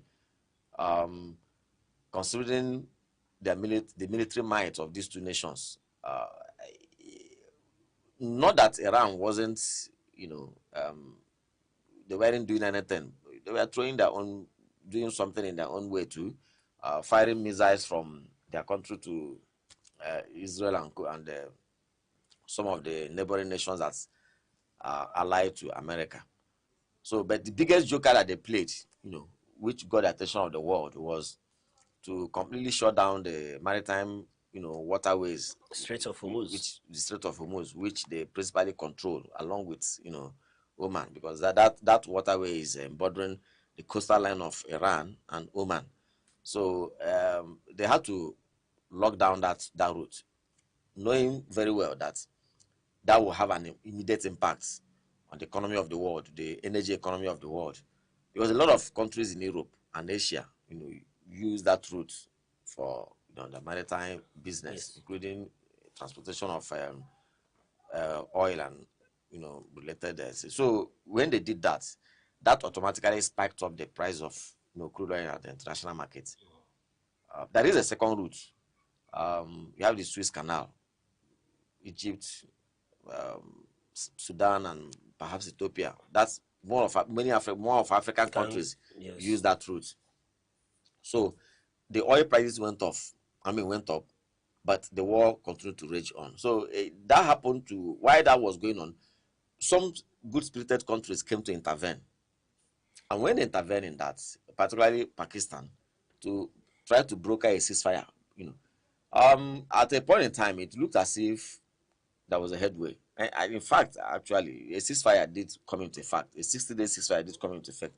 That ceasefire was meant to allow for a proper, negotiation to take place. Negotiation that would enable Iran, along with these other parties, to completely and contextualize the peace process and agree on the way forward. Well, we heard that they were making progress in that, but some issues came up, and these issues, one is that Iran, one of the accusations that Iran has had to face is that they sponsor terrorist organizations, foreign terrorist organizations, one of which is Hamas in Gaza, the Hutu rebels in Yemen, and the Hezbollah in Lebanon. These are people who, according to them, are pleading the cause of the Palestinians. So they are fighting against Israel. Now, according to narratives, they are the ones sponsoring these FTOs, the foreign terrorist organizations, too. So in other words, they are fighting a proxy war against Israel. And so now, while this was going on, Hezbollah began to intensify its fight against Israel. Israel on itself was also responding to them in a manner that was quite devastating. So while the hostilities in Iran was going down, while they were seeing a ceasefire in Iran, the one in Lebanon, occasioned by the Hezbollah activities, was being intensified because Israel was returning, of course, Israel, they were returning fire 10 times more than what Hezbollah was doing. And so Iran said that as long as Israel is still destroying Lebanon on account of what Hezbollah was doing, that the peace process will not see the light of the day. America said, no, you can't speak for Lebanon. If Lebanon has any issue, they should bring it up. In any case, they were trying to broker a deal, which the Lebanese government was part of, But, Hezbollah, acting under the influence of Iran, wasn't giving into that. And Iran insisted that Israel must halt its activities completely before the ceasefire could take place. And Israel said, no. What you're doing, the peace deal you're negotiating with America has nothing to do with what is happening in Lebanon. And so that was where they were until things began to break down again. And, a few ceasefire they had achieved, broke down because the Strait of Hormuz was opened, for quite some time. Yes. After America imposed an economic blockade, it's called naval blockade. Stopping even the sales of Iranian oil and other economic activities. So, but when it eventually broke down, the President of the United States gave America a deadline to say, look, if you have to come up with a deal.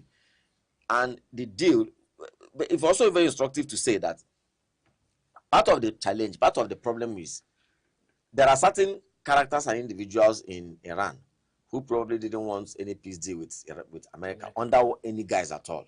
Remember that part of Iran has its own politics. Those who probably are not following the country may not understand. You have what we call the revolutionary propagandists, right? Those who are ardent, disciples of the revolution, which since 1979 that the revolution came into effect, they are disciples of the revolution, and these are the hardliners who want to advance the creeds and principles of the revolutionary government. And those creeds and the principles, they are quite conservative, and they are hardline principles. They wouldn't even waver. Then you have people you may call maybe the I don't want to use the word now, the diplomatic. They're a bit less conservative. They are more liberal. And that is why if you come to America, if you come to Iran, you find out that sometimes there seems to be some kind of disagreement between the elected leaders and the revolutionists.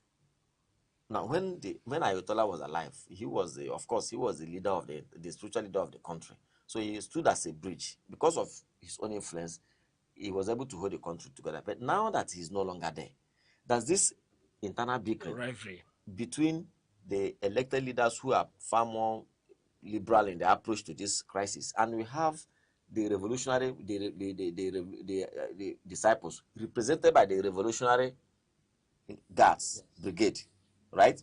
These are people who want to continue to fight, who want continuous war. I mean, at all costs. So that crisis, to the extent we even began to hear that some leaders have been put under house arrest, some people have been shot out of the negotiation, while some people believe that others are a sellout. So even when they agree on a way forward, back to the country, some people will say, no way, we can't allow this to happen. So that contributed in derailing the peace process. And President Trump wouldn't have none of such. As long as he was concerned, the country must, take a firm stand. And so when they were not forthcoming, he simply made it clear that America was not going to wait for them, and that is either they do this or they face more strikes. And since we're seeing escalation, that is the escalation that we are now. What I would have wanted us to see if this operation, by America is a failed one at this point. But before we talk about that, what's the implication of this crisis in the Gulf, for Nigeria? Okay, first, if you talk about the implication for Nigeria, it's very clear. Now, well, Nigeria, not first and foremost, look at it from militarily. Nigeria is a member of the non-allied movement, so it takes no side in issues of that. As a matter of fact, our state's policy on this issue, it takes no side. Nigeria maintains a very good relationship with Iran, and at the same time maintains a very good relationship with that is what our non-allied position affords us. But economically, the impact is being felt because the moment the Strait of Hormuz is shut down, it impacts on the world economy, the world energy economy. And so the direct effect of that is that the price of energy at the international market goes up. And apart from the Dangote refinery, which is a local in the sense that is located in Nigeria here, principally Nigeria, the crude oil that we use, the petroleum products that we use here across the board, whether it is kerosene, diesel, PMS, aviation fuel, that's jet A1, whatever thing we use, these things are, except the one that's gotten from Dangote refinery, the rest are imported. And so once the price goes up in the international market, it will impact on the price of the finished products. And ordinarily, one could also say yes, Nigeria is getting some form of profit here because Nigeria sells crude oil now that is where probably the government needs to probably also give us one or two other explanations, because one would have thought that the extra money we are making, because if the budget is predicated on so amount, and as a result of this crisis, you are not selling at so amount, which is on the high side. So the difference, you can also use this difference to caution the effect of what the various inflation that would arise as a result of the increments in the price of finished products. But I don't think we are seeing that happening, and so that hardship continues, and that is where Nigerians come in direct contact with the effect of the crisis in the Gulf. But beyond that, I don't want to say the war is a failed war. You see, because number one, the first question to ask is, what is the crisis? I mean, what is the whole goal of this war? And for me, if I understand very correctly, the goal is to stop Iran from going ahead with their plan to get a nuclear weapon. And those who are persecuting the war, you heard them say several times that they have taken the country back several years. If they were going to achieve their aim of nuclear weapon in the next 5 years, that they've taken them back. I'm just giving an example. Yeah. They've taken them back to about 10-15 years. So to them, that's a mission accomplished. So I will not sit down here to say it's a failed war, because those people, no matter how much they spend on the mission, I don't think to them, that is the issue. The issue is that, are they able to achieve their aim? And from what we are seeing, several times we see, follow on the international news, Iran is rebuilding. What are they rebuilding? They are rebuilding destroyed facilities, and so that's also some kind of setback. And I think that for them, if they're able to achieve these setbacks, which they say they have achieved, it's some kind of success on their own side.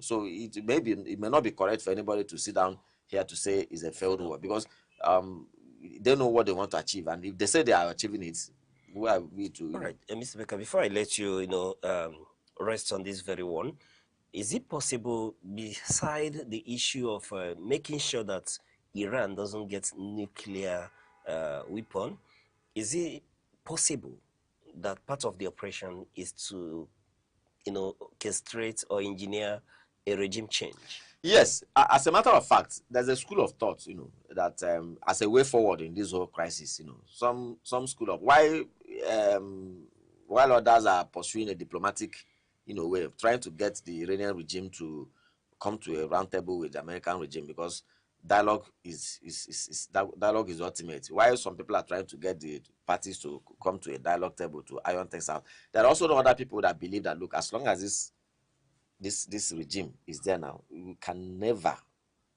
have any meaningful peace deal with them. So the only option is to enforce a regime change. Until there's a regime change, you will not be able to answer that. That is why, if you've been following events, you also hear some snippets of news telling you that, well, the Kurdish rebels from Iraq,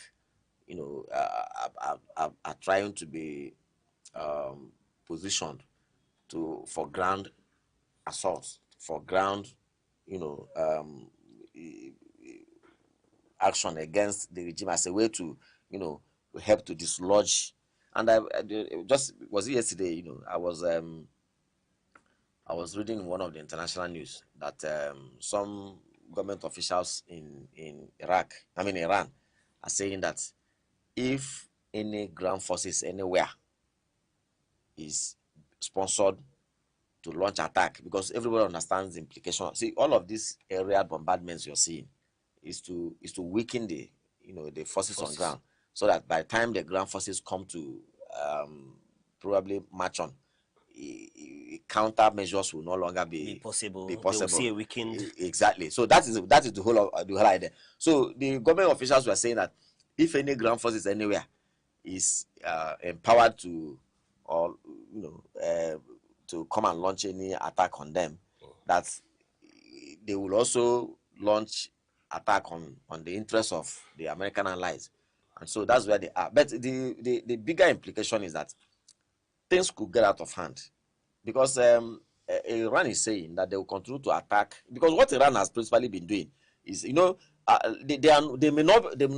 have not been attacking US directly in terms of launching either missiles or other strikes within the American territory. Maybe because of the capacity is not there, given the distance between America and But what they are doing is to attack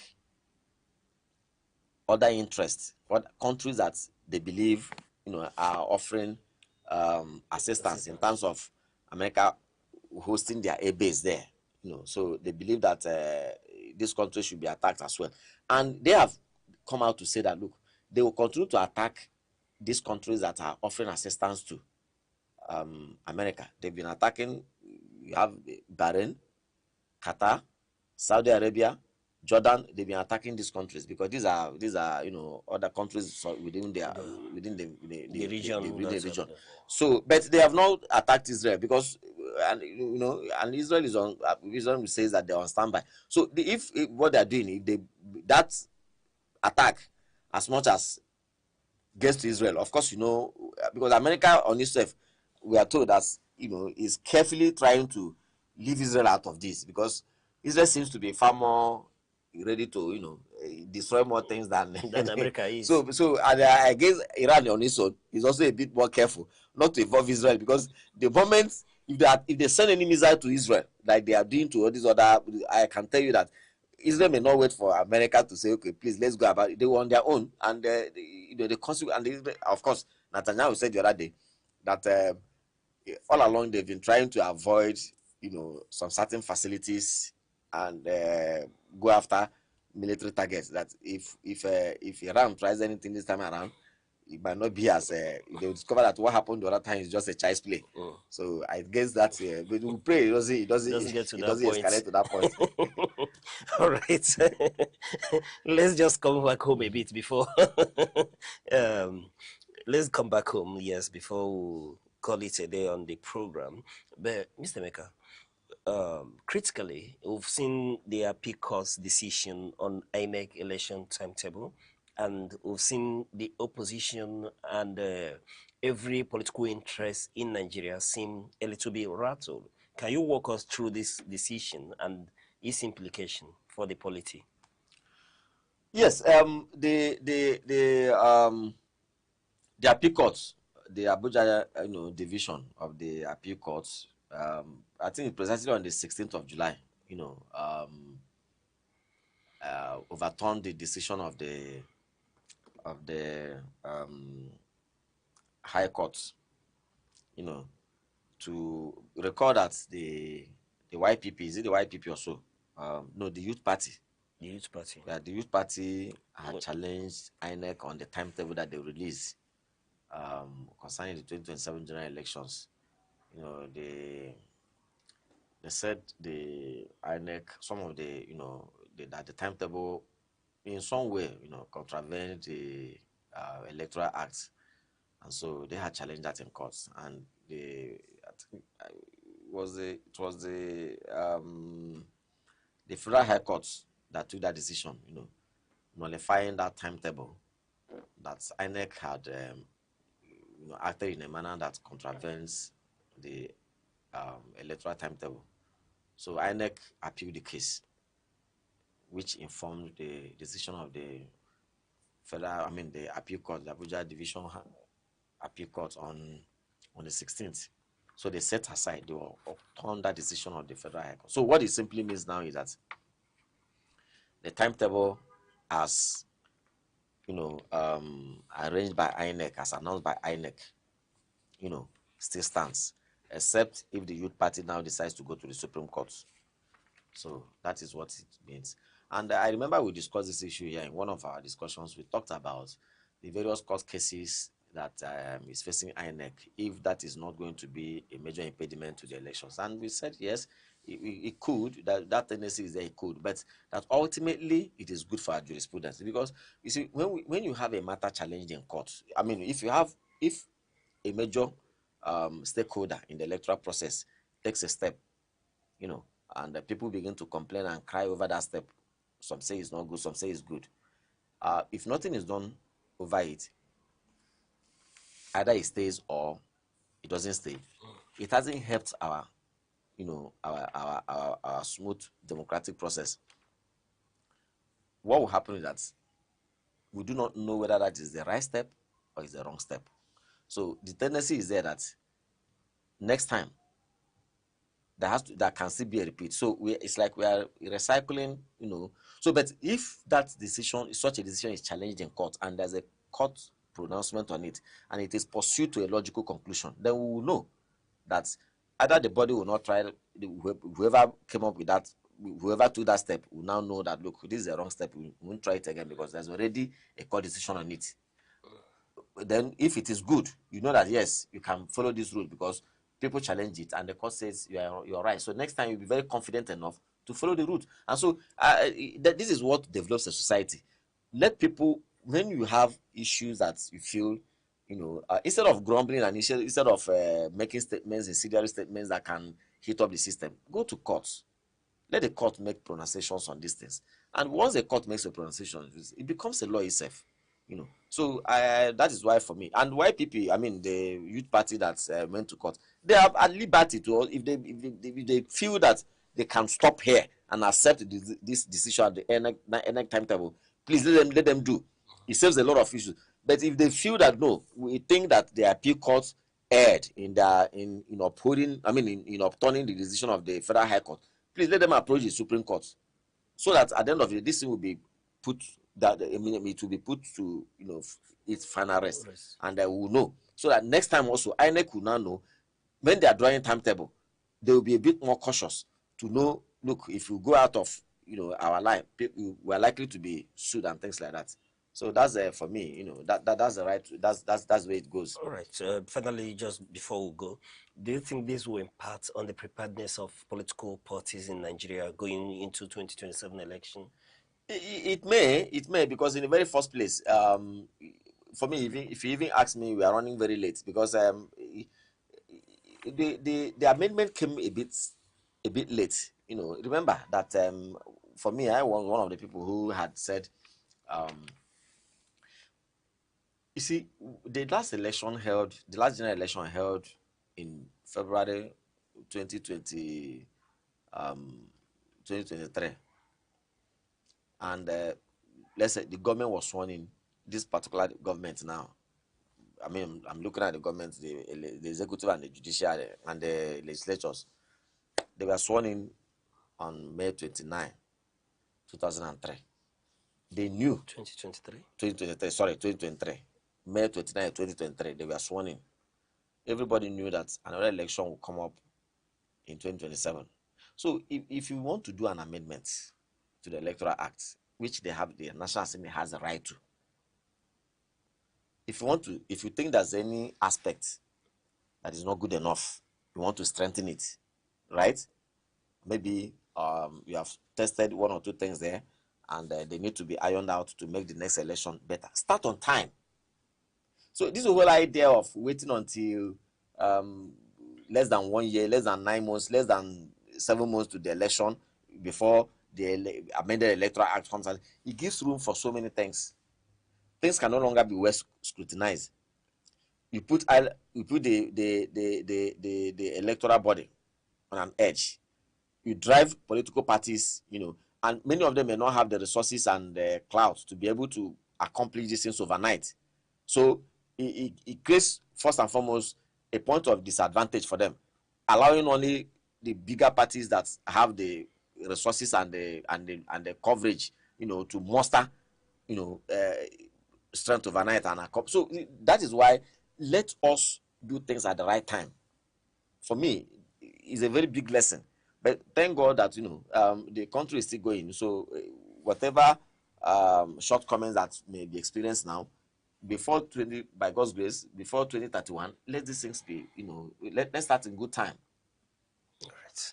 And unfortunately, this year we may be drawing the curtains on this edition of the program.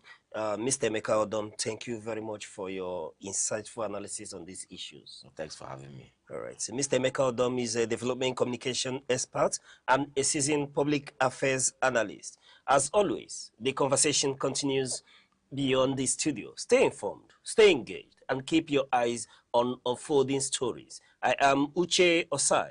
Thank you for watching Frontline Africa on Aneke TV. Frontline Africa is Aneke TV's flagship current affairs program, where critical national and continental issues take center stage. On Frontline Africa, we examine politics, the economy, security, business, health, and a wide range of other key sectors shaping society. The program is insightful, engaging, and interactive, providing a platform for informed analysis and meaningful public discourse. Here, issues are discussed raw, balanced, and expertly with depth, clarity, and a commitment to fact and accountability. Join us every Saturday at 5 in the evening, only on Aneke TV.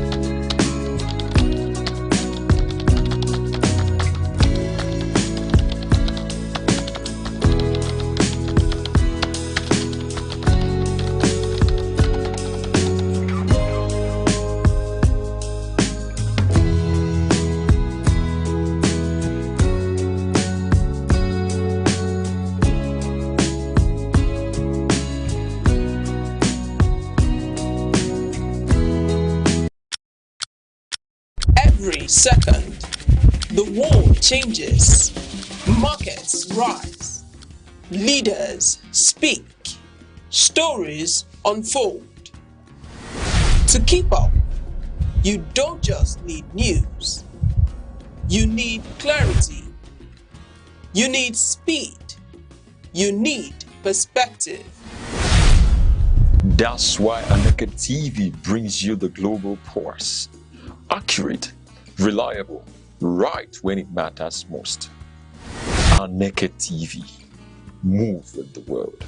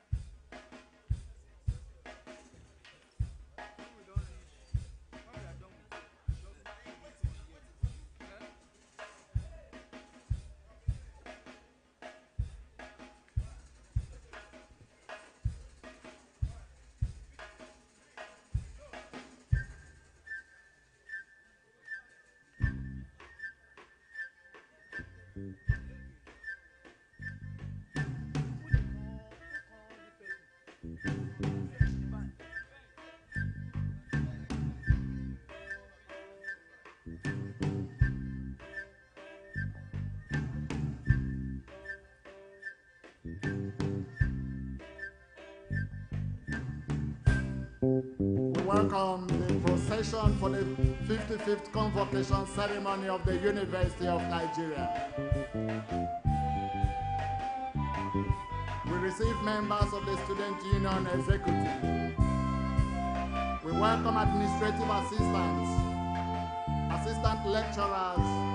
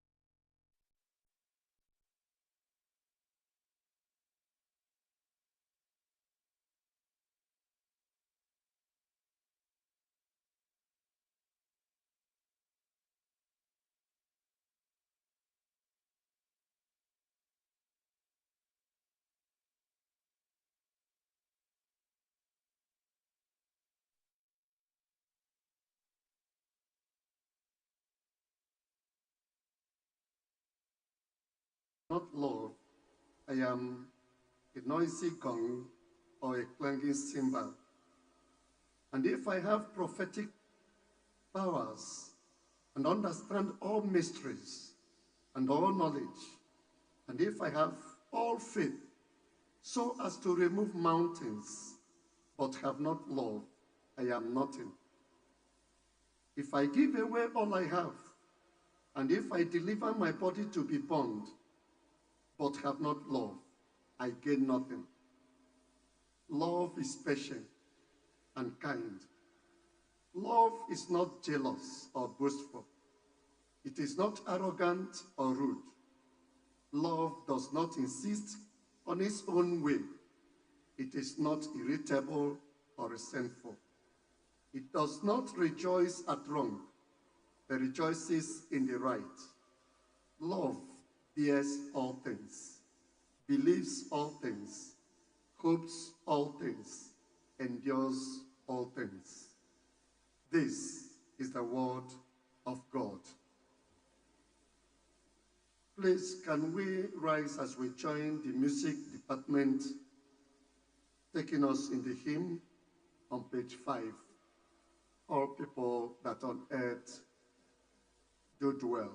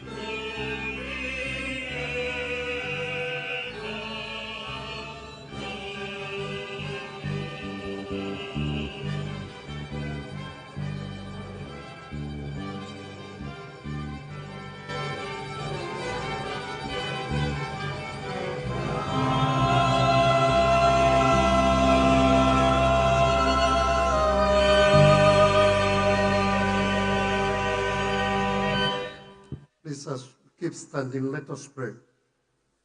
O Lord, who has taught us that all our doings and leaderships without love are worth nothing. Send thy Holy Spirit and pour into our hearts, the hearts of our leaders, that most excellent gift of love.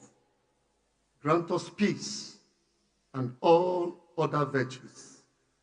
O God, who has made the heaven and the earth and all that is good and lovely in it, and has shown us through Jesus our Lord that the secret of joy is a heart set free from things that pollute the flesh and the spirit. Help us to find delight in simple things and ever to rejoice in the riches of your bounty. We pray for the protection of our families and of our founding fathers, our president, our chancellor, pro-chancellor, vice-chancellor, deputy vice-chancellors, the staff, and all who govern this university. Grant them peace, protection, and courage to do their various duties. Lord God, we pray especially for the graduating students. Grant them wisdom, protection, and grace, that wherever they go, they may be found worthy in their character and learning. Lord, grant traveling mercies to both parents and visitors who are here present. We thank you, Lord, for you have answered our prayer through Jesus Christ, our Savior.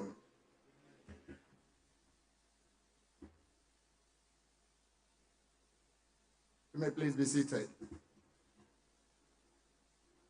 May I have the pleasure to invite the Registrar of the University of Nigeria, Dr. Mrs. Selin Ngozi Nebedum, to conduct the 55th convocation proceedings. Registrar, please.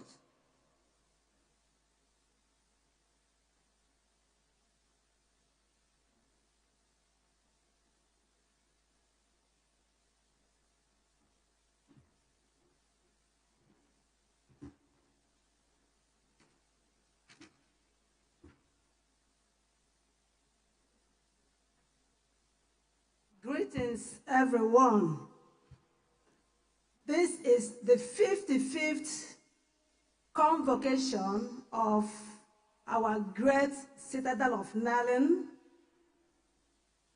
to confer first degrees, diplomas, and certificates.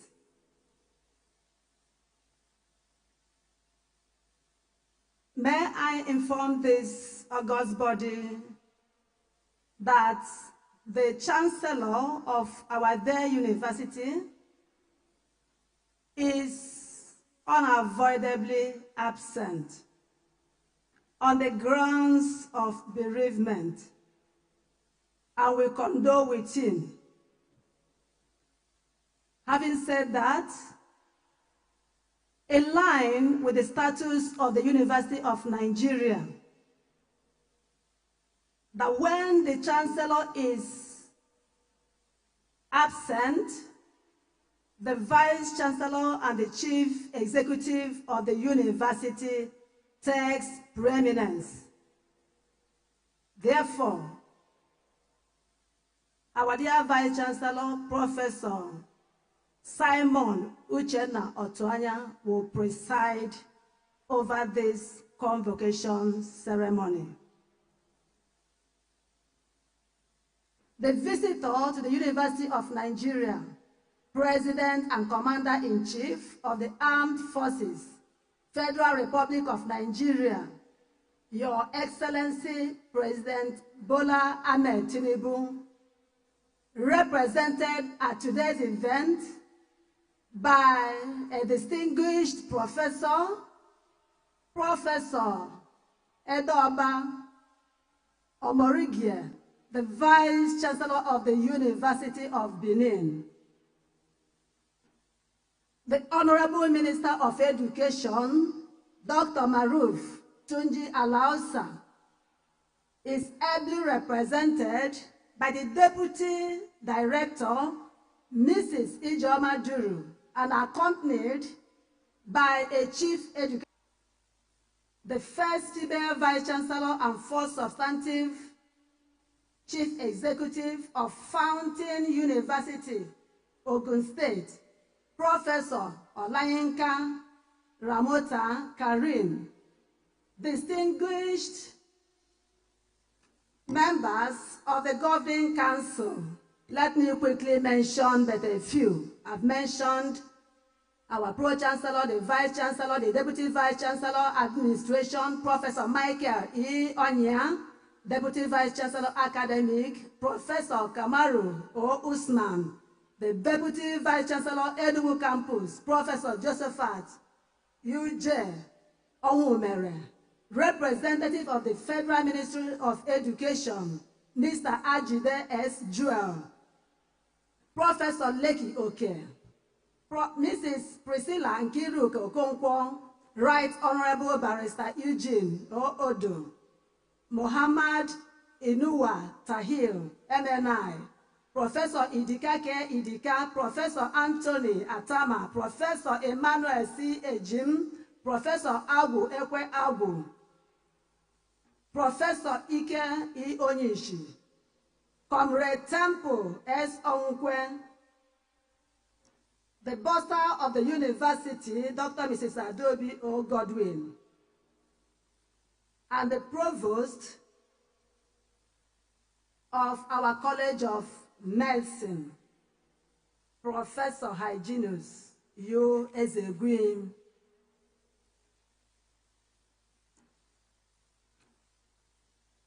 Your Royal Highnesses, visiting Vice Chancellors, Provosts and Rectors of other tertiary institutions, visiting registrars, at the appropriate time, all these will be recognized individually.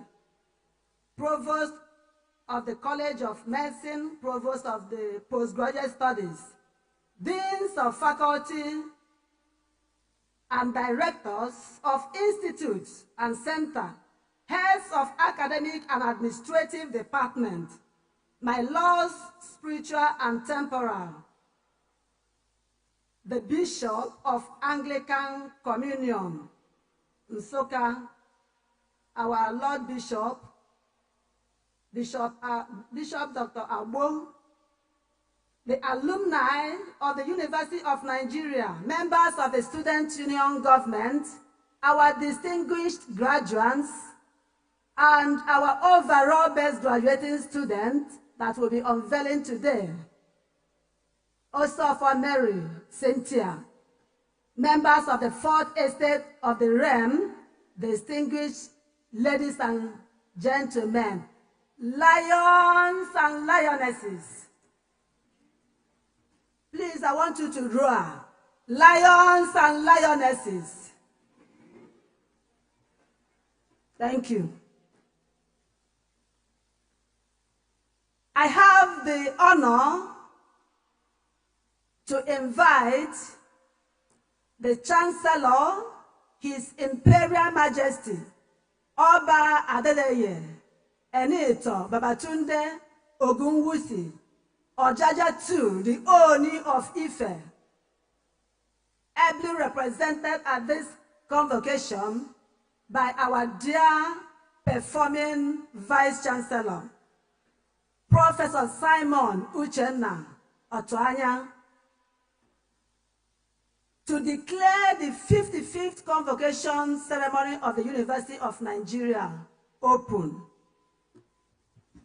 The Vice Chancellor, sir. Jobala Ahmed Tinubu, UCFR. The Honorable Minister of Education, Dr. Tunji Alausa, the Chairman, the Chancellor of our dear University, Oni of Ife, the Pro-Chancellor, Chairman of Council, Professor A.A. Karim, and his dear wife, again, a Vice-Chancellor. Your Excellencies, members of the Governing Council of University of Nigeria, distinguished members of the Senate, members of the management team of University of Nigeria, the Royal Highnesses that are here present, our distinguished deans of faculties, our directors are here, parents and guardians, members of staff, and of course, my dear wife, Barrister Ngozi Grace Otwanya, our students, union leaders, and our students, distinguished gentlemen of the press, ladies and gentlemen, lions and lionesses. Lions and lionesses. Thank you. Arise. Let us rebuild the University of Nigeria. Memory is a very patient architect. It quietly chooses the moment that deserves permanent. And allows countless orders to disappear into the anonymity of passing time. Long after this convocation has concluded, after the applause has dissolved into silence, and these academic robes, hunger, born in love, could one day become nourishment for another generation. Songs nonetheless, the journey has begun. We expanded admissions opportunities in medicine and dentistry to historic levels.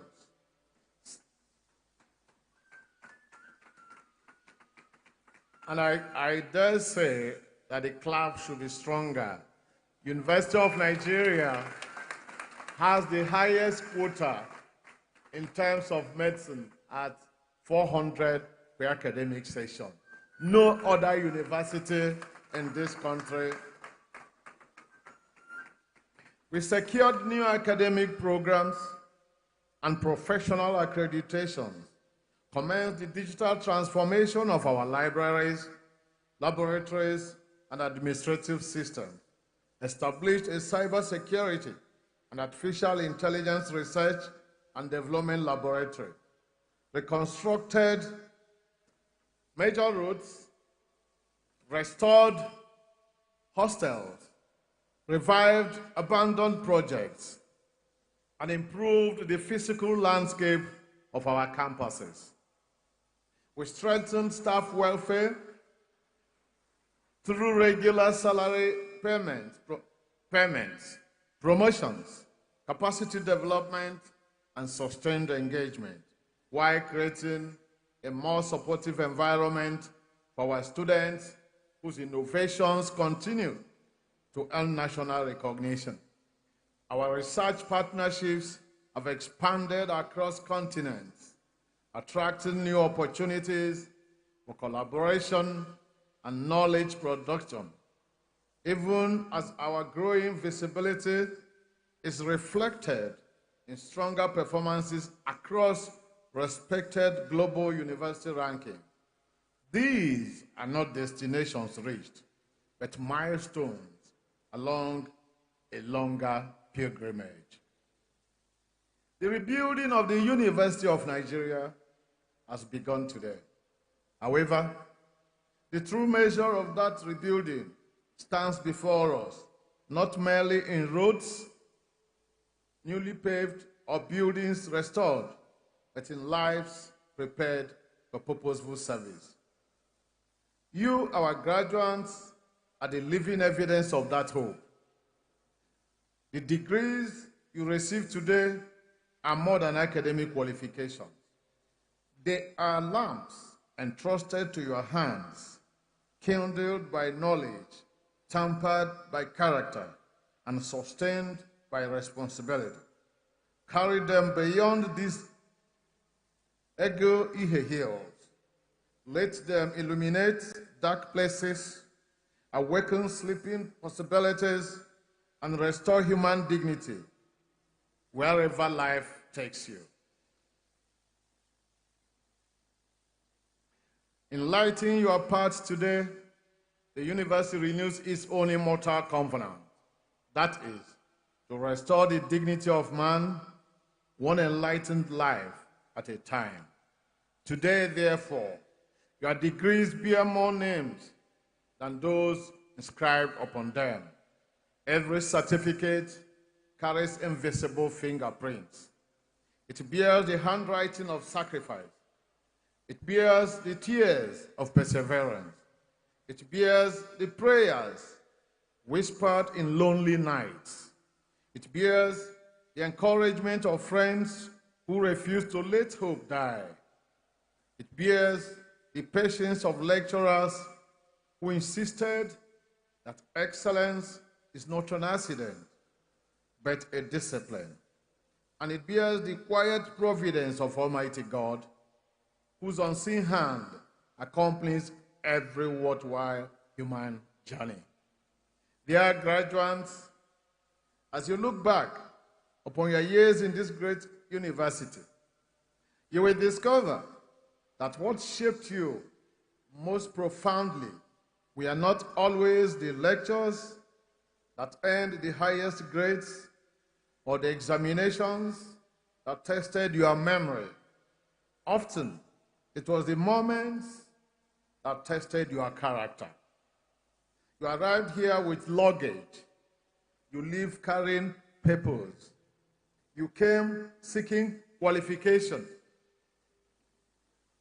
You depart entrusted with responsibility. You enter these gates as young men and women searching for a future. Today, you live as ambassadors of one of Africa's most distinguished universities, bearing not merely the name, but its reputation, its ideals, and its enduring mission. Your journey has not been without valleys. There were days when hope appeared distant. There were nights when sleep surrendered to assignments, laboratory reports, studio projects, and examinations.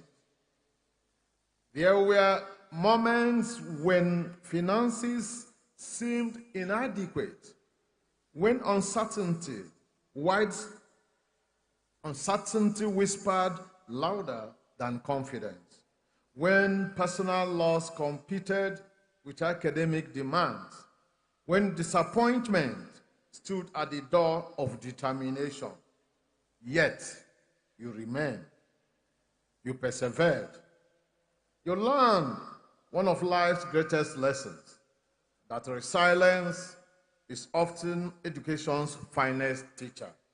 Knowledge does not merely grow in classrooms. It matures in adversity. Character is seldom formed in comfort. It is refined where difficulty and determination meet. Like gold, the human spirit discovers its brilliance only after it has passed through fire. Permit me also to acknowledge the extraordinary labor of our academic and non-academic staff. Universities are among the few institutions where people dedicate their lives to futures they may never personally witness. Every lecture delivered is an act of faith. Every experiment supervised is an investment in tomorrow. Every thesis examined is a quiet contribution to the architecture of civilization. Every member of staff, whether in the classroom, in the laboratory, the library, the workshop, the clinic, or the administrative offices, has contributed in no small measure to the success we are celebrating today. To you all, I offer the profound gratitude of a grateful university. Ladies and gentlemen, there is a temptation, especially on occasions such as this, to imagine that graduation marks the conclusion of education. Nothing could be further from the truth. Graduation is not the end of learning. It is the end of being carried and the beginning of carrying others. It is the moment when society stops asking what the university has done for you and begin asking what you will do for society. The university has given you knowledge. The world now waits to see whether knowledge will become wisdom. The university has sharpened your intellect. Humanity now waits to discover the quality of your compassion. The university has prepared your hands for work. History now waits to judge what those hands shall build. This is why I urge you never to mistake your degree for your destination. A degree is not an ornament to decorate a wall.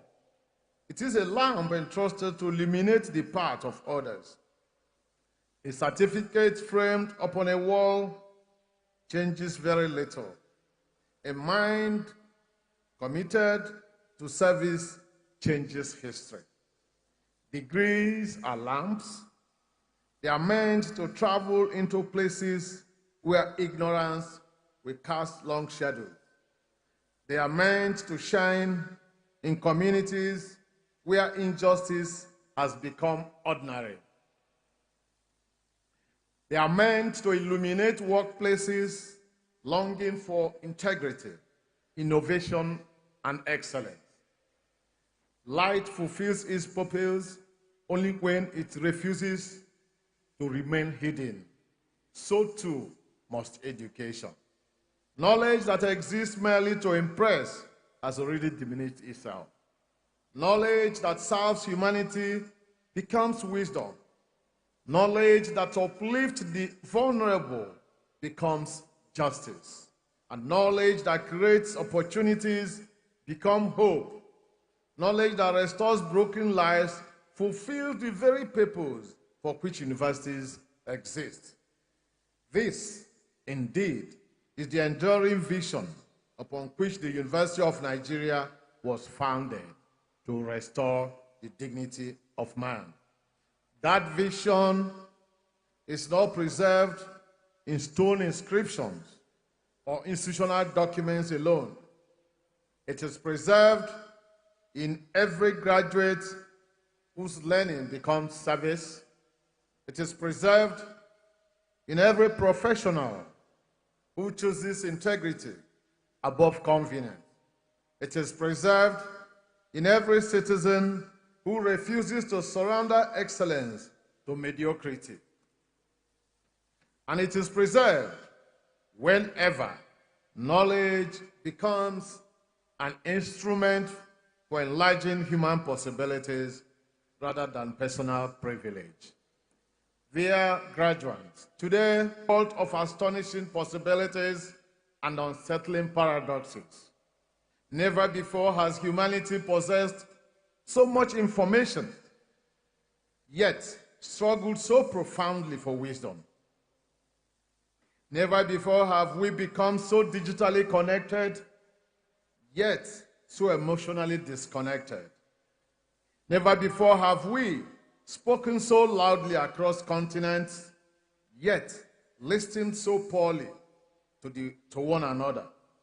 We have built machines that learn, but we continue to wrestle with teaching ourselves compassion. We have conquered distance, but not always distrust. It is into this complex world that the university now sends you. not as spectators, not as critics standing safely on the sidelines, but as participants in the unfinished task of rebuilding society. This is why I ask you to remember that while your degree may distinguish you academically, it is your character that will ultimately define you. The world has never suffered from an absence of brilliant people. It has often suffered from brilliance without conscience. Intelligence can design magnificent bridges. Only character determines whether those bridges unite communities or divide them. Knowledge can create immense wealth. Only integrity determines whether that wealth becomes a blessing or an instrument of oppression. Competence may secure employment. Character secures trust. And trust remains the invisible currency upon which every enduring relationship, every successful institution, and every great nation is built. As you leave this university, therefore, never allow your intelligence to become greater than your humanity. There may come moments when shortcuts appear more profitable than honesty. Moments when silence seems easier than truth. Moments when convenience competes with conviction. And moments when society appears to reward manipulation more generously than merit. When such moments come, and they surely will, remember that every compromise made against your conscience extracts a prize your certificate can never repay. Society can recover from honest mistakes. It rarely recovers from educated people who abandoned their moral compass.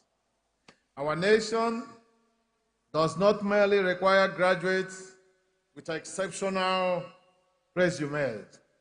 Nigeria needs women and men whose signatures can be trusted, whose words carry integrity, whose leadership inspires confidence, and whose success enlarges opportunities for others. Your degree may open the first door. Your character will determine whether humanity keeps opening the door for you. I think if I get a clap, it won't be wrong.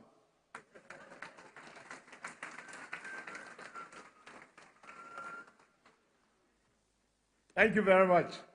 My dear graduates,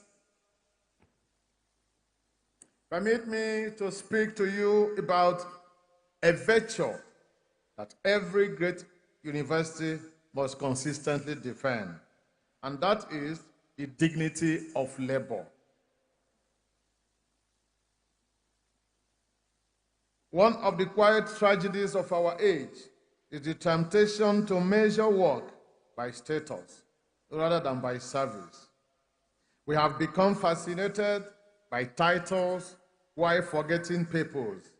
We celebrate visibility more than value. We sometimes admire success without asking what kind of humanity produced it. Still, no civilization has ever become great by dispensing honest work. The engineer who constructs a bridge, the teacher who shapes a child, the nurse who keeps vigil through the night, the farmer who cultivates the earth, the researcher who spends years searching for a cure, the entrepreneur who creates employment, the artisan whose skilled hands transform ordinary materials into objects of beauty and usefulness. Each contributes to the architecture of national progress. None is insignificant. Work deserves its dignity, not from the grandeur of office in which it is performed, but from the sincerity with which it serves humanity. Never measure your worth by the size of your office. Measure it by the size of the difference your work makes in another person's life. It is entirely possible to occupy a magnificent office while living a very small life. It is entirely possible to even live luxuriously, yet living very frugally. And it is equally possible to stand in a modest workplace while quietly transforming generations. Remember always that no honest labor diminishes human dignity. Idleness does. Dishonesty does. Exploitation does. Corruption does. But work honestly performed, whether celebrated or unseen, remains one of the noblest expressions of human dignity. This truth lies at the very heart of the university's founding philosophy. When our founding fathers declared that the mission of this university was to restore the dignity of man, they were articulating one of the most profound educational philosophies ever conceived. Human dignity is restored whenever ignorance gives way to knowledge, and whenever prejudice yields to understanding, whenever poverty is confronted with innovation, whenever disease encounters scientific discovery, whenever justice triumphs over oppression, whenever education enables an ordinary child to dream extraordinary dreams. This mission has never been more urgent than it is today. That is why I've consistently called upon our community to embrace one collective vision, to arise to rebuild the University of Nigeria. Dear graduates, this call is no longer directed only to members of staff or to the administration. Today it becomes your own commission. You are builders, builders of institutions, builders of industries, builders of ideals, builders of communities, builders of peace, of hope, and builders of a Nigeria that has not yet fully become what it is capable of being. Whenever you reject occupation, you rebuild the nation. Whenever you defend truth, you rebuild public trust. Whenever you choose competence over mediocrity, you rebuild excellence. Whenever you innovate, instead of merely complaining, you rebuild possibility. Whenever you extend compassion to the vulnerable, you restore the dignity of man. Do not therefore underestimate the transforming power of ordinary acts performed with extraordinary integrity. History is rarely changed only by spectacular events. It is more than changed by countless men and women who quietly refuse to surrender excellence to convenience. Remember that nations are not rebuilt only in presidential villas or in legislative chambers.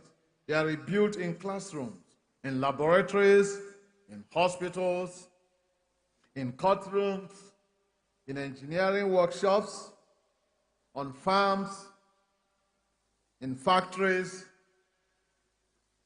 in creative studios, in boardrooms, in communities where ordinary citizens quietly choose honesty over dishonesty, service over selfishness, and hope over despair.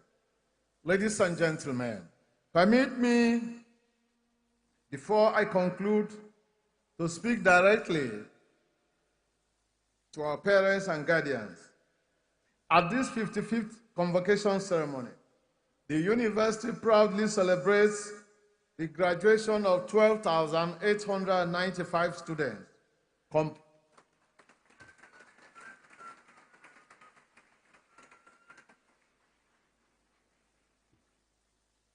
This comprised of 10,641 first degrees.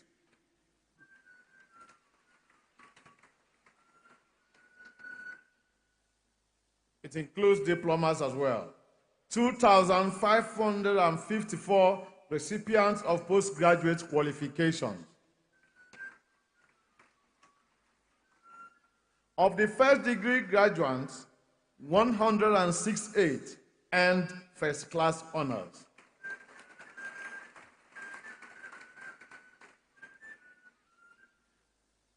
(3,182) graduated with second class honors upper division.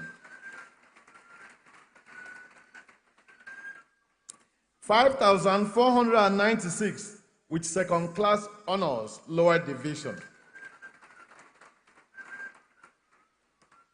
923 with third class honors. 23 with past degrees.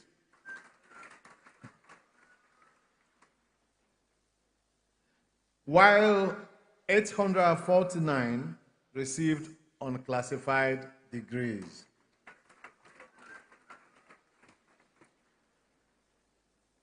In addition, 14 students were awarded diploma certificates.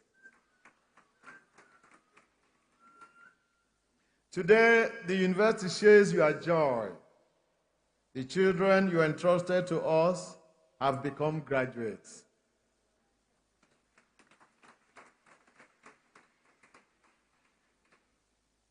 We return them to you, richer in knowledge, stronger in character, broader in vision, and deeper in the appreciation of what education truly means. Thank you, our dear parents, for believing in this great institution. Thank you for the sacrifice that made this day possible. Congratulations. To my distinguished colleagues, academic and non-academic staff, I once again express the gratitude of a very grateful university. Your labor is often unseen. Its harvest is before us today. Every graduate seated here is living testimony to your dedication.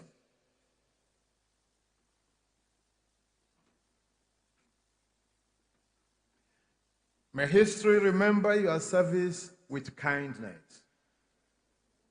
My dear graduates, the final moment has arrived.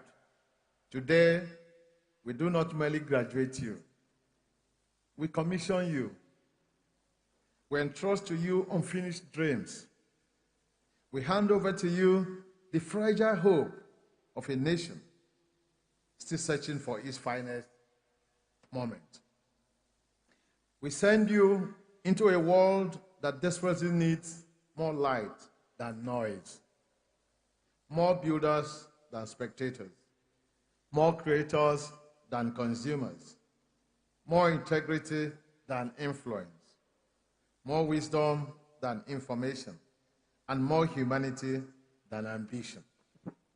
Go into the world not as collectors of certificates, but as custodians of civilization. Let your learning heal before it hurts. Let your success elevate others before it elevates you. Let your ambition never become greater than your humanity. Wherever life may take you, remember that you carry more than a degree. You carry the confidence of your parents. You carry the hopes of your families. You carry the labor of your teachers. You carry the reputation of the University of Nigeria. And above all, you carry the sacred responsibility of restoring the dignity of man. Therefore, arise. Go where ignorance will wait for enlightenment. Go where injustice will long for courage. Go where poverty still hungers for innovation. Go where conflict still yearns for reconciliation. Go where despair still searches for hope.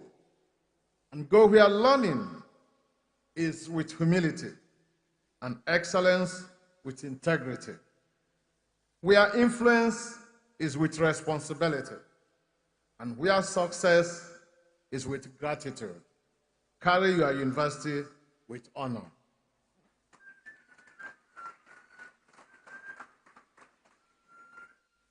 We know that the lamp that refuses to shine surely has betrayed its purpose. And I consider it a great privilege to join the university community in celebrating another milestone in the history of this great institution. On behalf of the Governing Council, I warmly welcome the visitor to the university and President of the Federal Republic of Nigeria, His Excellency, President Bola Ahmed Tinubu, GCFR, the Chancellor of the University, His Imperial Majesty, Oba Adeyeye Enitan, Babatunde Ogunwusi, Ojaja II, the Ooni of Ife, Honorable Ministers of Education, traditional rulers, alumni, parents, friends of the university, and our distinguished graduating students. To our graduates, I offer my warmest congratulations. You have worked diligently to reach this important milestone. While today marks the completion of one chapter, it also signals the beginning of another. The degrees you receive today are not merely certificates, they are symbols of responsibility.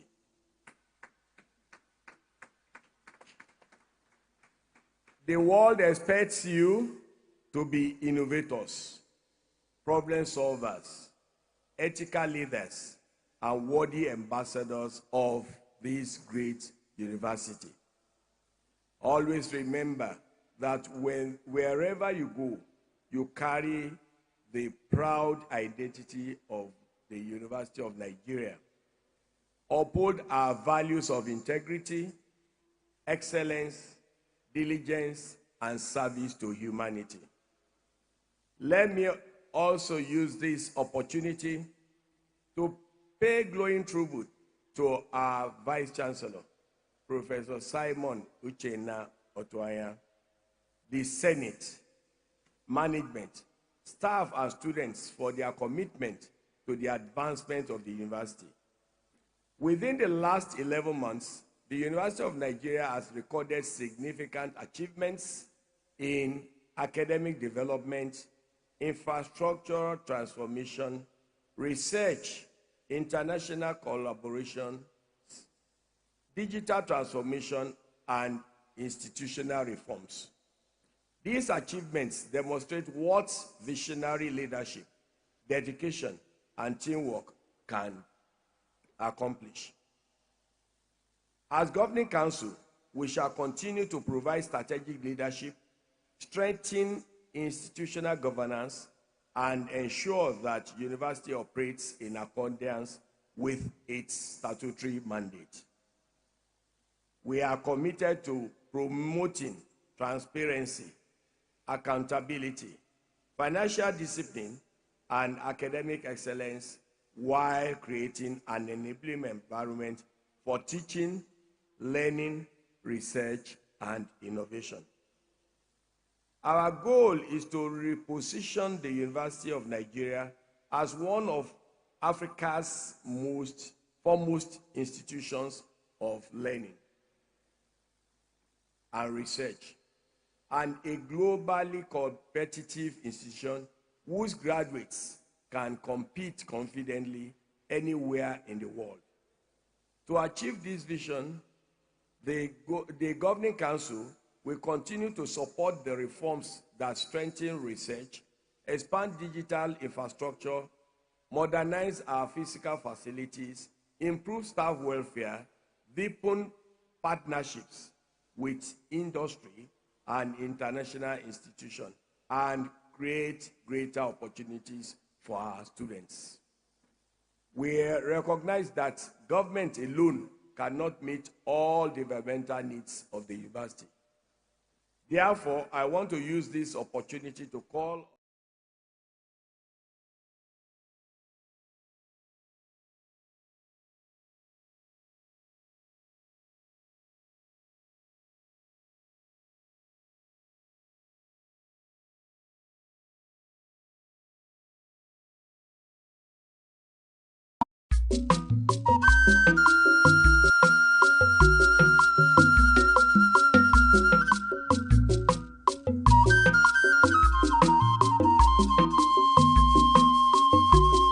Aneke television. How agribo mu die ku nkwaze na ahia mgboju ogugwu kakwa ogugwu ema. How mbo wa bia na ihe ebube eme. Mgbagbu wa gbatawa na ihe ebube emewa.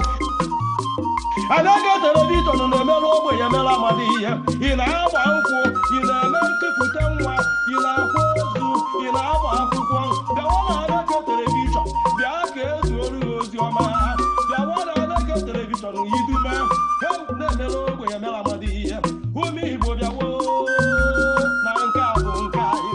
Ị mara ebe ọ ga-alụ etiho mọnwụ ntakịtụkwa mọnwụ si nne. Ya mere ha ji wee weta Aneke television. Ọ bụ onye gbagburu ahụ nna. Ọ dị na soshal midia. Ọ dị na mgbagbu. Ọ dị n'Enugu site.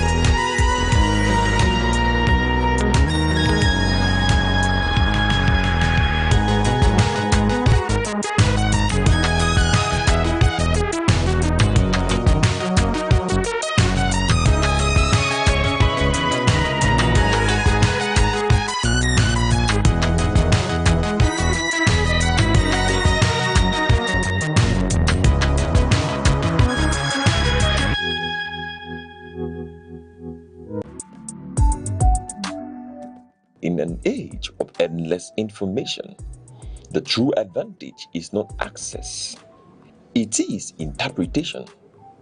Welcome to Aneke TV, where journalism goes beyond headlines, beyond reaction, beyond speculation.